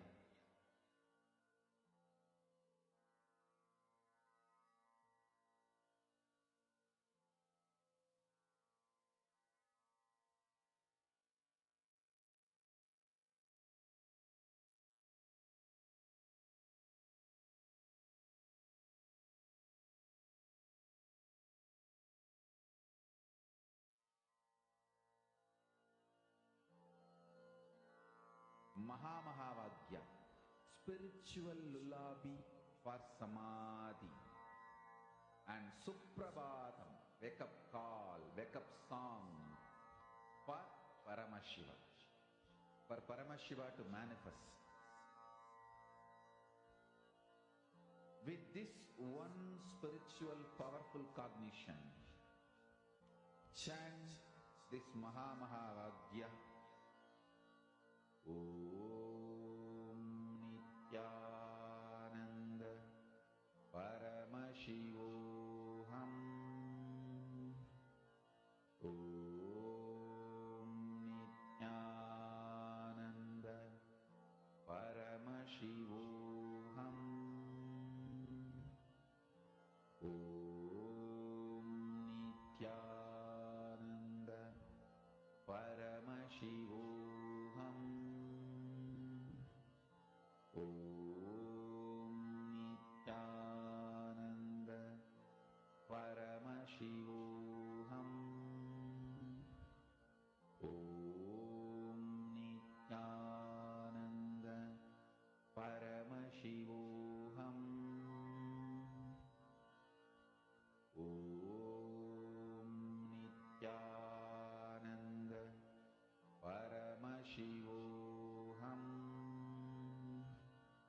Om Nityananda Paramashivoham. Om Nityananda Paramashivoham. Om Nityananda Paramashivoham. Om Nityananda Paramashivoham. Om Nityananda Paramashivoham. Om Nityananda Paramashivoham. Om Nityananda Paramashivoham. Om Nityananda Paramashivoham. Om Nityananda Paramashivoham. Om Nityananda Paramashivoham. Om Nityananda Paramashivoham. Om Nityananda Paramashivoham. Om Nityananda Paramashivoham. Om Nityananda Paramashivoham. Om Nityananda. Yes, all of you can relax now. Please relax and start posting what you saw about the lower part of your body, whatever Swamiji showed you through your third eye. Okay, Ma Anandeshwari has posted, I felt anger at the relationships I had. Okay, Ma. So, whoever, as I said, whatever the situation, whoever the person, whatever is coming up in front of you, the moment you start manifesting powers, the emotions, anger, guilt, jealousy, fear, whatever emotion is coming up in front of you, just surrender that at Swamiji's feet.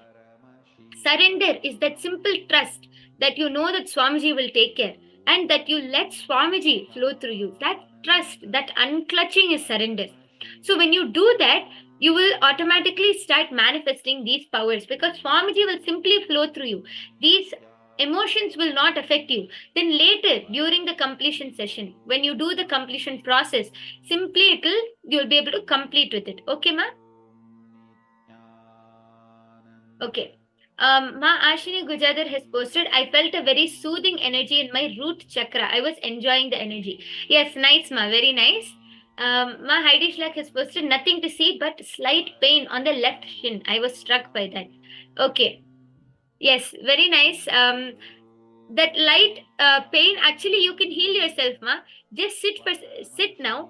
If you have your Atmalinga or if you have your healing stick, take it and just place it on that part where it is on your left shin, where it is hurting. Close your eyes and send that intense healing energy. Just focus on your third eye and send intense healing energy to that part of your body. You will see, like, physically in front of you, the pain in your leg will start decreasing. Just start sending that healing energy to that part of your leg. Okay, ma? Just sit for 5 minutes now and heal yourself. Okay. Does anyone else have anything to share? Otherwise, we'll be moving on to the next session now.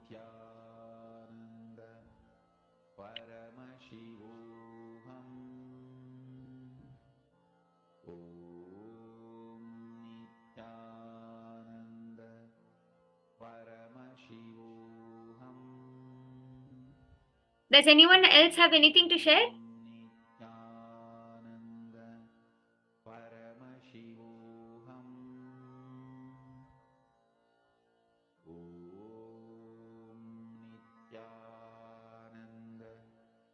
Okay, great. So a big round of applause for all of those who manifested today. You guys really manifested great. And even through all of the memories or incompletions which came up, surrendering that, learning how to go beyond that. Remember Swamiji, manifest Swamiji through your body and manifest powers. So it's very great and it was very nice in today's power manifestation session. Stay tuned. The next session we will be learning about Swarupa Samadhi. So this is the next session. All of you stay tuned and be ready for this exciting session.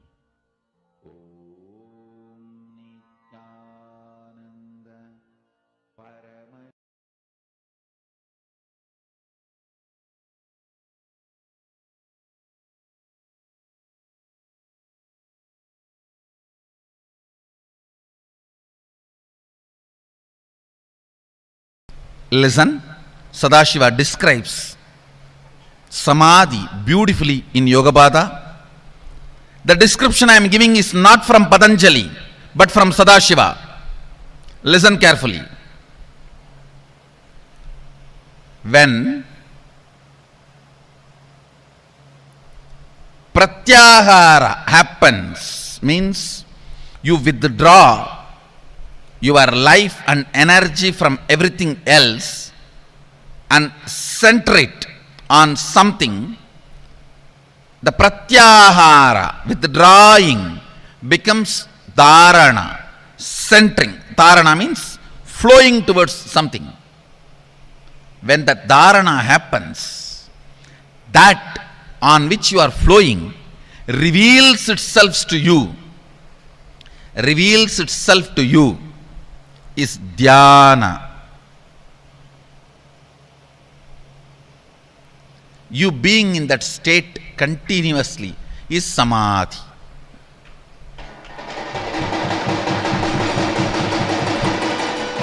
Pratyagara means withdrawing from everything else.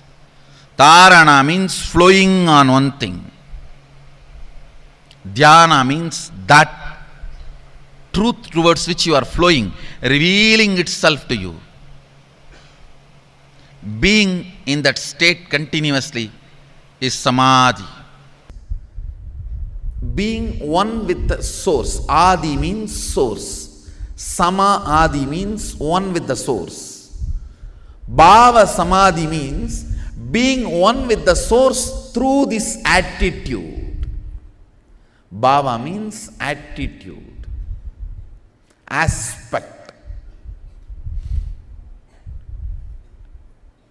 Krishna is one of the aspect of the ultimate. Rama is one of the aspect of the ultimate.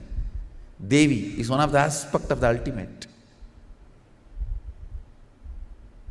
Ganesha is one of the aspects of the ultimate. Subramanya is one of the aspects of the ultimate. So whatever aspect you choose as your Ishta Devata, it can be any god.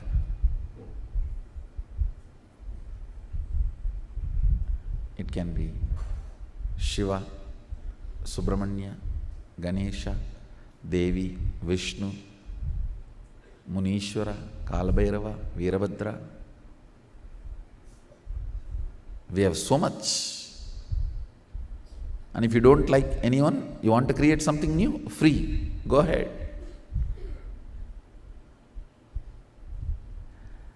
The aspect, bhava you choose, through that bhava, being one with the source, samadhi is bhava samadhi.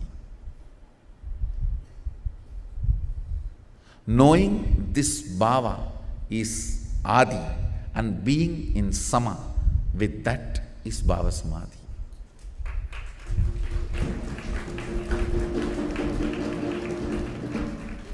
Your Ishta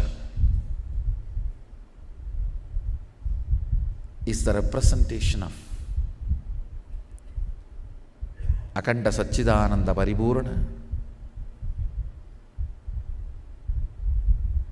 Nirguna Brahman.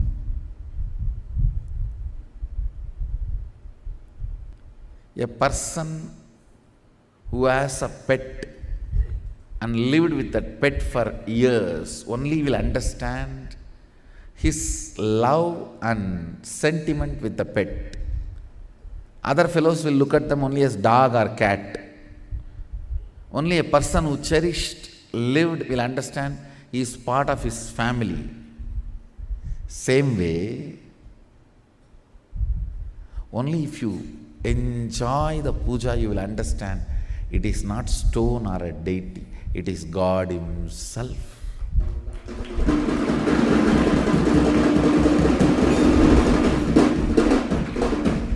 People who never had pets can never understand the pet lover's sentiment. They will only cry foul. Oh, they spend so much money on dog, they spend so much money on cat, rat.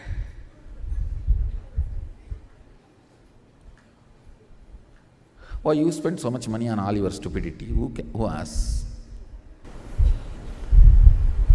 You need to understand the truth. Only if you taste it, live it, enjoy it, you will get it. Only then you will get it.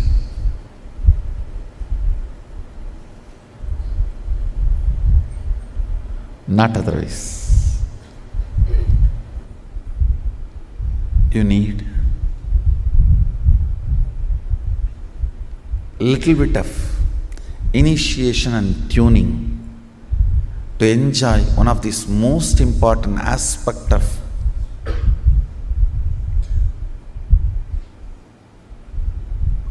cosmos. Most important sattvic bliss. Thought current enlightenment means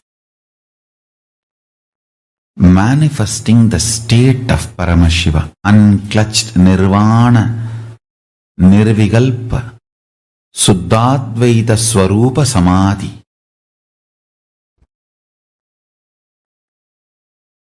It is not thoughtless state, it is patternless state. Thoughts are different, patterns are different. Thoughts may come from patterns, but thoughts themselves are not patterns.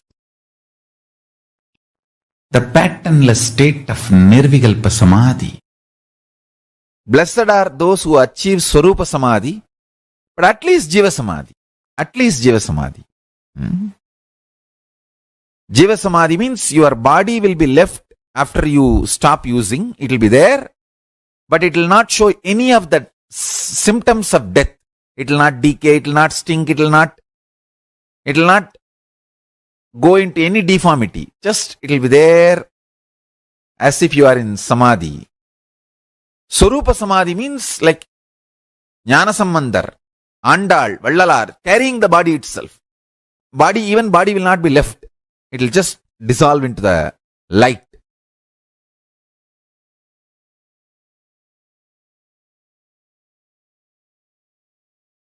That is Swarupa Samadhi.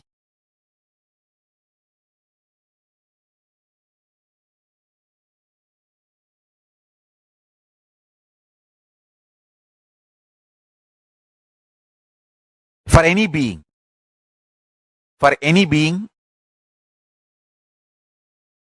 any being who can go through this four experience of anger, lust, sleep, I can make them enlightened just with this one technique. Whenever the pets are brought to me for initiation, this is the science I use. I put the Mahavagya into them intensely. It goes and sits in the Chit Jata Granthi, where the consciousness and DNA is tied. In that knot, the Mahavagya goes and sits. Whenever that being goes through the hunger, anger, sleep and lust, the Mahavagya gets activated and vibrates itself in automatic mode. And that being gets the best Chit Jata Granthi. So when that being leaves the body, it gets liberated and goes to KAILASA. Just gets absorbed into the KAILASA. I tell you. Just do this. Samyama. Listen.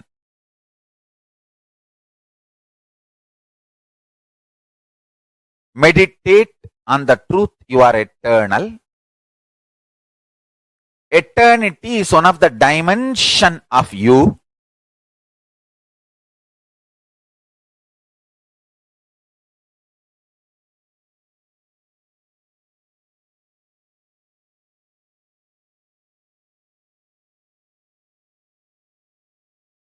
Any dimension of you, you can decide to make it as eternal. You can decide to make even all your dimensions into eternal. See, deciding to make your whole body into eternal is what is Swarupa Samadhi. The eternal dimension of you is a power. You can add that into anything of you. If you add that into your body, you will have healing. If you add that into any of your organs, you will have healing and that organ will start manifesting powers. Having the understanding about the eternal dimension of you is like having KAILASA currency. You can use it anywhere you want. If you meditate, my body should become eternal. It will start healing. My mind should become eternal. It will start getting detoxed and all the patterns and negativity will melt down.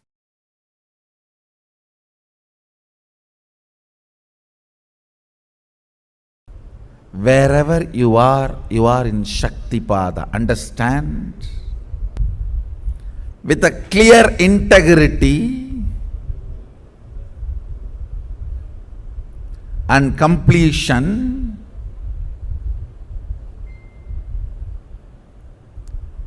when you manifest all the state, space and powers and you are sent somewhere to represent me and take the responsibility of what for I happened, then you are enjoying Sarubhya Mukti.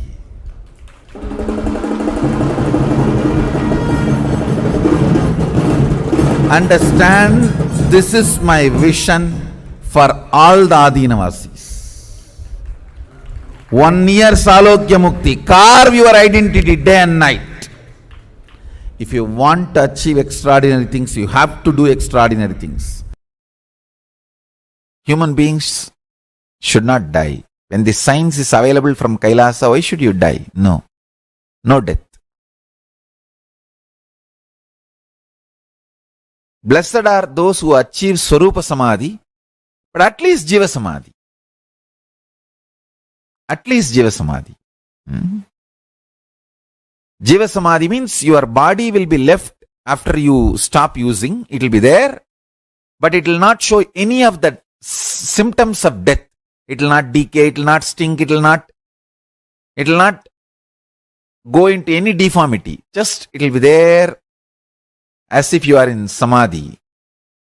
Swarupa Samadhi means like Jnana Sambandhar, Andal, Vallalar, carrying the body itself. Even body will not be left. It will just dissolve into the light.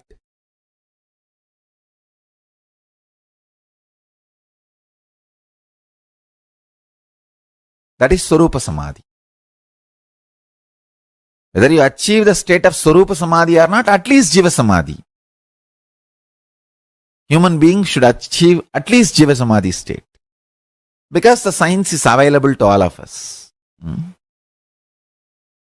The Jagannath temple is the place where Krishna, Balarama, Subhadra's bodies physically is in Jiva Samadhi.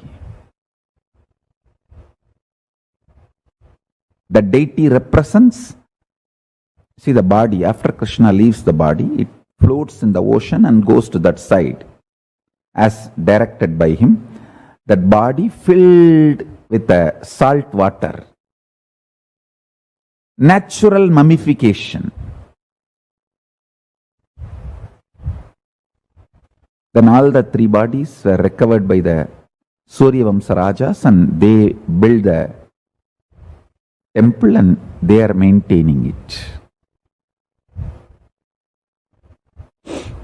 And it's a living deity. I tell you, Krishna is alive in Jagannath.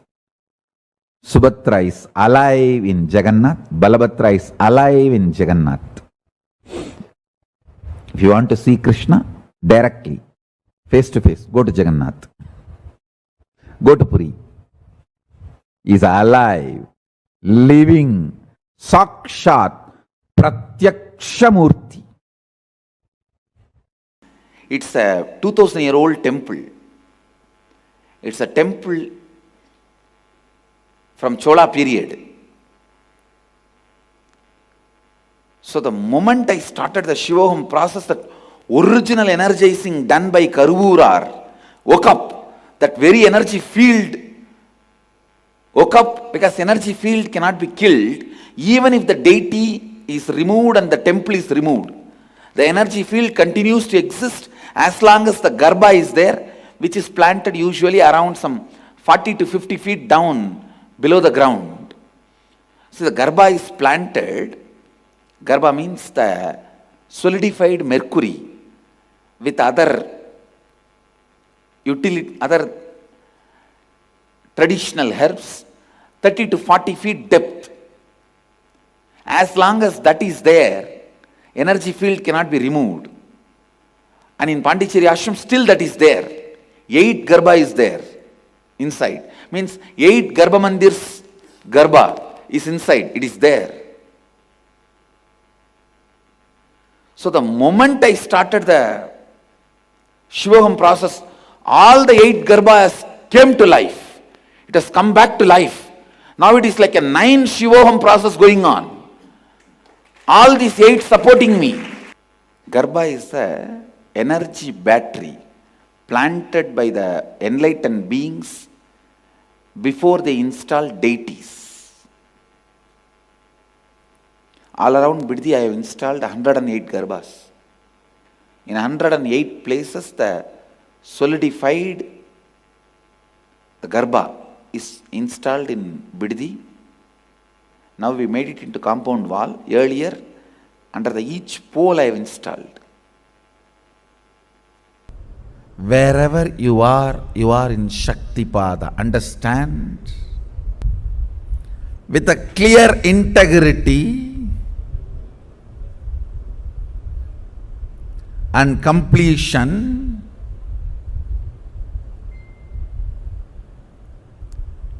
when you manifest all the state, space and powers and you are sent somewhere to represent me and take the responsibility of what far I happened, then you are enjoying Sarubhya Mukti.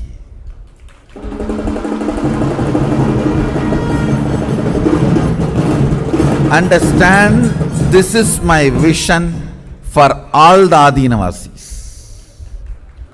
1 year Salokya Mukti. Carve your identity day and night. If you want to achieve extraordinary things, you have to do extraordinary things.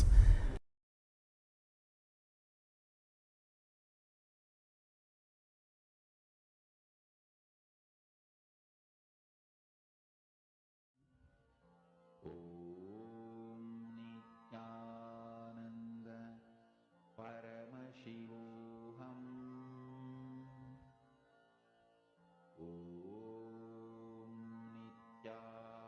Nityananda Paramashivoham.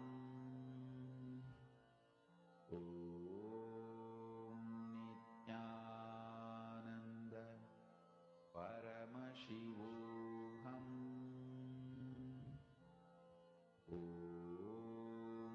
Nityananda Paramashivoham. Nityananda Paramashivoham.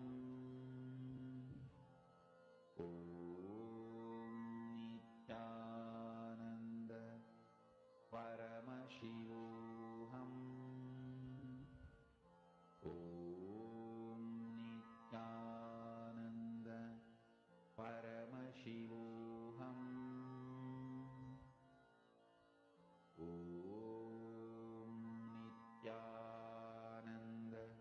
Paramashivoham.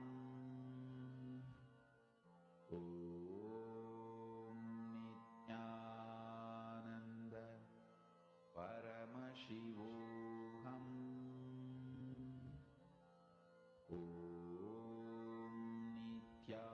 Nityananda Paramashivoham.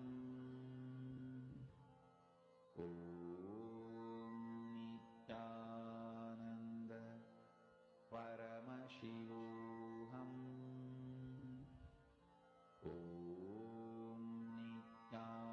Nityananda Paramashivoham.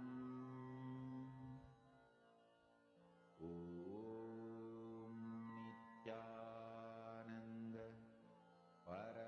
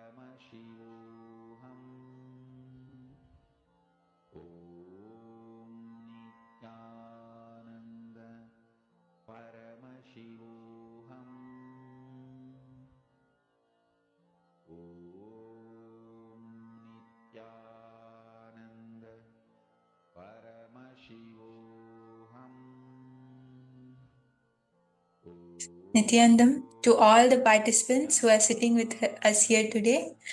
Nityanandam, everyone. So we all just learned from Swamiji about what is Swarupa Samadhi, right? Swamiji very beautifully explained how when we enter into the Swarupa Samadhi, you meditate on some form to reach that state. In Swarupa Samadhi, you actually become one with him.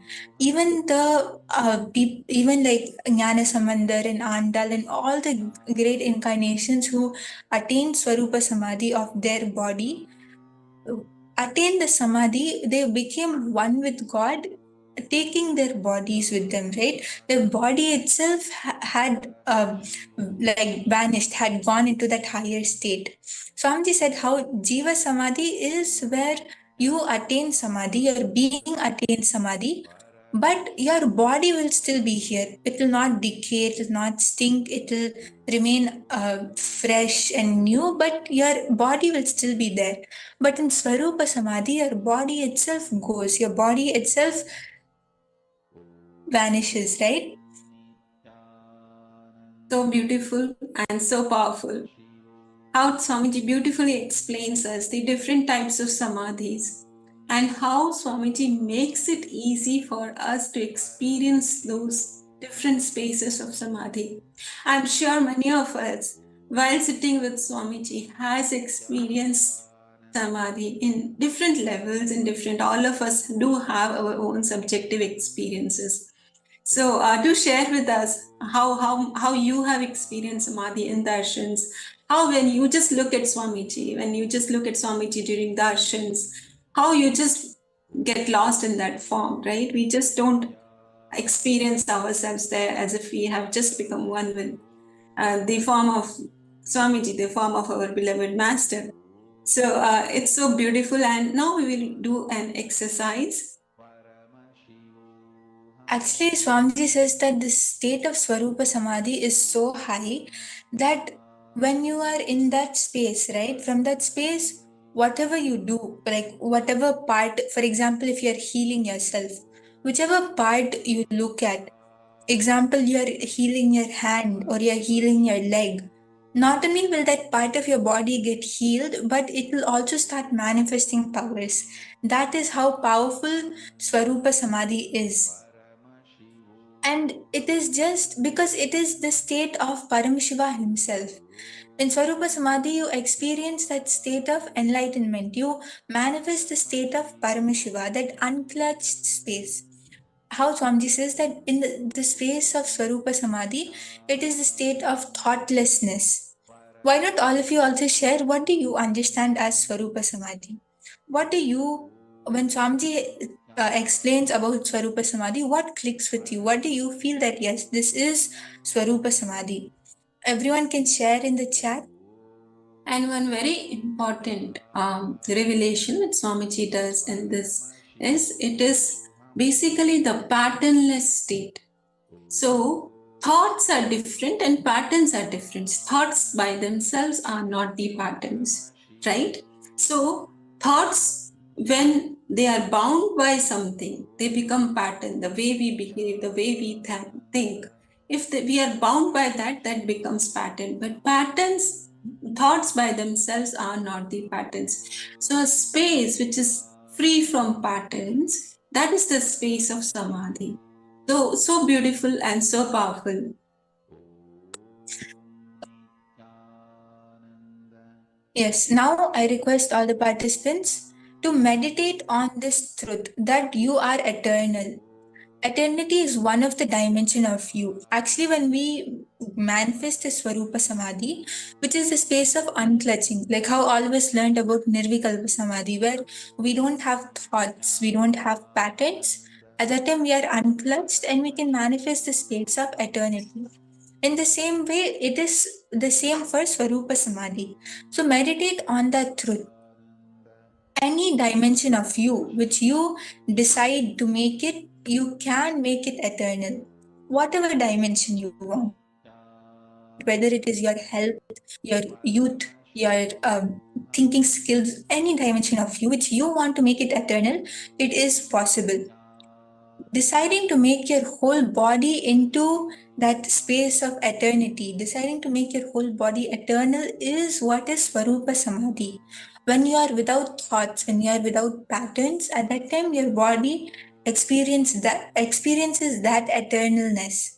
It experiences that youth forever, because the patterns and the thoughts don't continuously make your body old, don't age your body. You always will be in that space of Paramashiva, right? Eternally 16. So now I request everyone to take a few minutes and meditate on this truth. Think about this truth.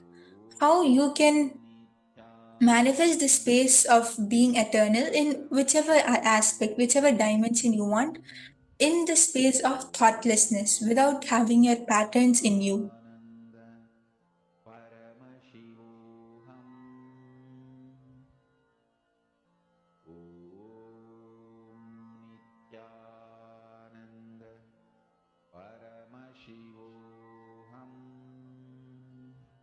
Let us all meditate on this truth. How Swamiji says that you are eternal.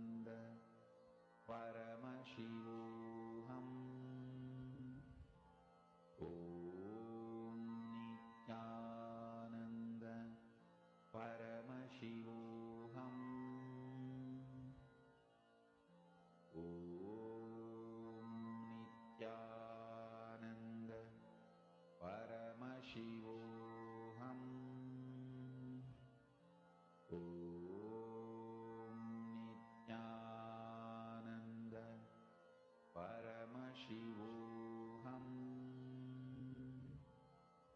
Om Nityananda Paramashivoham. Om Nityananda Paramashivoham.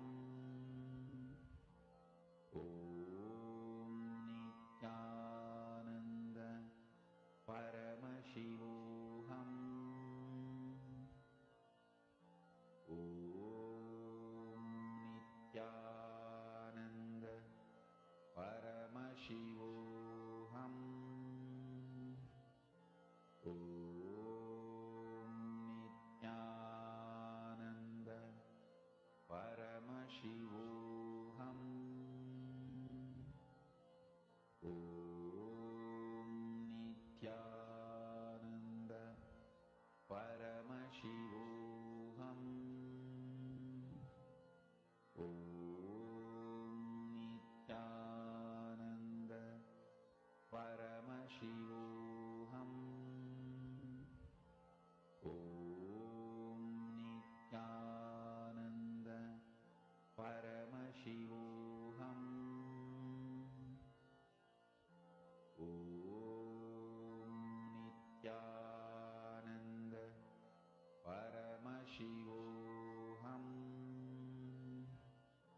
Om Nityananda Paramashivoham.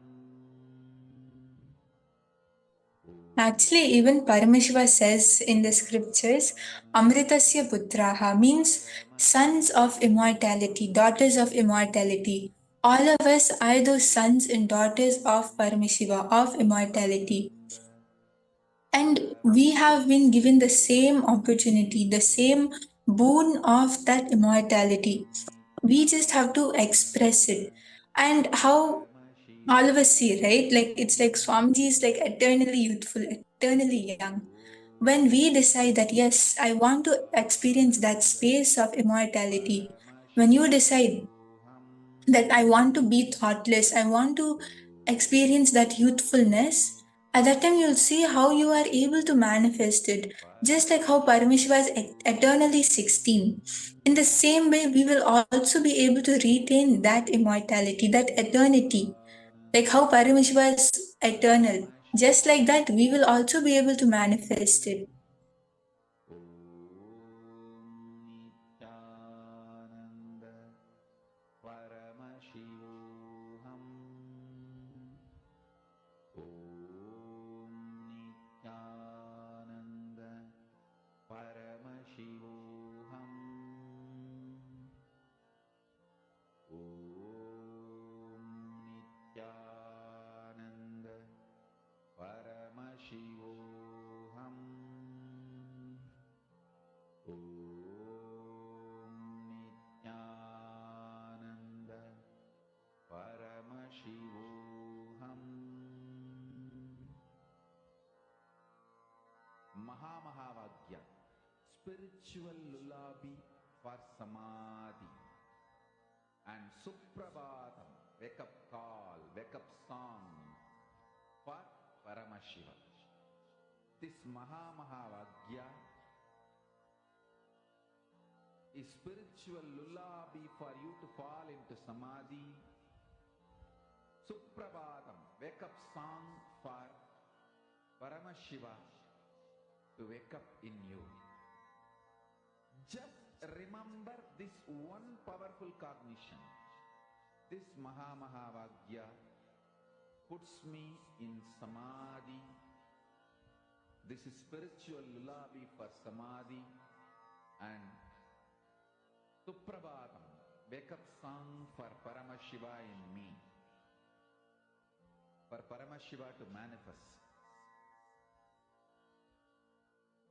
With this one spiritual powerful cognition, chant this Mahamahavagya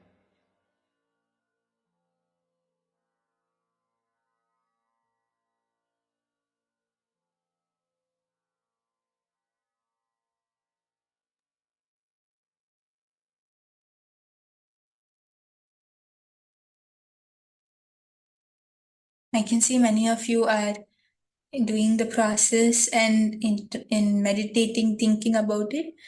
If any of you have any doubts, or if you're not able to understand, or if you have a question about it, please feel free to post in the chat. Ma Heidi, Ma Istik, Ma Anandeshwari, Ma Kalahantrikananda. I hope all of you are able to understand and go with the process. Ma Julie, Ma Weeping, all of you can post. Chant this Mahavagya. Om Nityananda Paramashivoham. Om Nityananda Paramashivoham. Om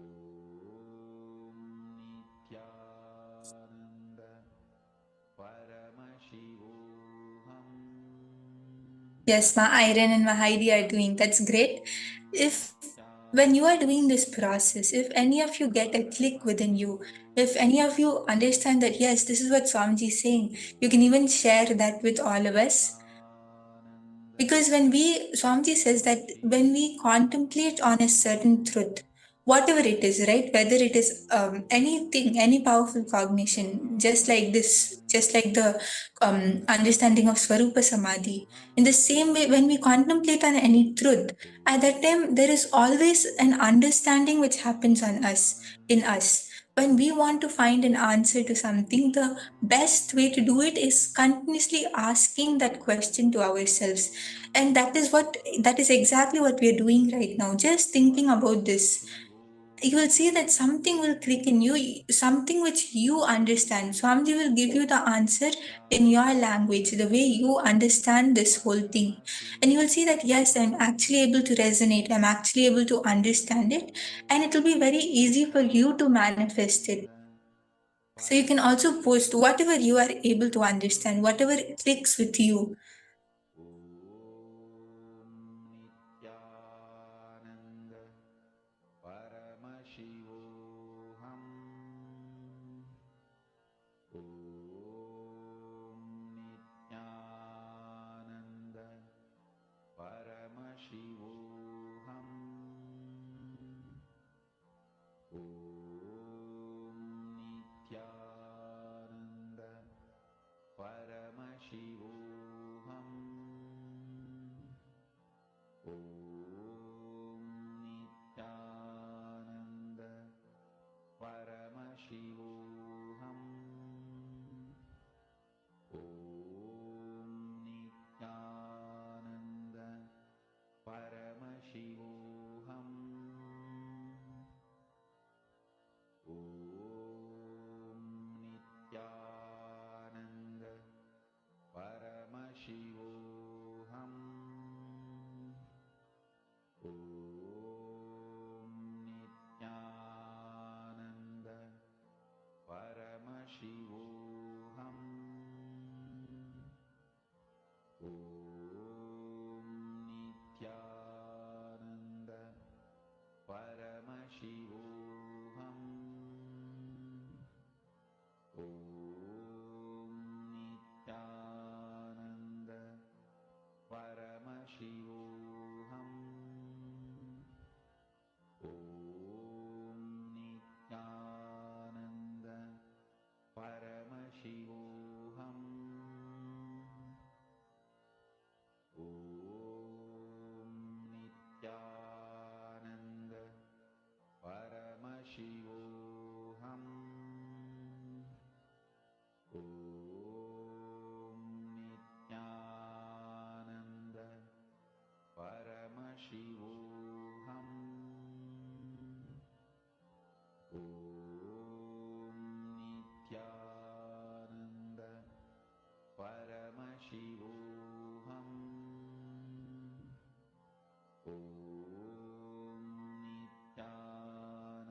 Yes, Mayonana has asked if the soul is eternal.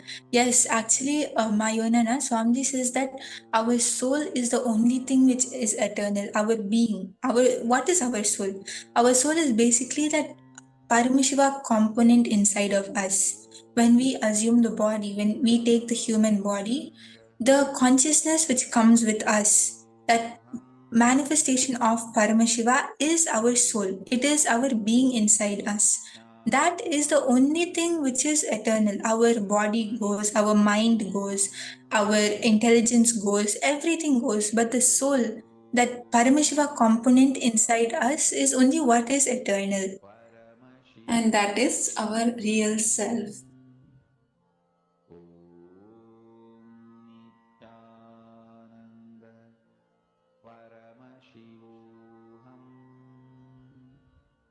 Yes, Mahidi has posted it is a higher state of consciousness. That's absolutely correct.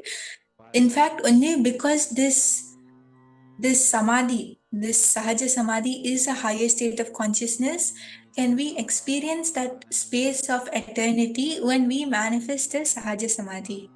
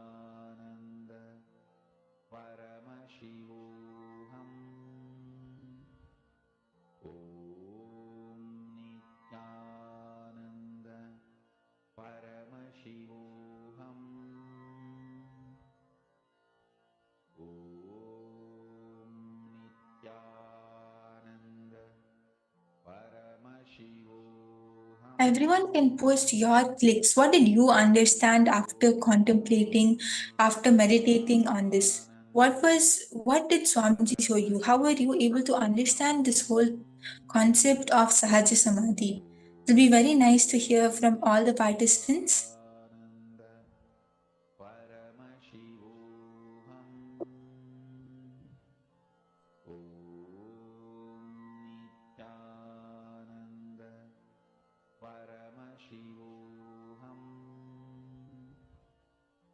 Ma Yoga Jnana, Ma Karin Natarajan, Ma Sylvia, Ma Iron, all of you can post. It'll be very nice to hear from all of you.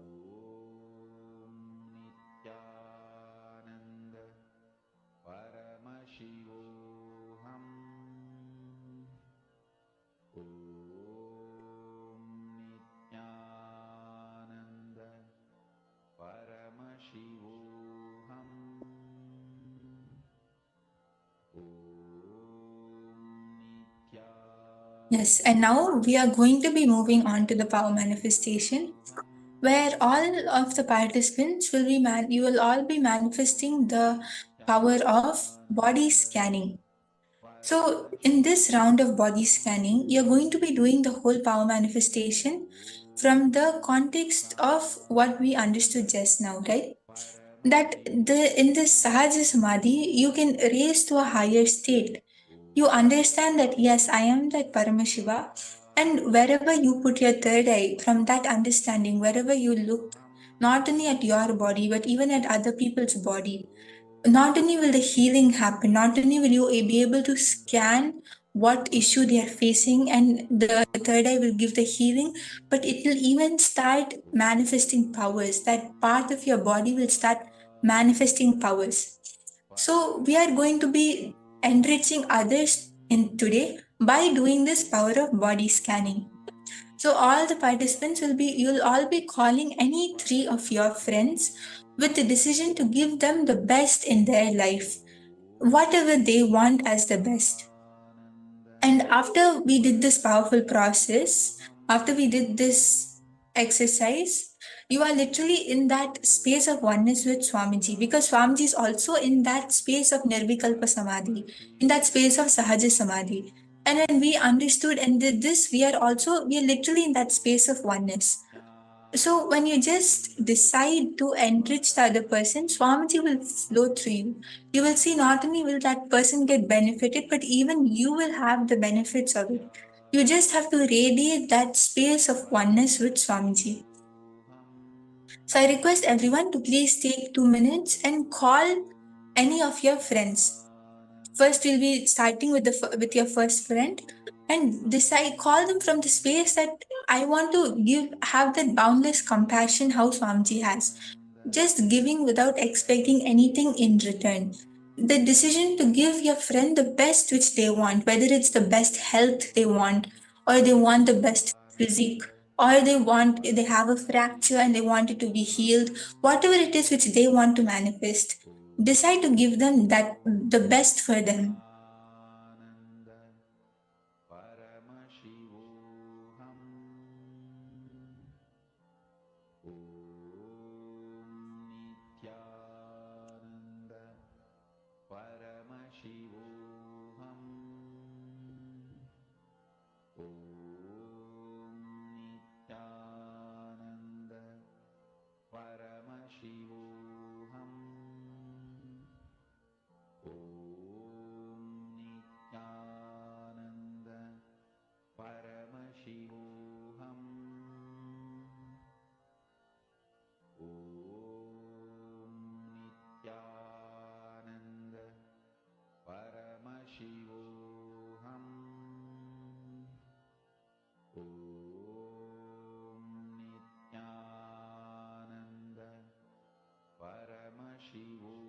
Once you have connected with your partners, all you have to do is just sit in that space of oneness with Swamiji. Radiate that Sahaja Samadhi, that space of eternity.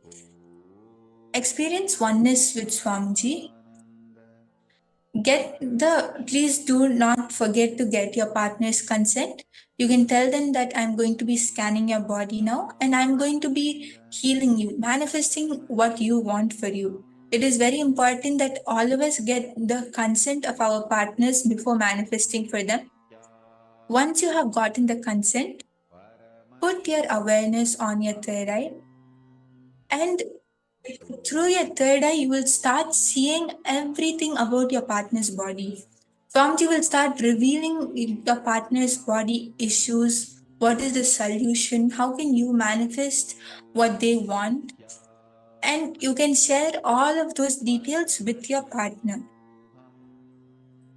So everyone can post yes in the chat once you have connected to your partners.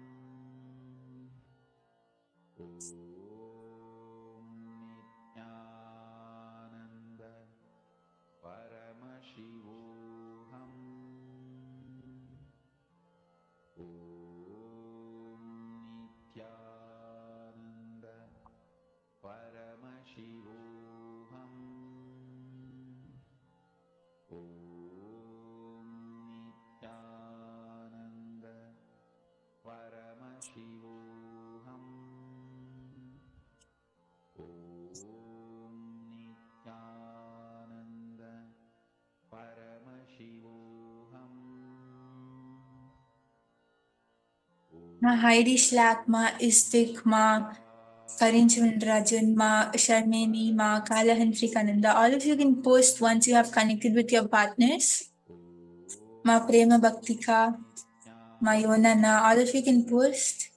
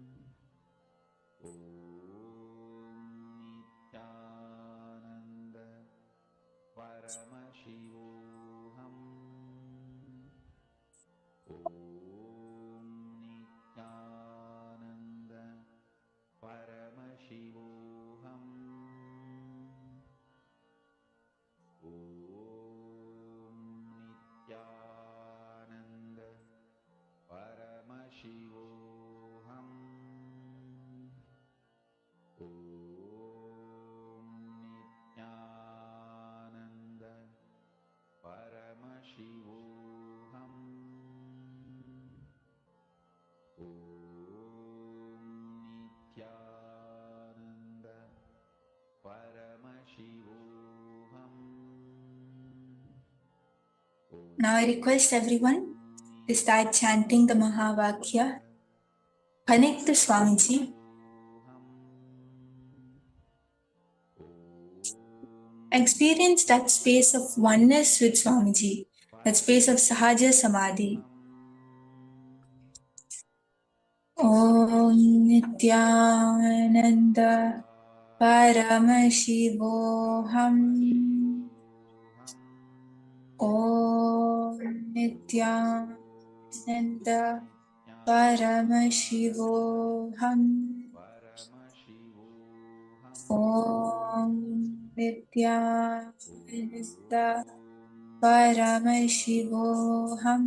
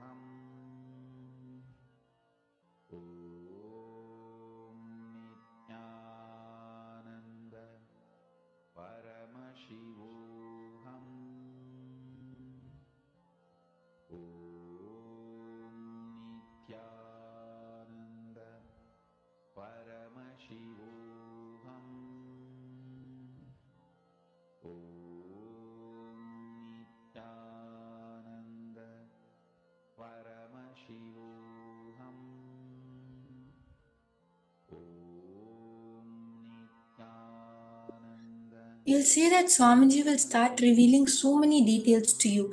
You might get the answer as images, you might get the answer as words, as letters. You might feel what your partner, what your friend is experiencing, or you might see the part of her body getting highlighted. Swamiji will show you the answer in many different ways.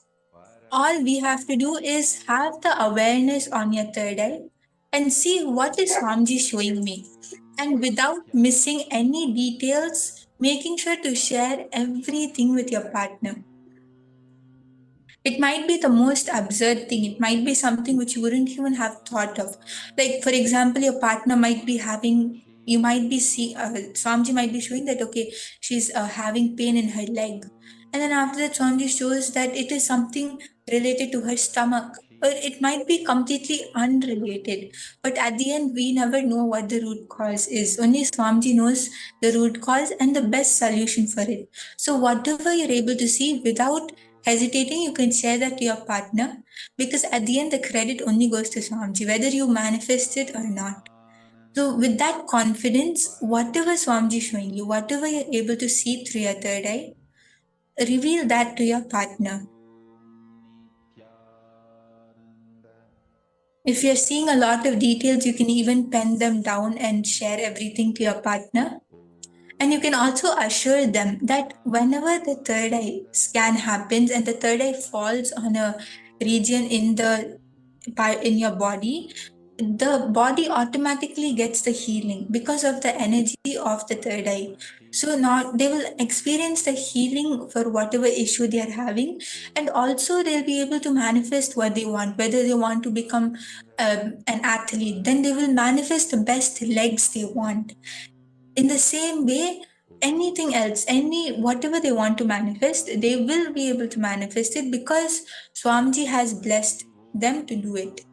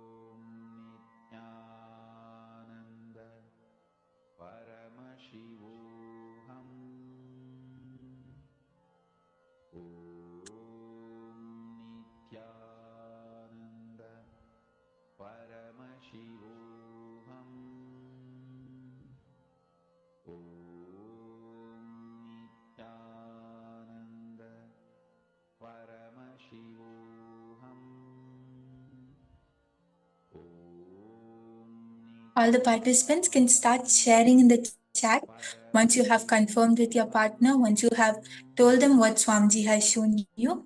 All of you can share your manifestation in the chat, and don't forget to post it on the Facebook page as well. Your experience of the power manifestation.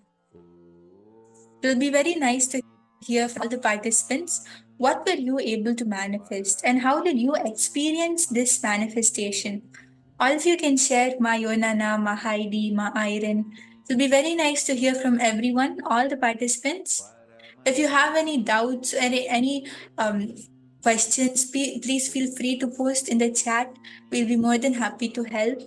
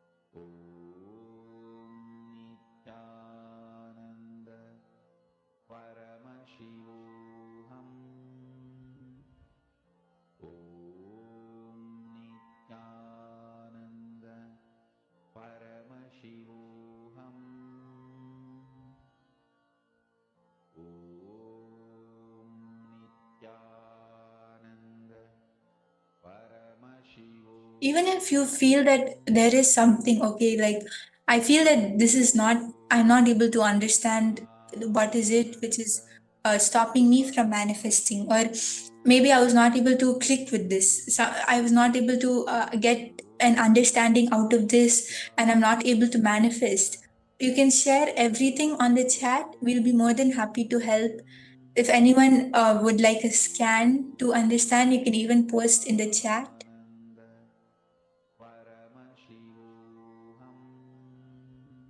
And not only is the power manifestation going to happen in one session which we do. When we continuously do the practice, when you continuously practice manifestation, how we would practice reading, writing, sports, cooking, anything, right? When we keep practicing, we become better and better, and we are able to manifest.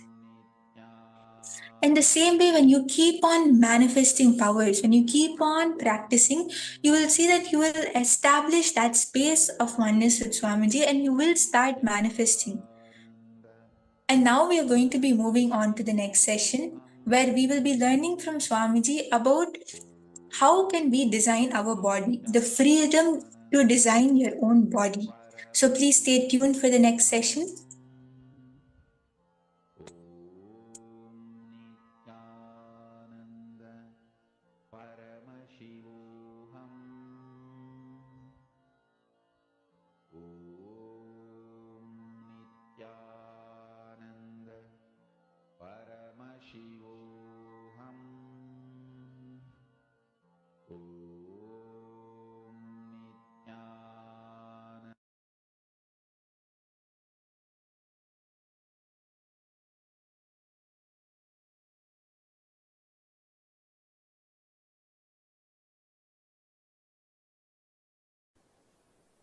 Due to my extreme love for each one of you, my absolute love for each one of you, I am revealing this royal secret. Understand? This is the secret behind all the secrets.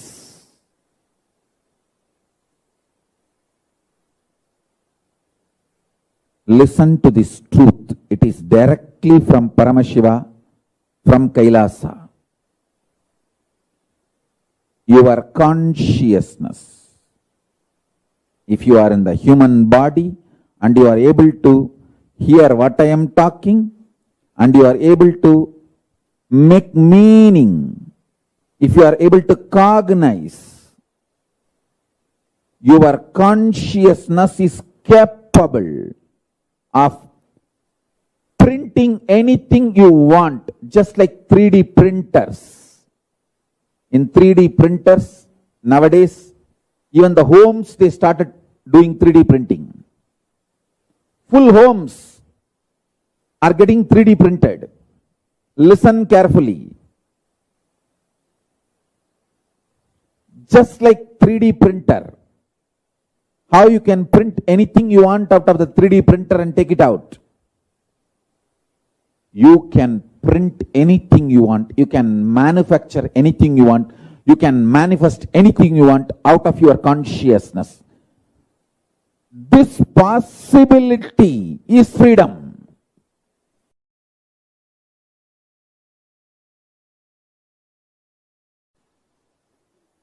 There are multiple reasons why you strongly deny your capacity to consciously 3D print your life and reality and manifest. First of all, you feel, oh, then why did I manifest this kind of reality? Why did I consciously 3D print this kind of life I am having in front of me? And now I have to take the responsibility and redo the whole 3D printing. Listen carefully. Any one day you have to get mature. Maturity is mandatory in life. The good news I have for you is it is too easy. It is not difficult. All you need to do is get out of the impact of the gaslighting done on you by the unconscious.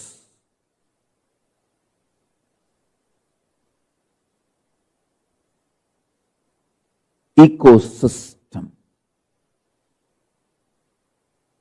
The so-called human society. Listen carefully. The modern day human society you are living is such an unconscious ecosystem. It does so much of gaslighting. Gaslighting means, let me define, so much of false ideas are dumped on you, even you start believing them about you. Listen carefully. You need to be enlightened, not gaslighted. Anything which puts self-doubt, self-denial, self-hatred in you, SDHD, self-doubt, self-hatred, self-denial in you, is gaslighting you. Anything which empowers you, evolves you, entrains you, excites you, enlightens you, is Paramashivam Jnana. Listen to this truth I am revealing and internalize. Mandukya Upanishad beautifully says, whenever you face any doubt, whenever you feel stuck in the path of spirituality, get back to the source sound, pranava. Patanjali also uses the same methodology in Yoga Sampradaya. He says, meditating on pranava will break all the doubts and the obstacles in your path to manifestation. Whenever you feel stuck, you will be able to break that feeling stuck or obstacles by meditating on pranava, Omkaranada.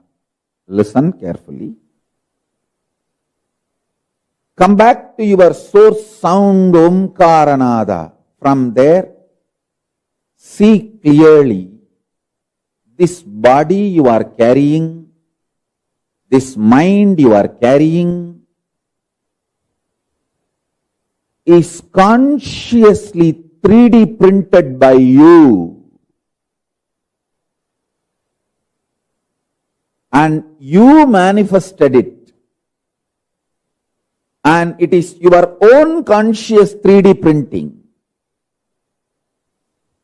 Understanding this powerful cognition, the way your eyes are, the way your head is, the way your face is, the way your shoulders are, the way your hands are, the way your body is, consciously 3D printed by you and manifested.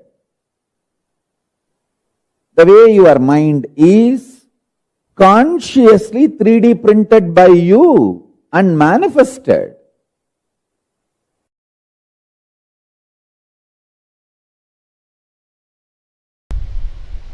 My Guru, Yogananda Puri, listen carefully. He never wanted me to call himself as Guru. He told me, never ever tell I am a Guru, I am your Guru later on. I only recognized you and supported you.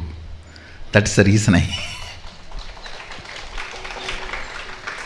it is my pride in your mission, you are having me as a part. This exact word I remember. Once, one of his son and another one his disciple. He had many disciples who come to learn yoga from him. Both of them decided to hospitalize him, saying he is not feeling well, he is sick.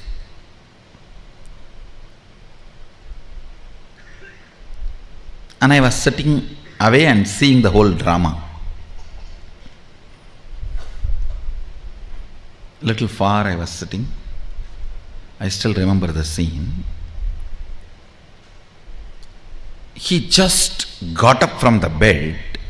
He was lying and got up from the bed. From the navel, the way he hugged his own body, means the way he possessed his own body, and said, what I cannot do to my body, how can these doctor fellows can do to me?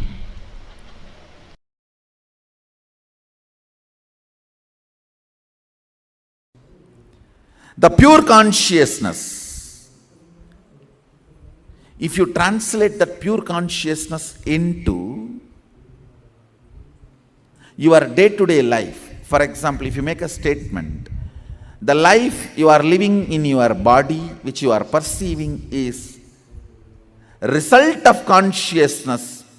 That is a right way of evolving arithmetic logic of Shruti to Smriti, pure science to applied technology. But if you say our day-to-day life which we are experiencing is equivalent to our consciousness, that exclusivity develops blind spots from which you can never liberate yourself.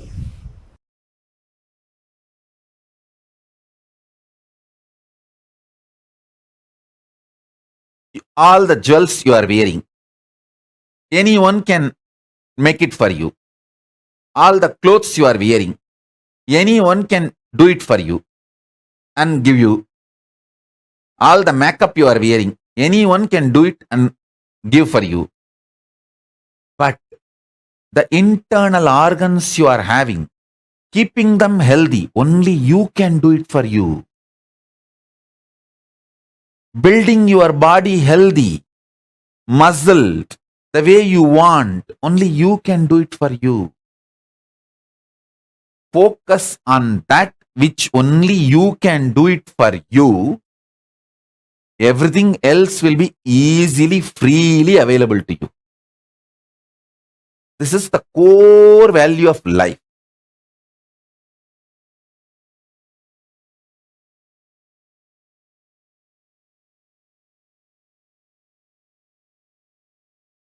Listen, core value of life.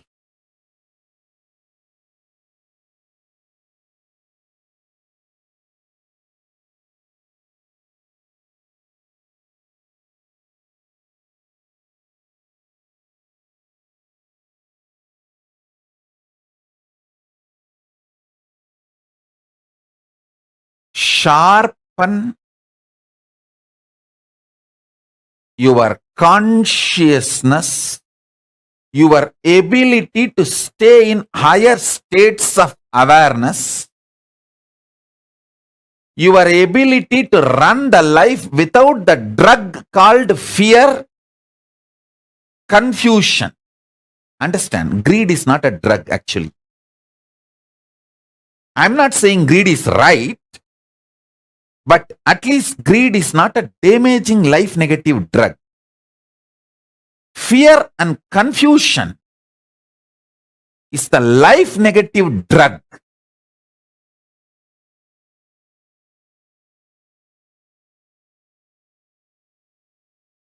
The only priority for all of you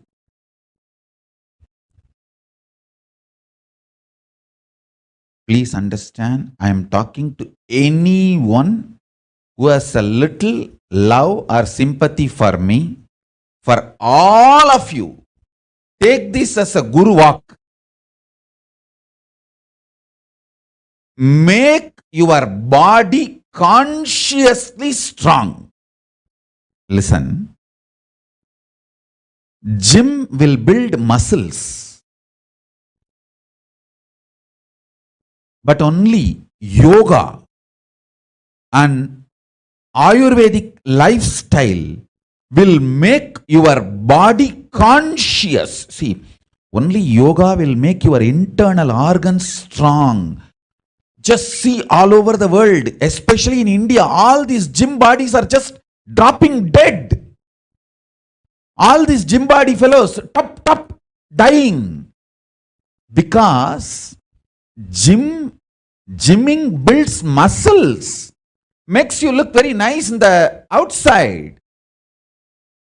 Yoga makes your internal organs strong and your ability to manifest consciousness strong.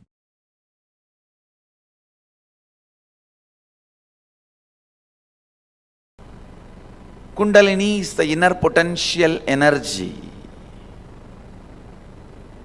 Once it is awakened, you will experience extraordinary health, physically, mentally, and extraordinary powers, abilities.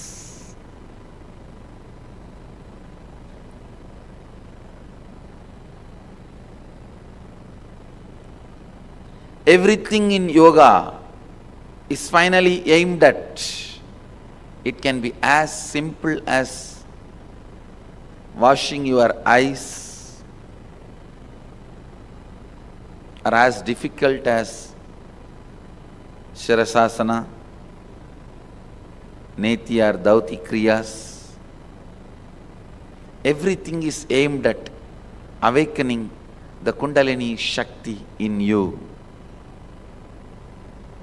To awaken the extraordinary possibilities and abilities in you.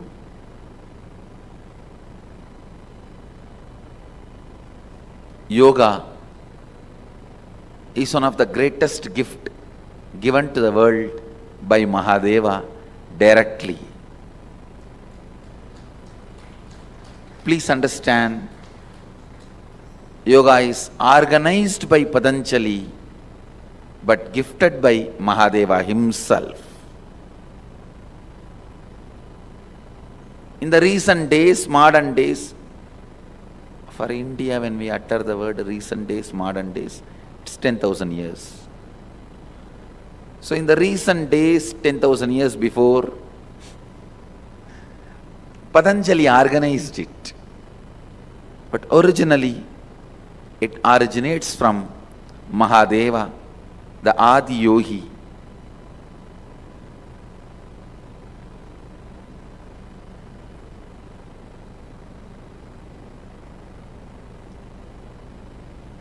Many people ask me, no, today the asanas, postures, as it is taught, Patanjali is not speaking about it. No scriptures are talking about it. This is one of the biggest questions. Many so-called intellectuals pose this question, and they also use this question point to attack yogic tradition. Please understand, every posture, every asana is clearly described, including the way you need to breathe, very clearly by Mahadeva in Hatha Yoga literatures. There are books like Kumbhaka Patati, Hatha Yoga Pratipika,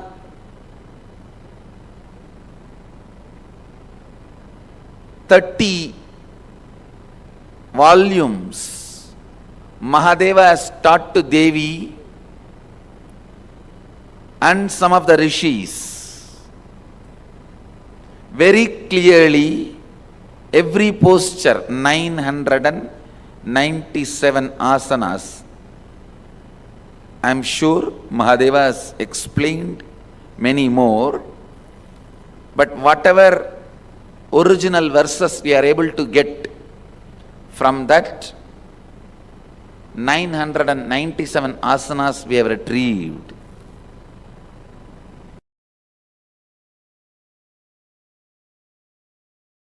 I tell you, even if you do little completion, you can understand what I said when Yogananda Puri got up and said, my body, how can they do something which I cannot do it to this body by myself? Contemplate on this. Contemplate on this. Then you will understand why Balasans are able to manifest so much of power. I tell you, it is all simple. You don't need to build power station. You just need to be connected with a proper copper wire. That is called integrity. That's all. Power station is here.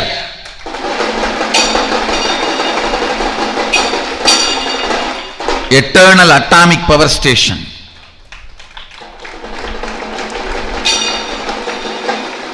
You don't need to. You always felt all this Sadashivoham or the spiritual enlightenment, everything was very difficult because you are planning for building a power station which you don't need. I did it already. You just need connection. Integrity is the connection. Tangat tagattale tamburan silai seidu Angam vazhukka ஞானாஞ்சனம் தடவி வைத்து செப்பிய வார்த்தையெல்லாம் செப்பல்ல தங்கமடி ஞானப் பெண்ணே.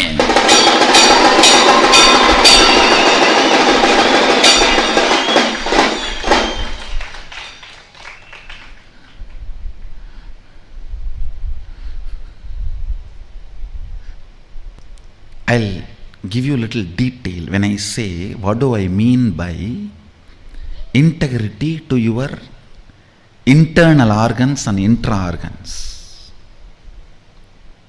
When I say integrity to your internal organs, feel all the time you own them. You own them. So whenever there is a food taken which puts you in depression, low mood, do not eat that food again. When there is a action done by you which disturbs that internal organs, don't do that again.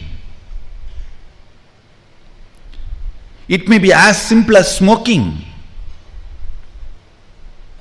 or as difficult as heroin. It can be as simple as smoking to as complicated as heroin. Whatever. Anything which is putting you powerless space, don't do that again. That is what is integrity to your internal organs. Same way, when you utter a lie knowingly, or when you give a word knowingly that you are not going to fulfill, the harm you cause for your walk, you can see it very clearly. Don't do that again. Sit and finish completing all the past. No need to have a lifestyle where you are hurting your walk and internal organs. No need. You don't have to take up that kind of a profession. Knowingly. There are tons of professions where you can do sweet things, make money, live your life happily, blissfully, be out of the matrix. There are thousands of things you can do it without harming your walk, harming your intra-organs, Anandagandha, integrity to the internal organs and intra-organs. For example, if you eat non-veg, you feel dull, tired, heavy. Then decide, I am going to complete with this pattern. What is it that pulls me to eat non-veg? Is that the food, the way it is presented, or the tongue, the experience of the tongue when I am chewing? What is it? Find that pattern and complete. In one tantra, I think Mahanirvana, there is a very beautiful explanation. A rishi asks Sadashiva, what is the root cause or the root pattern of the sexual desire? He says, appreciation of symmetry. Appreciation towards something symmetrical or beautiful is the root pattern from where your idea of sex starts. If you complete with that pattern and be integrated to that, suddenly you will see sex become irrelevant to you. You may think, how? Start contemplating, digging deep. All your sexual interest is nothing but appreciation of the beauty. Beauty is nothing but symmetry. It boils down to just this one understanding. Of course, when I read, even I was, what? When I did the postmortem of few human minds, I saw, yes, is right as usual.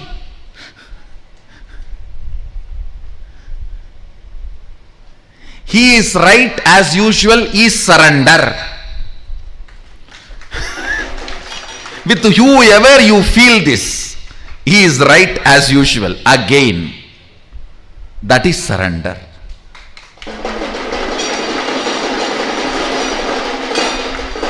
If you feel that with your guru, you have surrendered to your guru. If you feel that with Sadashiva, you have surrendered to Sadashiva. Whenever you feel, oh, he is right as usual, once more.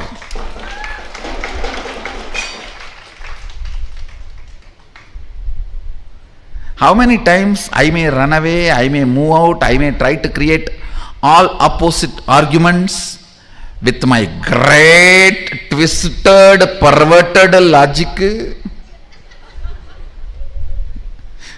No, the very word should be uttered with enough of twist and perversion. So you remember, not only linguistically, phonetically.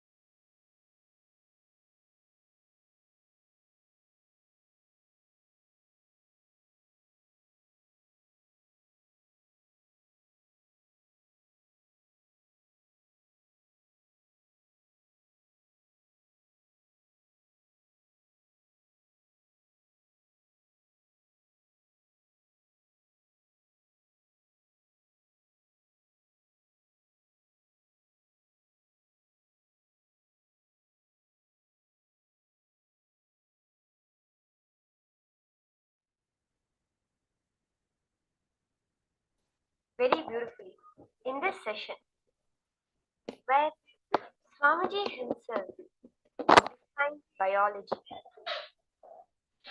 We had a very breakthrough understanding on the very definition of something as fundamental as biology.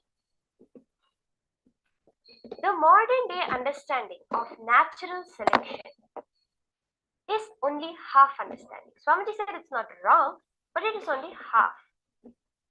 You are not just the total, you are not just an evolved body. You are not just the highest evolved species on planet Earth.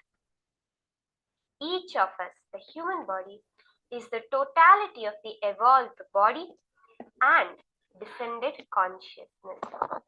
That is what Swamiji so beautifully revealed in this session. That whatever you perceive as your body, it's not just a physical matter.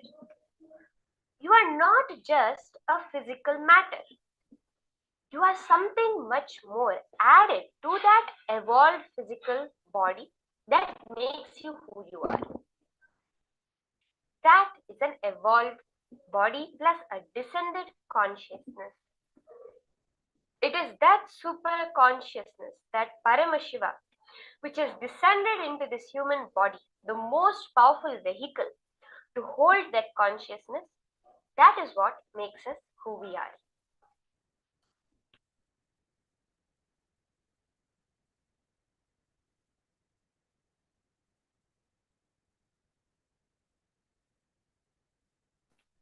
What is the most powerful click that each of you got from this session on your biology?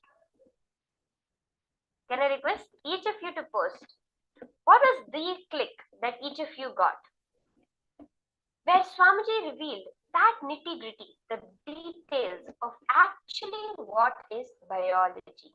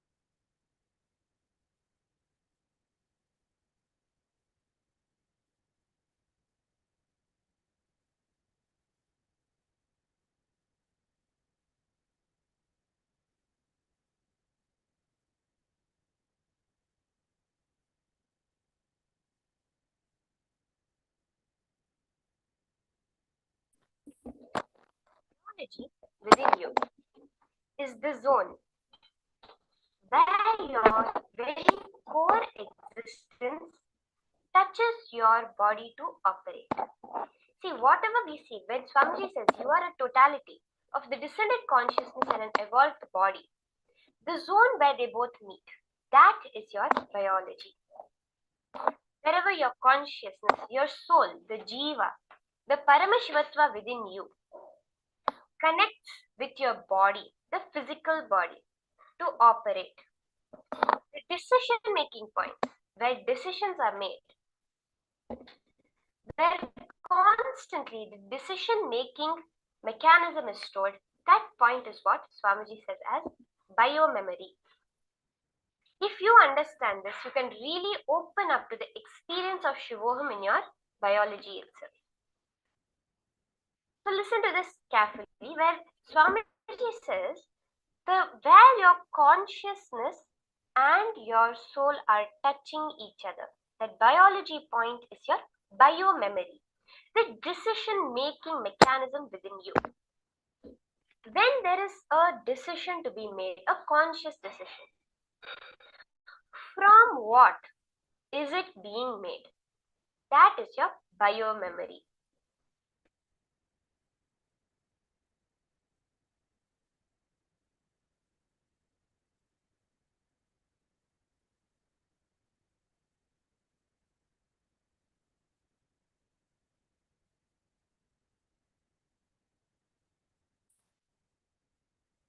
Your complete biology is responsible and involved in thinking.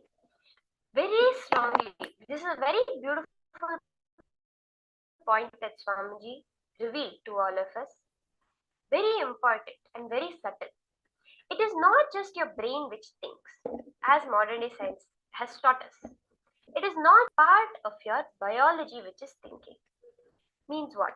From the tip of your nails to the tip root of your hair up till your very bone marrow is completely involved, not just affected, but responsible for the thinking happening within you.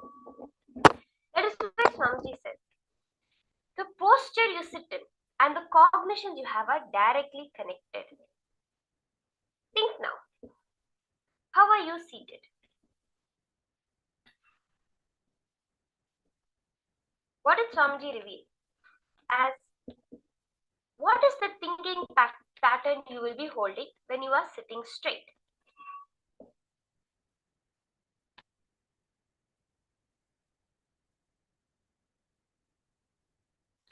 What is the thinking pattern we are cherishing when we have a bent back? And what is our posture when we are angry? Let us take a few minutes to pen these three down.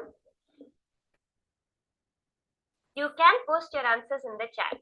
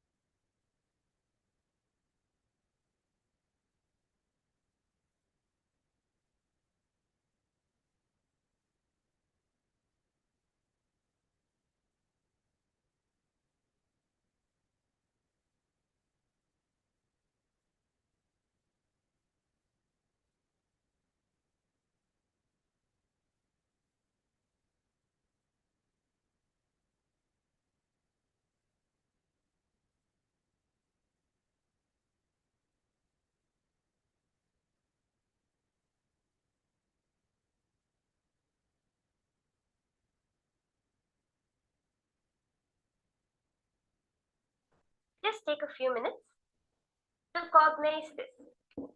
Because Swamiji said when you cognize these higher powerful cognitions, it will become a part of you. It will become the source of the way you function. See, when we don't cognize something, when something remains as an understanding within us, it will never become the biomemory from where are we functioning. But these powerful cognitions are not meant to remain as experience for us. For that, sincerely do this and try to see. Sitting straight, what is the thinking pattern? Bend back, what is the thinking pattern? And when you are angry, how is your posture?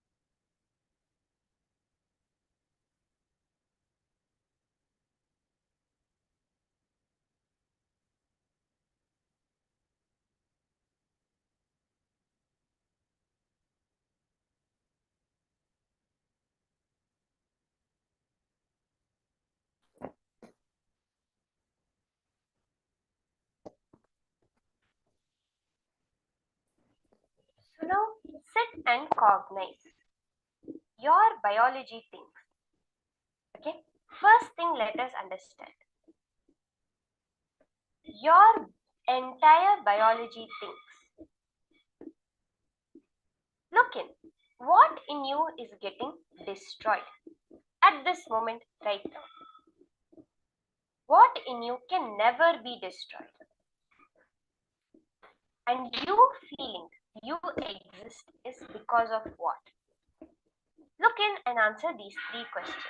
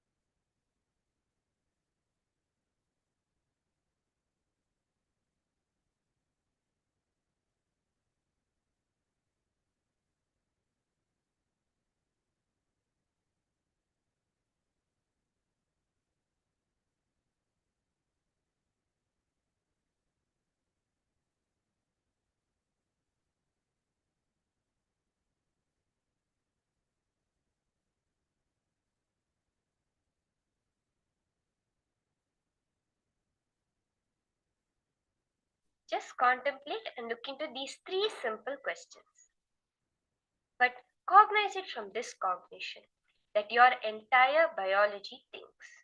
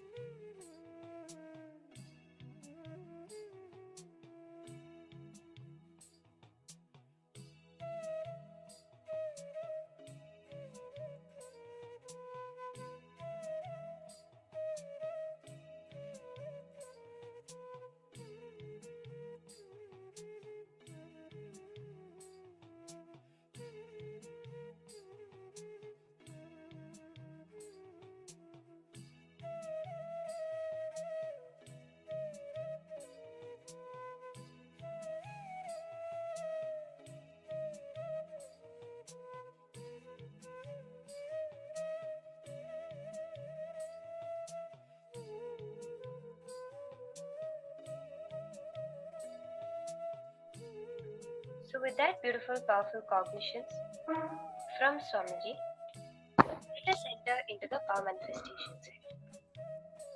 In this power manifestation, we are all going to be manifesting the power of body scanning.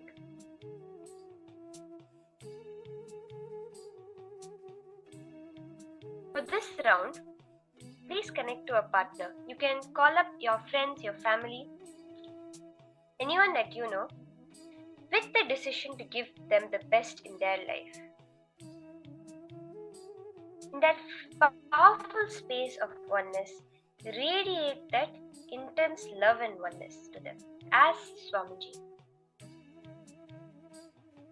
Just scan your partner through the third eye in a space of deep, complete listening.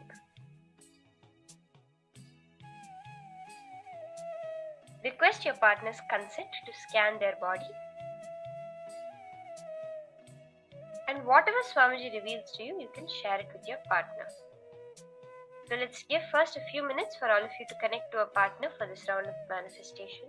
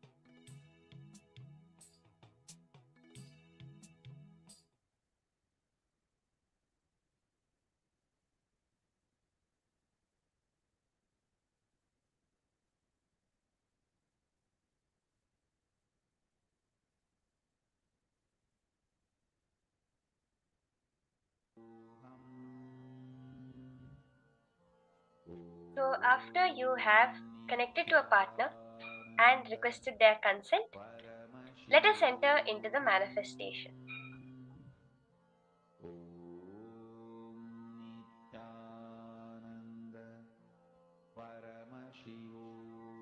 Just connect to Swamiji now, and through the power of the third eye, understanding that biology is living.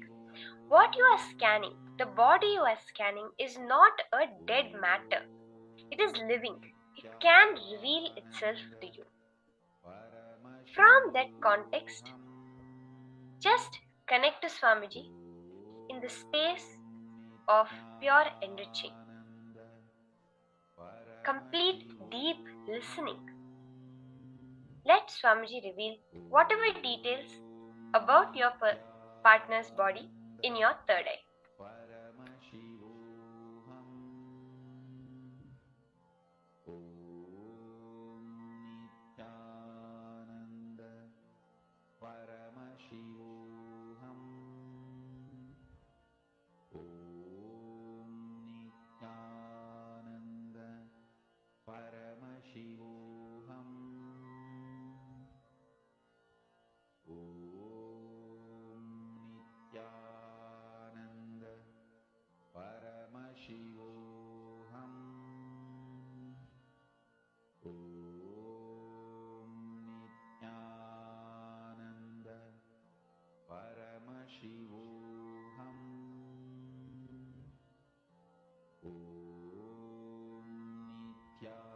Just chant the Mahavakya, Om Nityananda Paramashivoham, intensely. Listen to yourself. Witness that being that is actually you.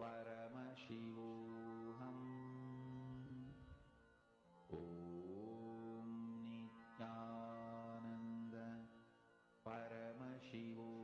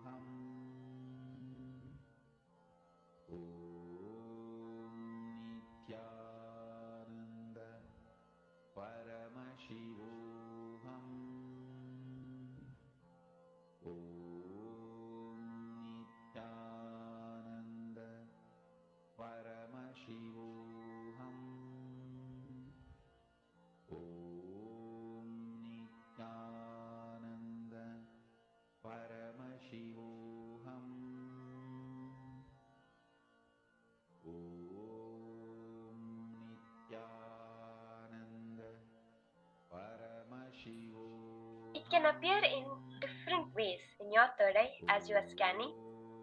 Sometimes it may come as a color, as a feeling in your own body.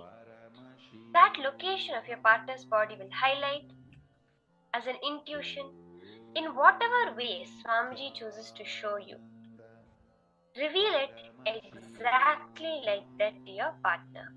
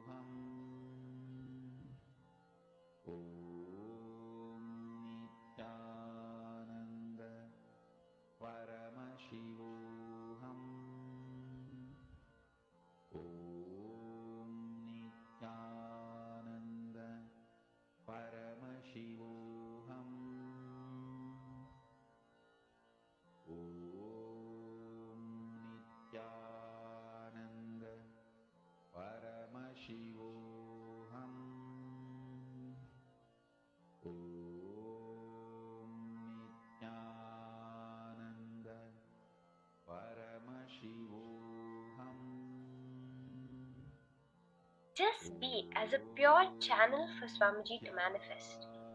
Whatever you may be holding inside as some preconceived cognition, some ideas about power manifestation, or even about the power of body scanning. Let this be the new start for you. Every moment when you do power manifestation, sit with that new space, the space of Paramashiva, of Swamiji. The goal of power manifestation is to experience that oneness. What you are seeing externally as a result is the side effect of that, the verification of that. But keep your complete focus. Let your entire attention and awareness be on experiencing Swamiji.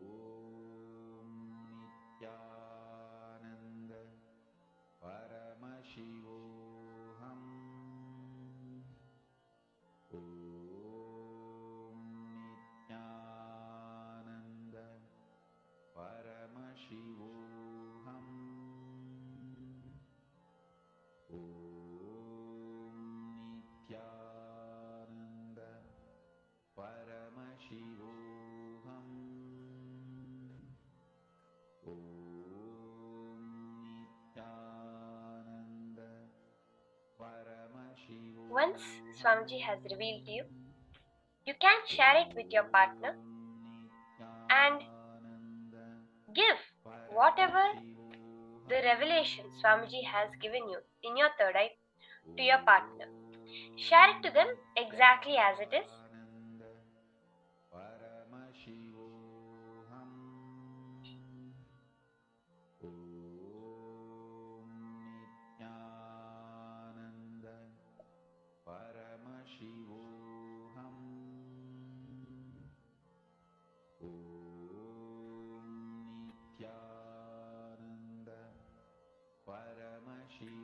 So once you have shared with your partner, you can post your manifestations in the chat and on Facebook, however Swamiji has manifested through you. So now we will be entering into the next session. In this next session, we are going to be understanding one of the most important science of Hinduism, the science of anti-aging, through which you can reverse the very aging process in you. So let us now listen from Swamiji higher powerful cognitions on this science of anti-aging.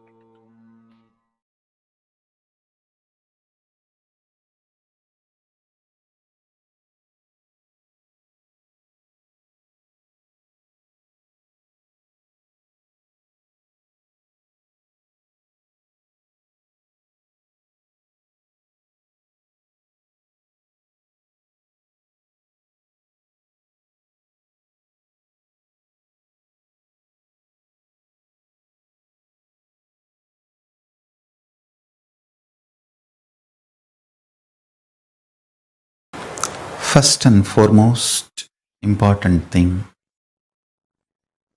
I wanted to share with you on this great subject, anti-aging through superpowers.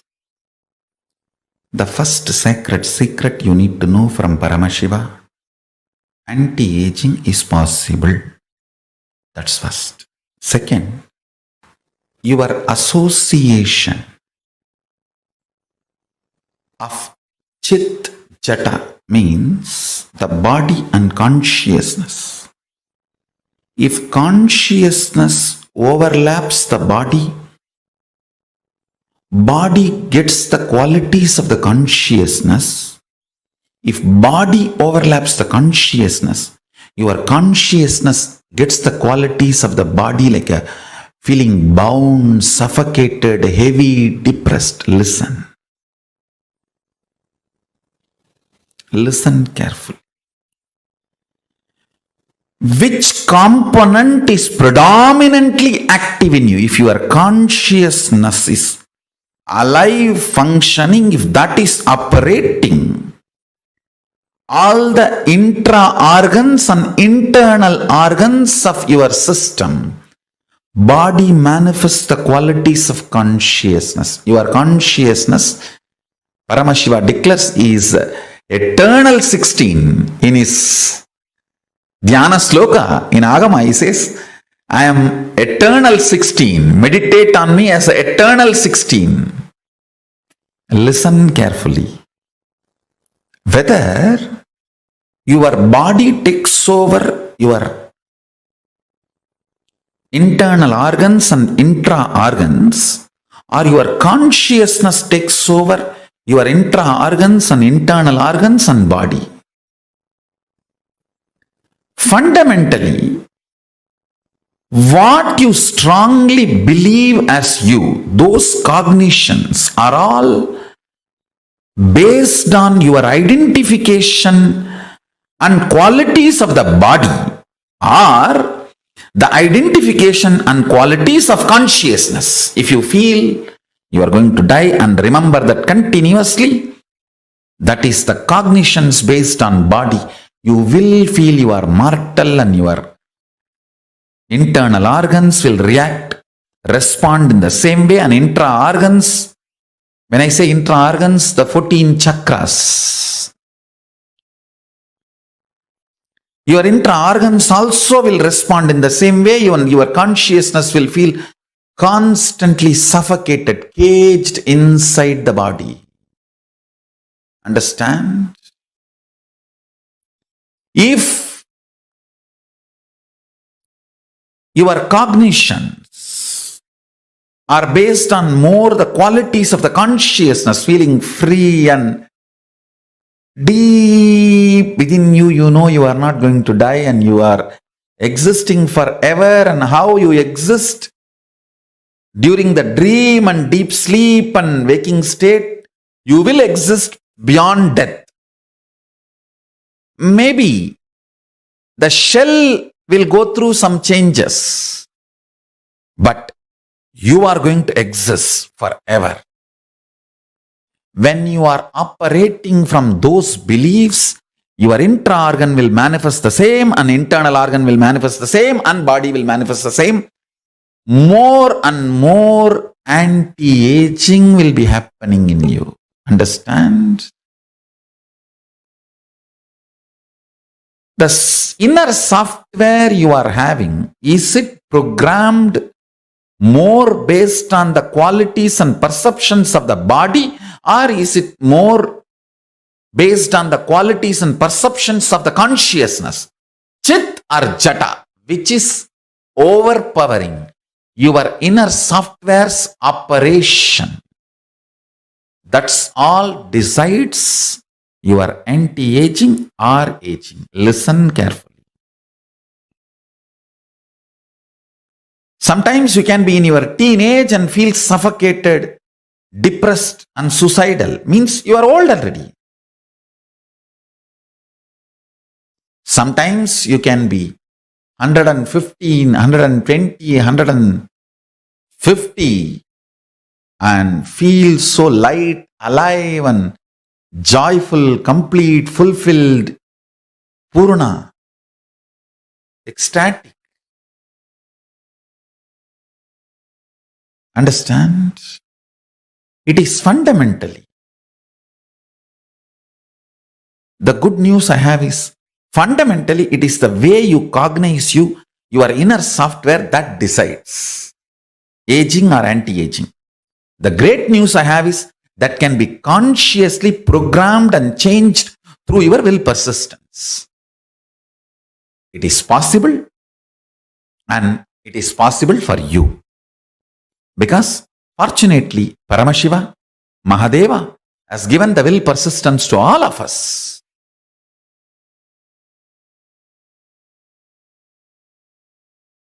Listen carefully.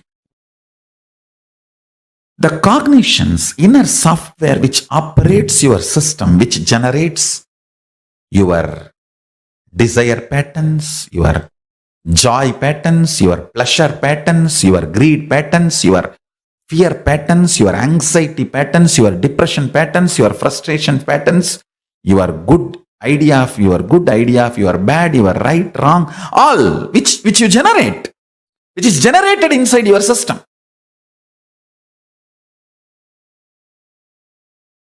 Continuously, that source software should operate with more and more by the qualities of consciousness, Paramashiva,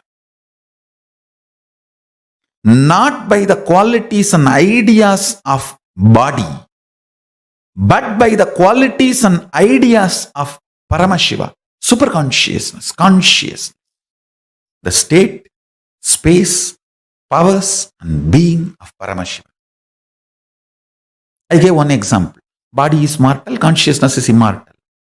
Deep down, what you believe as you, what is your inner software believes,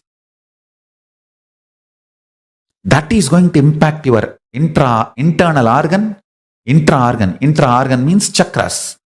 That is going to impact your intra-organ and internal organ and body.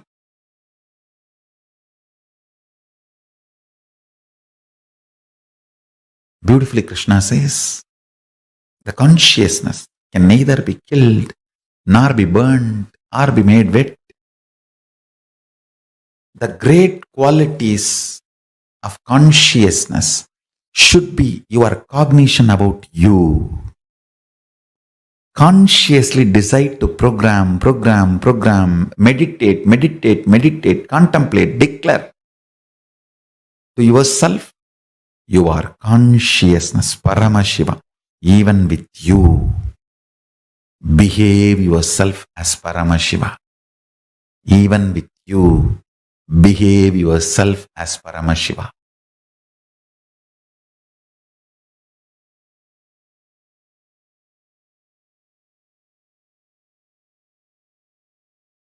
Listen.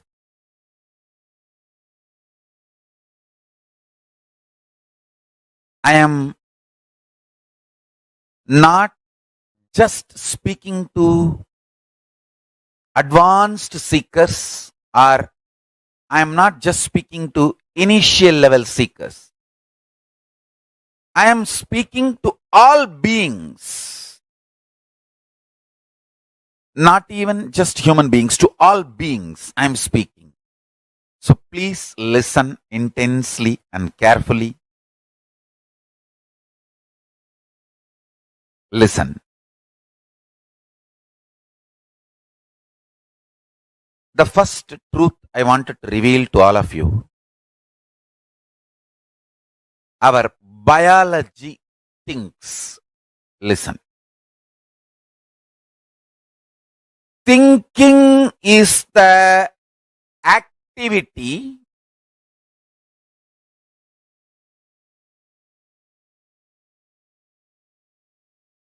that affects directly one end, the consciousness, the other end, tip of your fingers, nails, tip of the hair. I mean, the whole thing is directly involved, affected in thinking. Understand? I'm using two words. Your nail, the fingertip, or tip of the hair.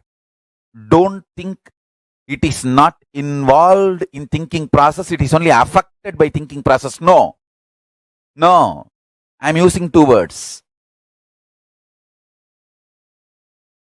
Consciousness, one end. The other end, your biology. Whole thing is involved, responsible and affected by your thinking. Involved in your thinking, responsible for your thinking, affected by your thinking. Understand, please understand, do not think, only your mind thinks, or only your neurological parts are cognizing. No. I am revealing the Sankhya, multi-dimensional logic of thinking to all of you. Please internalize. You can become enlightened today. Please internalize. You can become enlightened today.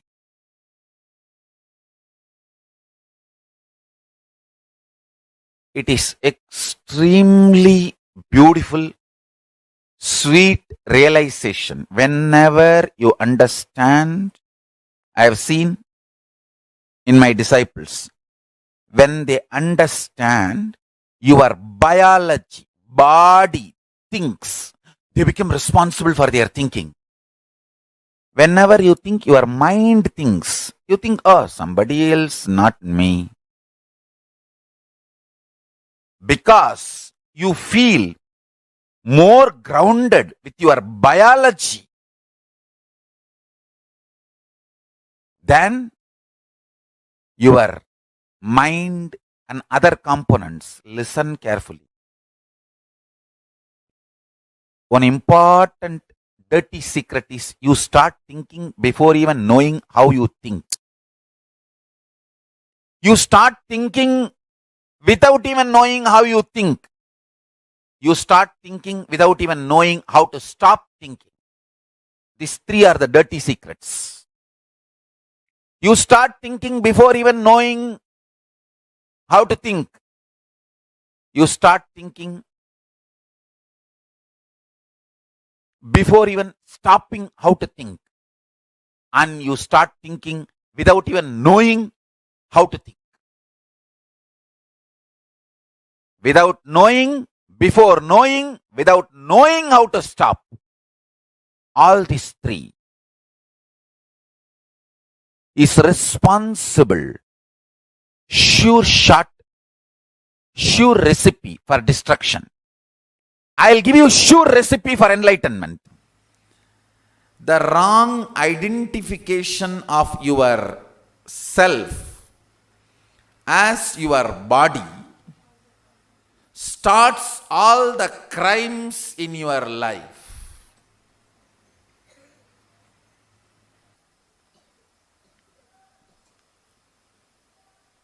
When this Kundalini awakening happens, the first thing will happen in your system. The false identification of the localized self will start melting down in you, which brings tremendous ecstasy and feeling of freedom. Understand? The localized cognition of yourself as just your small pleasures or identification with your body or your name and fame and your identity.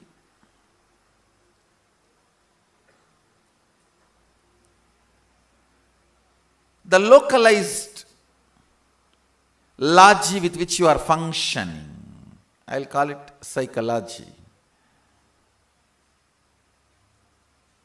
The logy which functions locally on your physical system. It is all about what your physical system goes through, ups or downs or right or left or center.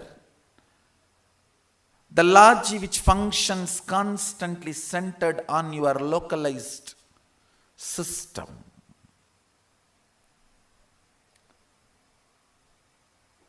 That is what I call selfishness.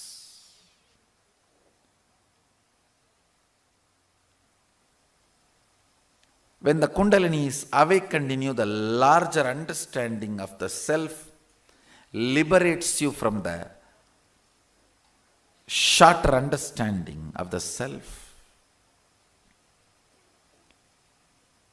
that brings tremendous healing. Effect of time or your internal organs and intra-organs are healed. Anyhow, listen.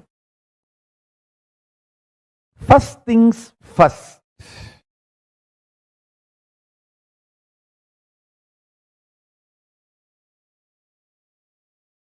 Whether you feel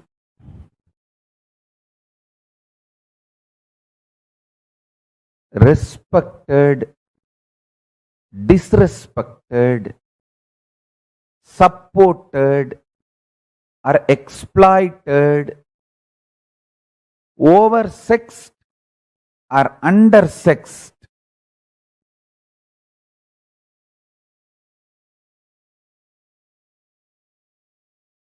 wealthy or poor, understand all your perception about you is the prank society is playing on you.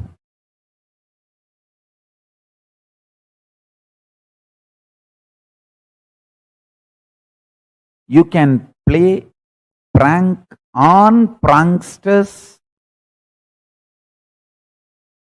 I'll give you the technique to play prank on pranksters. People who are trying to play prank on you, you can play prank on them. How?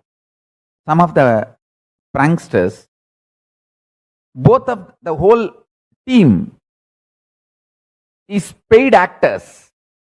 They enact the prank, but the viewers are thinking it is a real spontaneous happening and getting pranked. I tell you, you can play the prank on the pranksters in multi-level if you learn this one trick, one technique. Extremely peaceful, unclutching, at least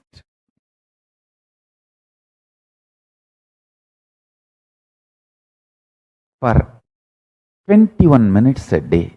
At least 21 minutes you should feel away from your perceptions invaded personality. Understand? You forgot to perceive you without others' perceptions invading you. Just at least half an hour feel your individuality without the perceptions invaded personality.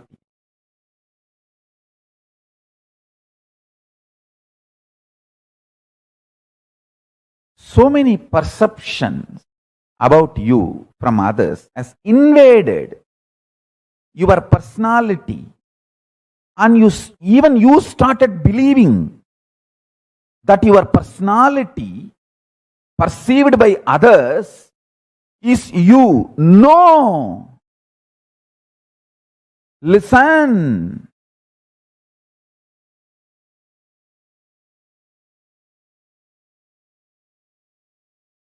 The greatest wealth of a life,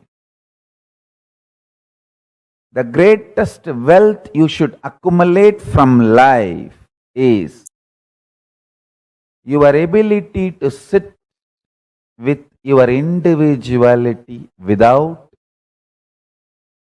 the perception invaded personality.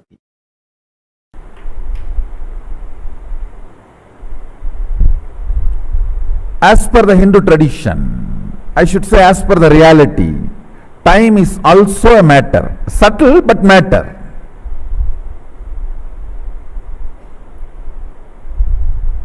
If you can handle your hand, you can handle your brain, If you can handle your brain, you can handle your mind. If you can handle your mind, you can handle time. Subtle but matter. Time is matter. It's not consciousness. So consciousness can handle matter. Consciousness can handle matter.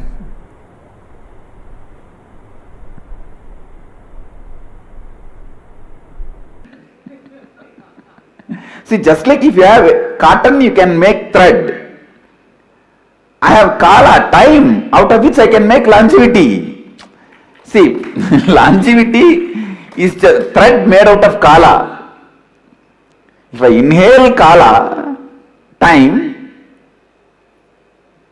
and exhale all the old age symptoms, the aging symptoms, over. I make life out of kala. Understand? If you don't understand, it's okay.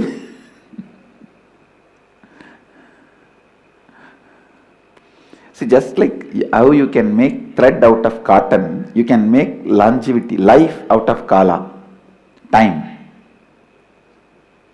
See, whenever time enters into you and comes out, your organs, body gets aged, means tired, because of the incompletions. Kala, time leaves into your system.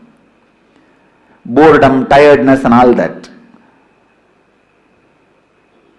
But in my case, I never allow any incompletion to settle down into my system by the kala moving through me. I'll just inhale kala, exhale incompletions. And no tiredness, no boredom. And so naturally, simply, I will be growing young. It's a science and it is possible for everyone. I'll show you guys.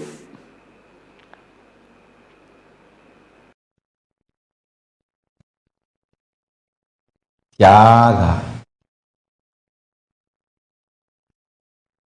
Tyaga is the superpower for anti-aging. Understand? Tyagis never age. Do not allow your anger, negativity to push you into disease, death. Do tyaga of all the powerlessness and internal, external emotions. I have seen how fools age and destroy themselves.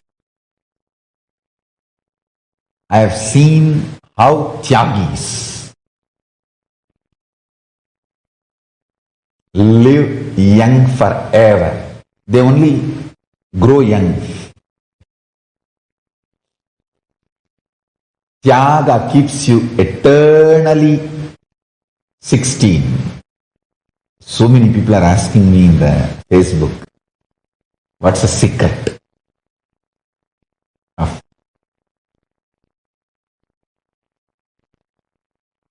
your energy? I tell you, tyaga, tyaga, tyaga is the secret. Internally, externally, tyaga.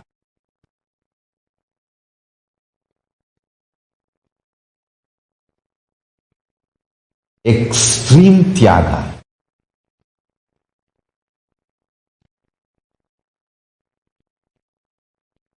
The idea of comfort does not exist in me. The idea of luxury does not exist in me.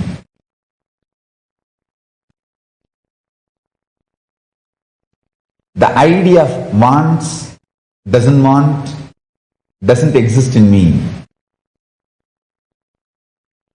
The First of all, even the idea of freedom does not exist in me. I can just be sitting in one room, go on, living my life, doing my work of reviving Kailasa. Doesn't need anything. People who lived around me, they know sometimes for months together, I will not even step out of my room. Just sit. And same way, months together, I will not even step out of my room, sit, do my classes, programs, take my work as my life. I'll do all the online classes, programs, darshans, whole day in and day out. But I will not even step out of the room, just sit and do all the work. Paramashiva's powers during the time of puja. Listen, I'll repeat once more. Your body, which evolved, your consciousness, which descended.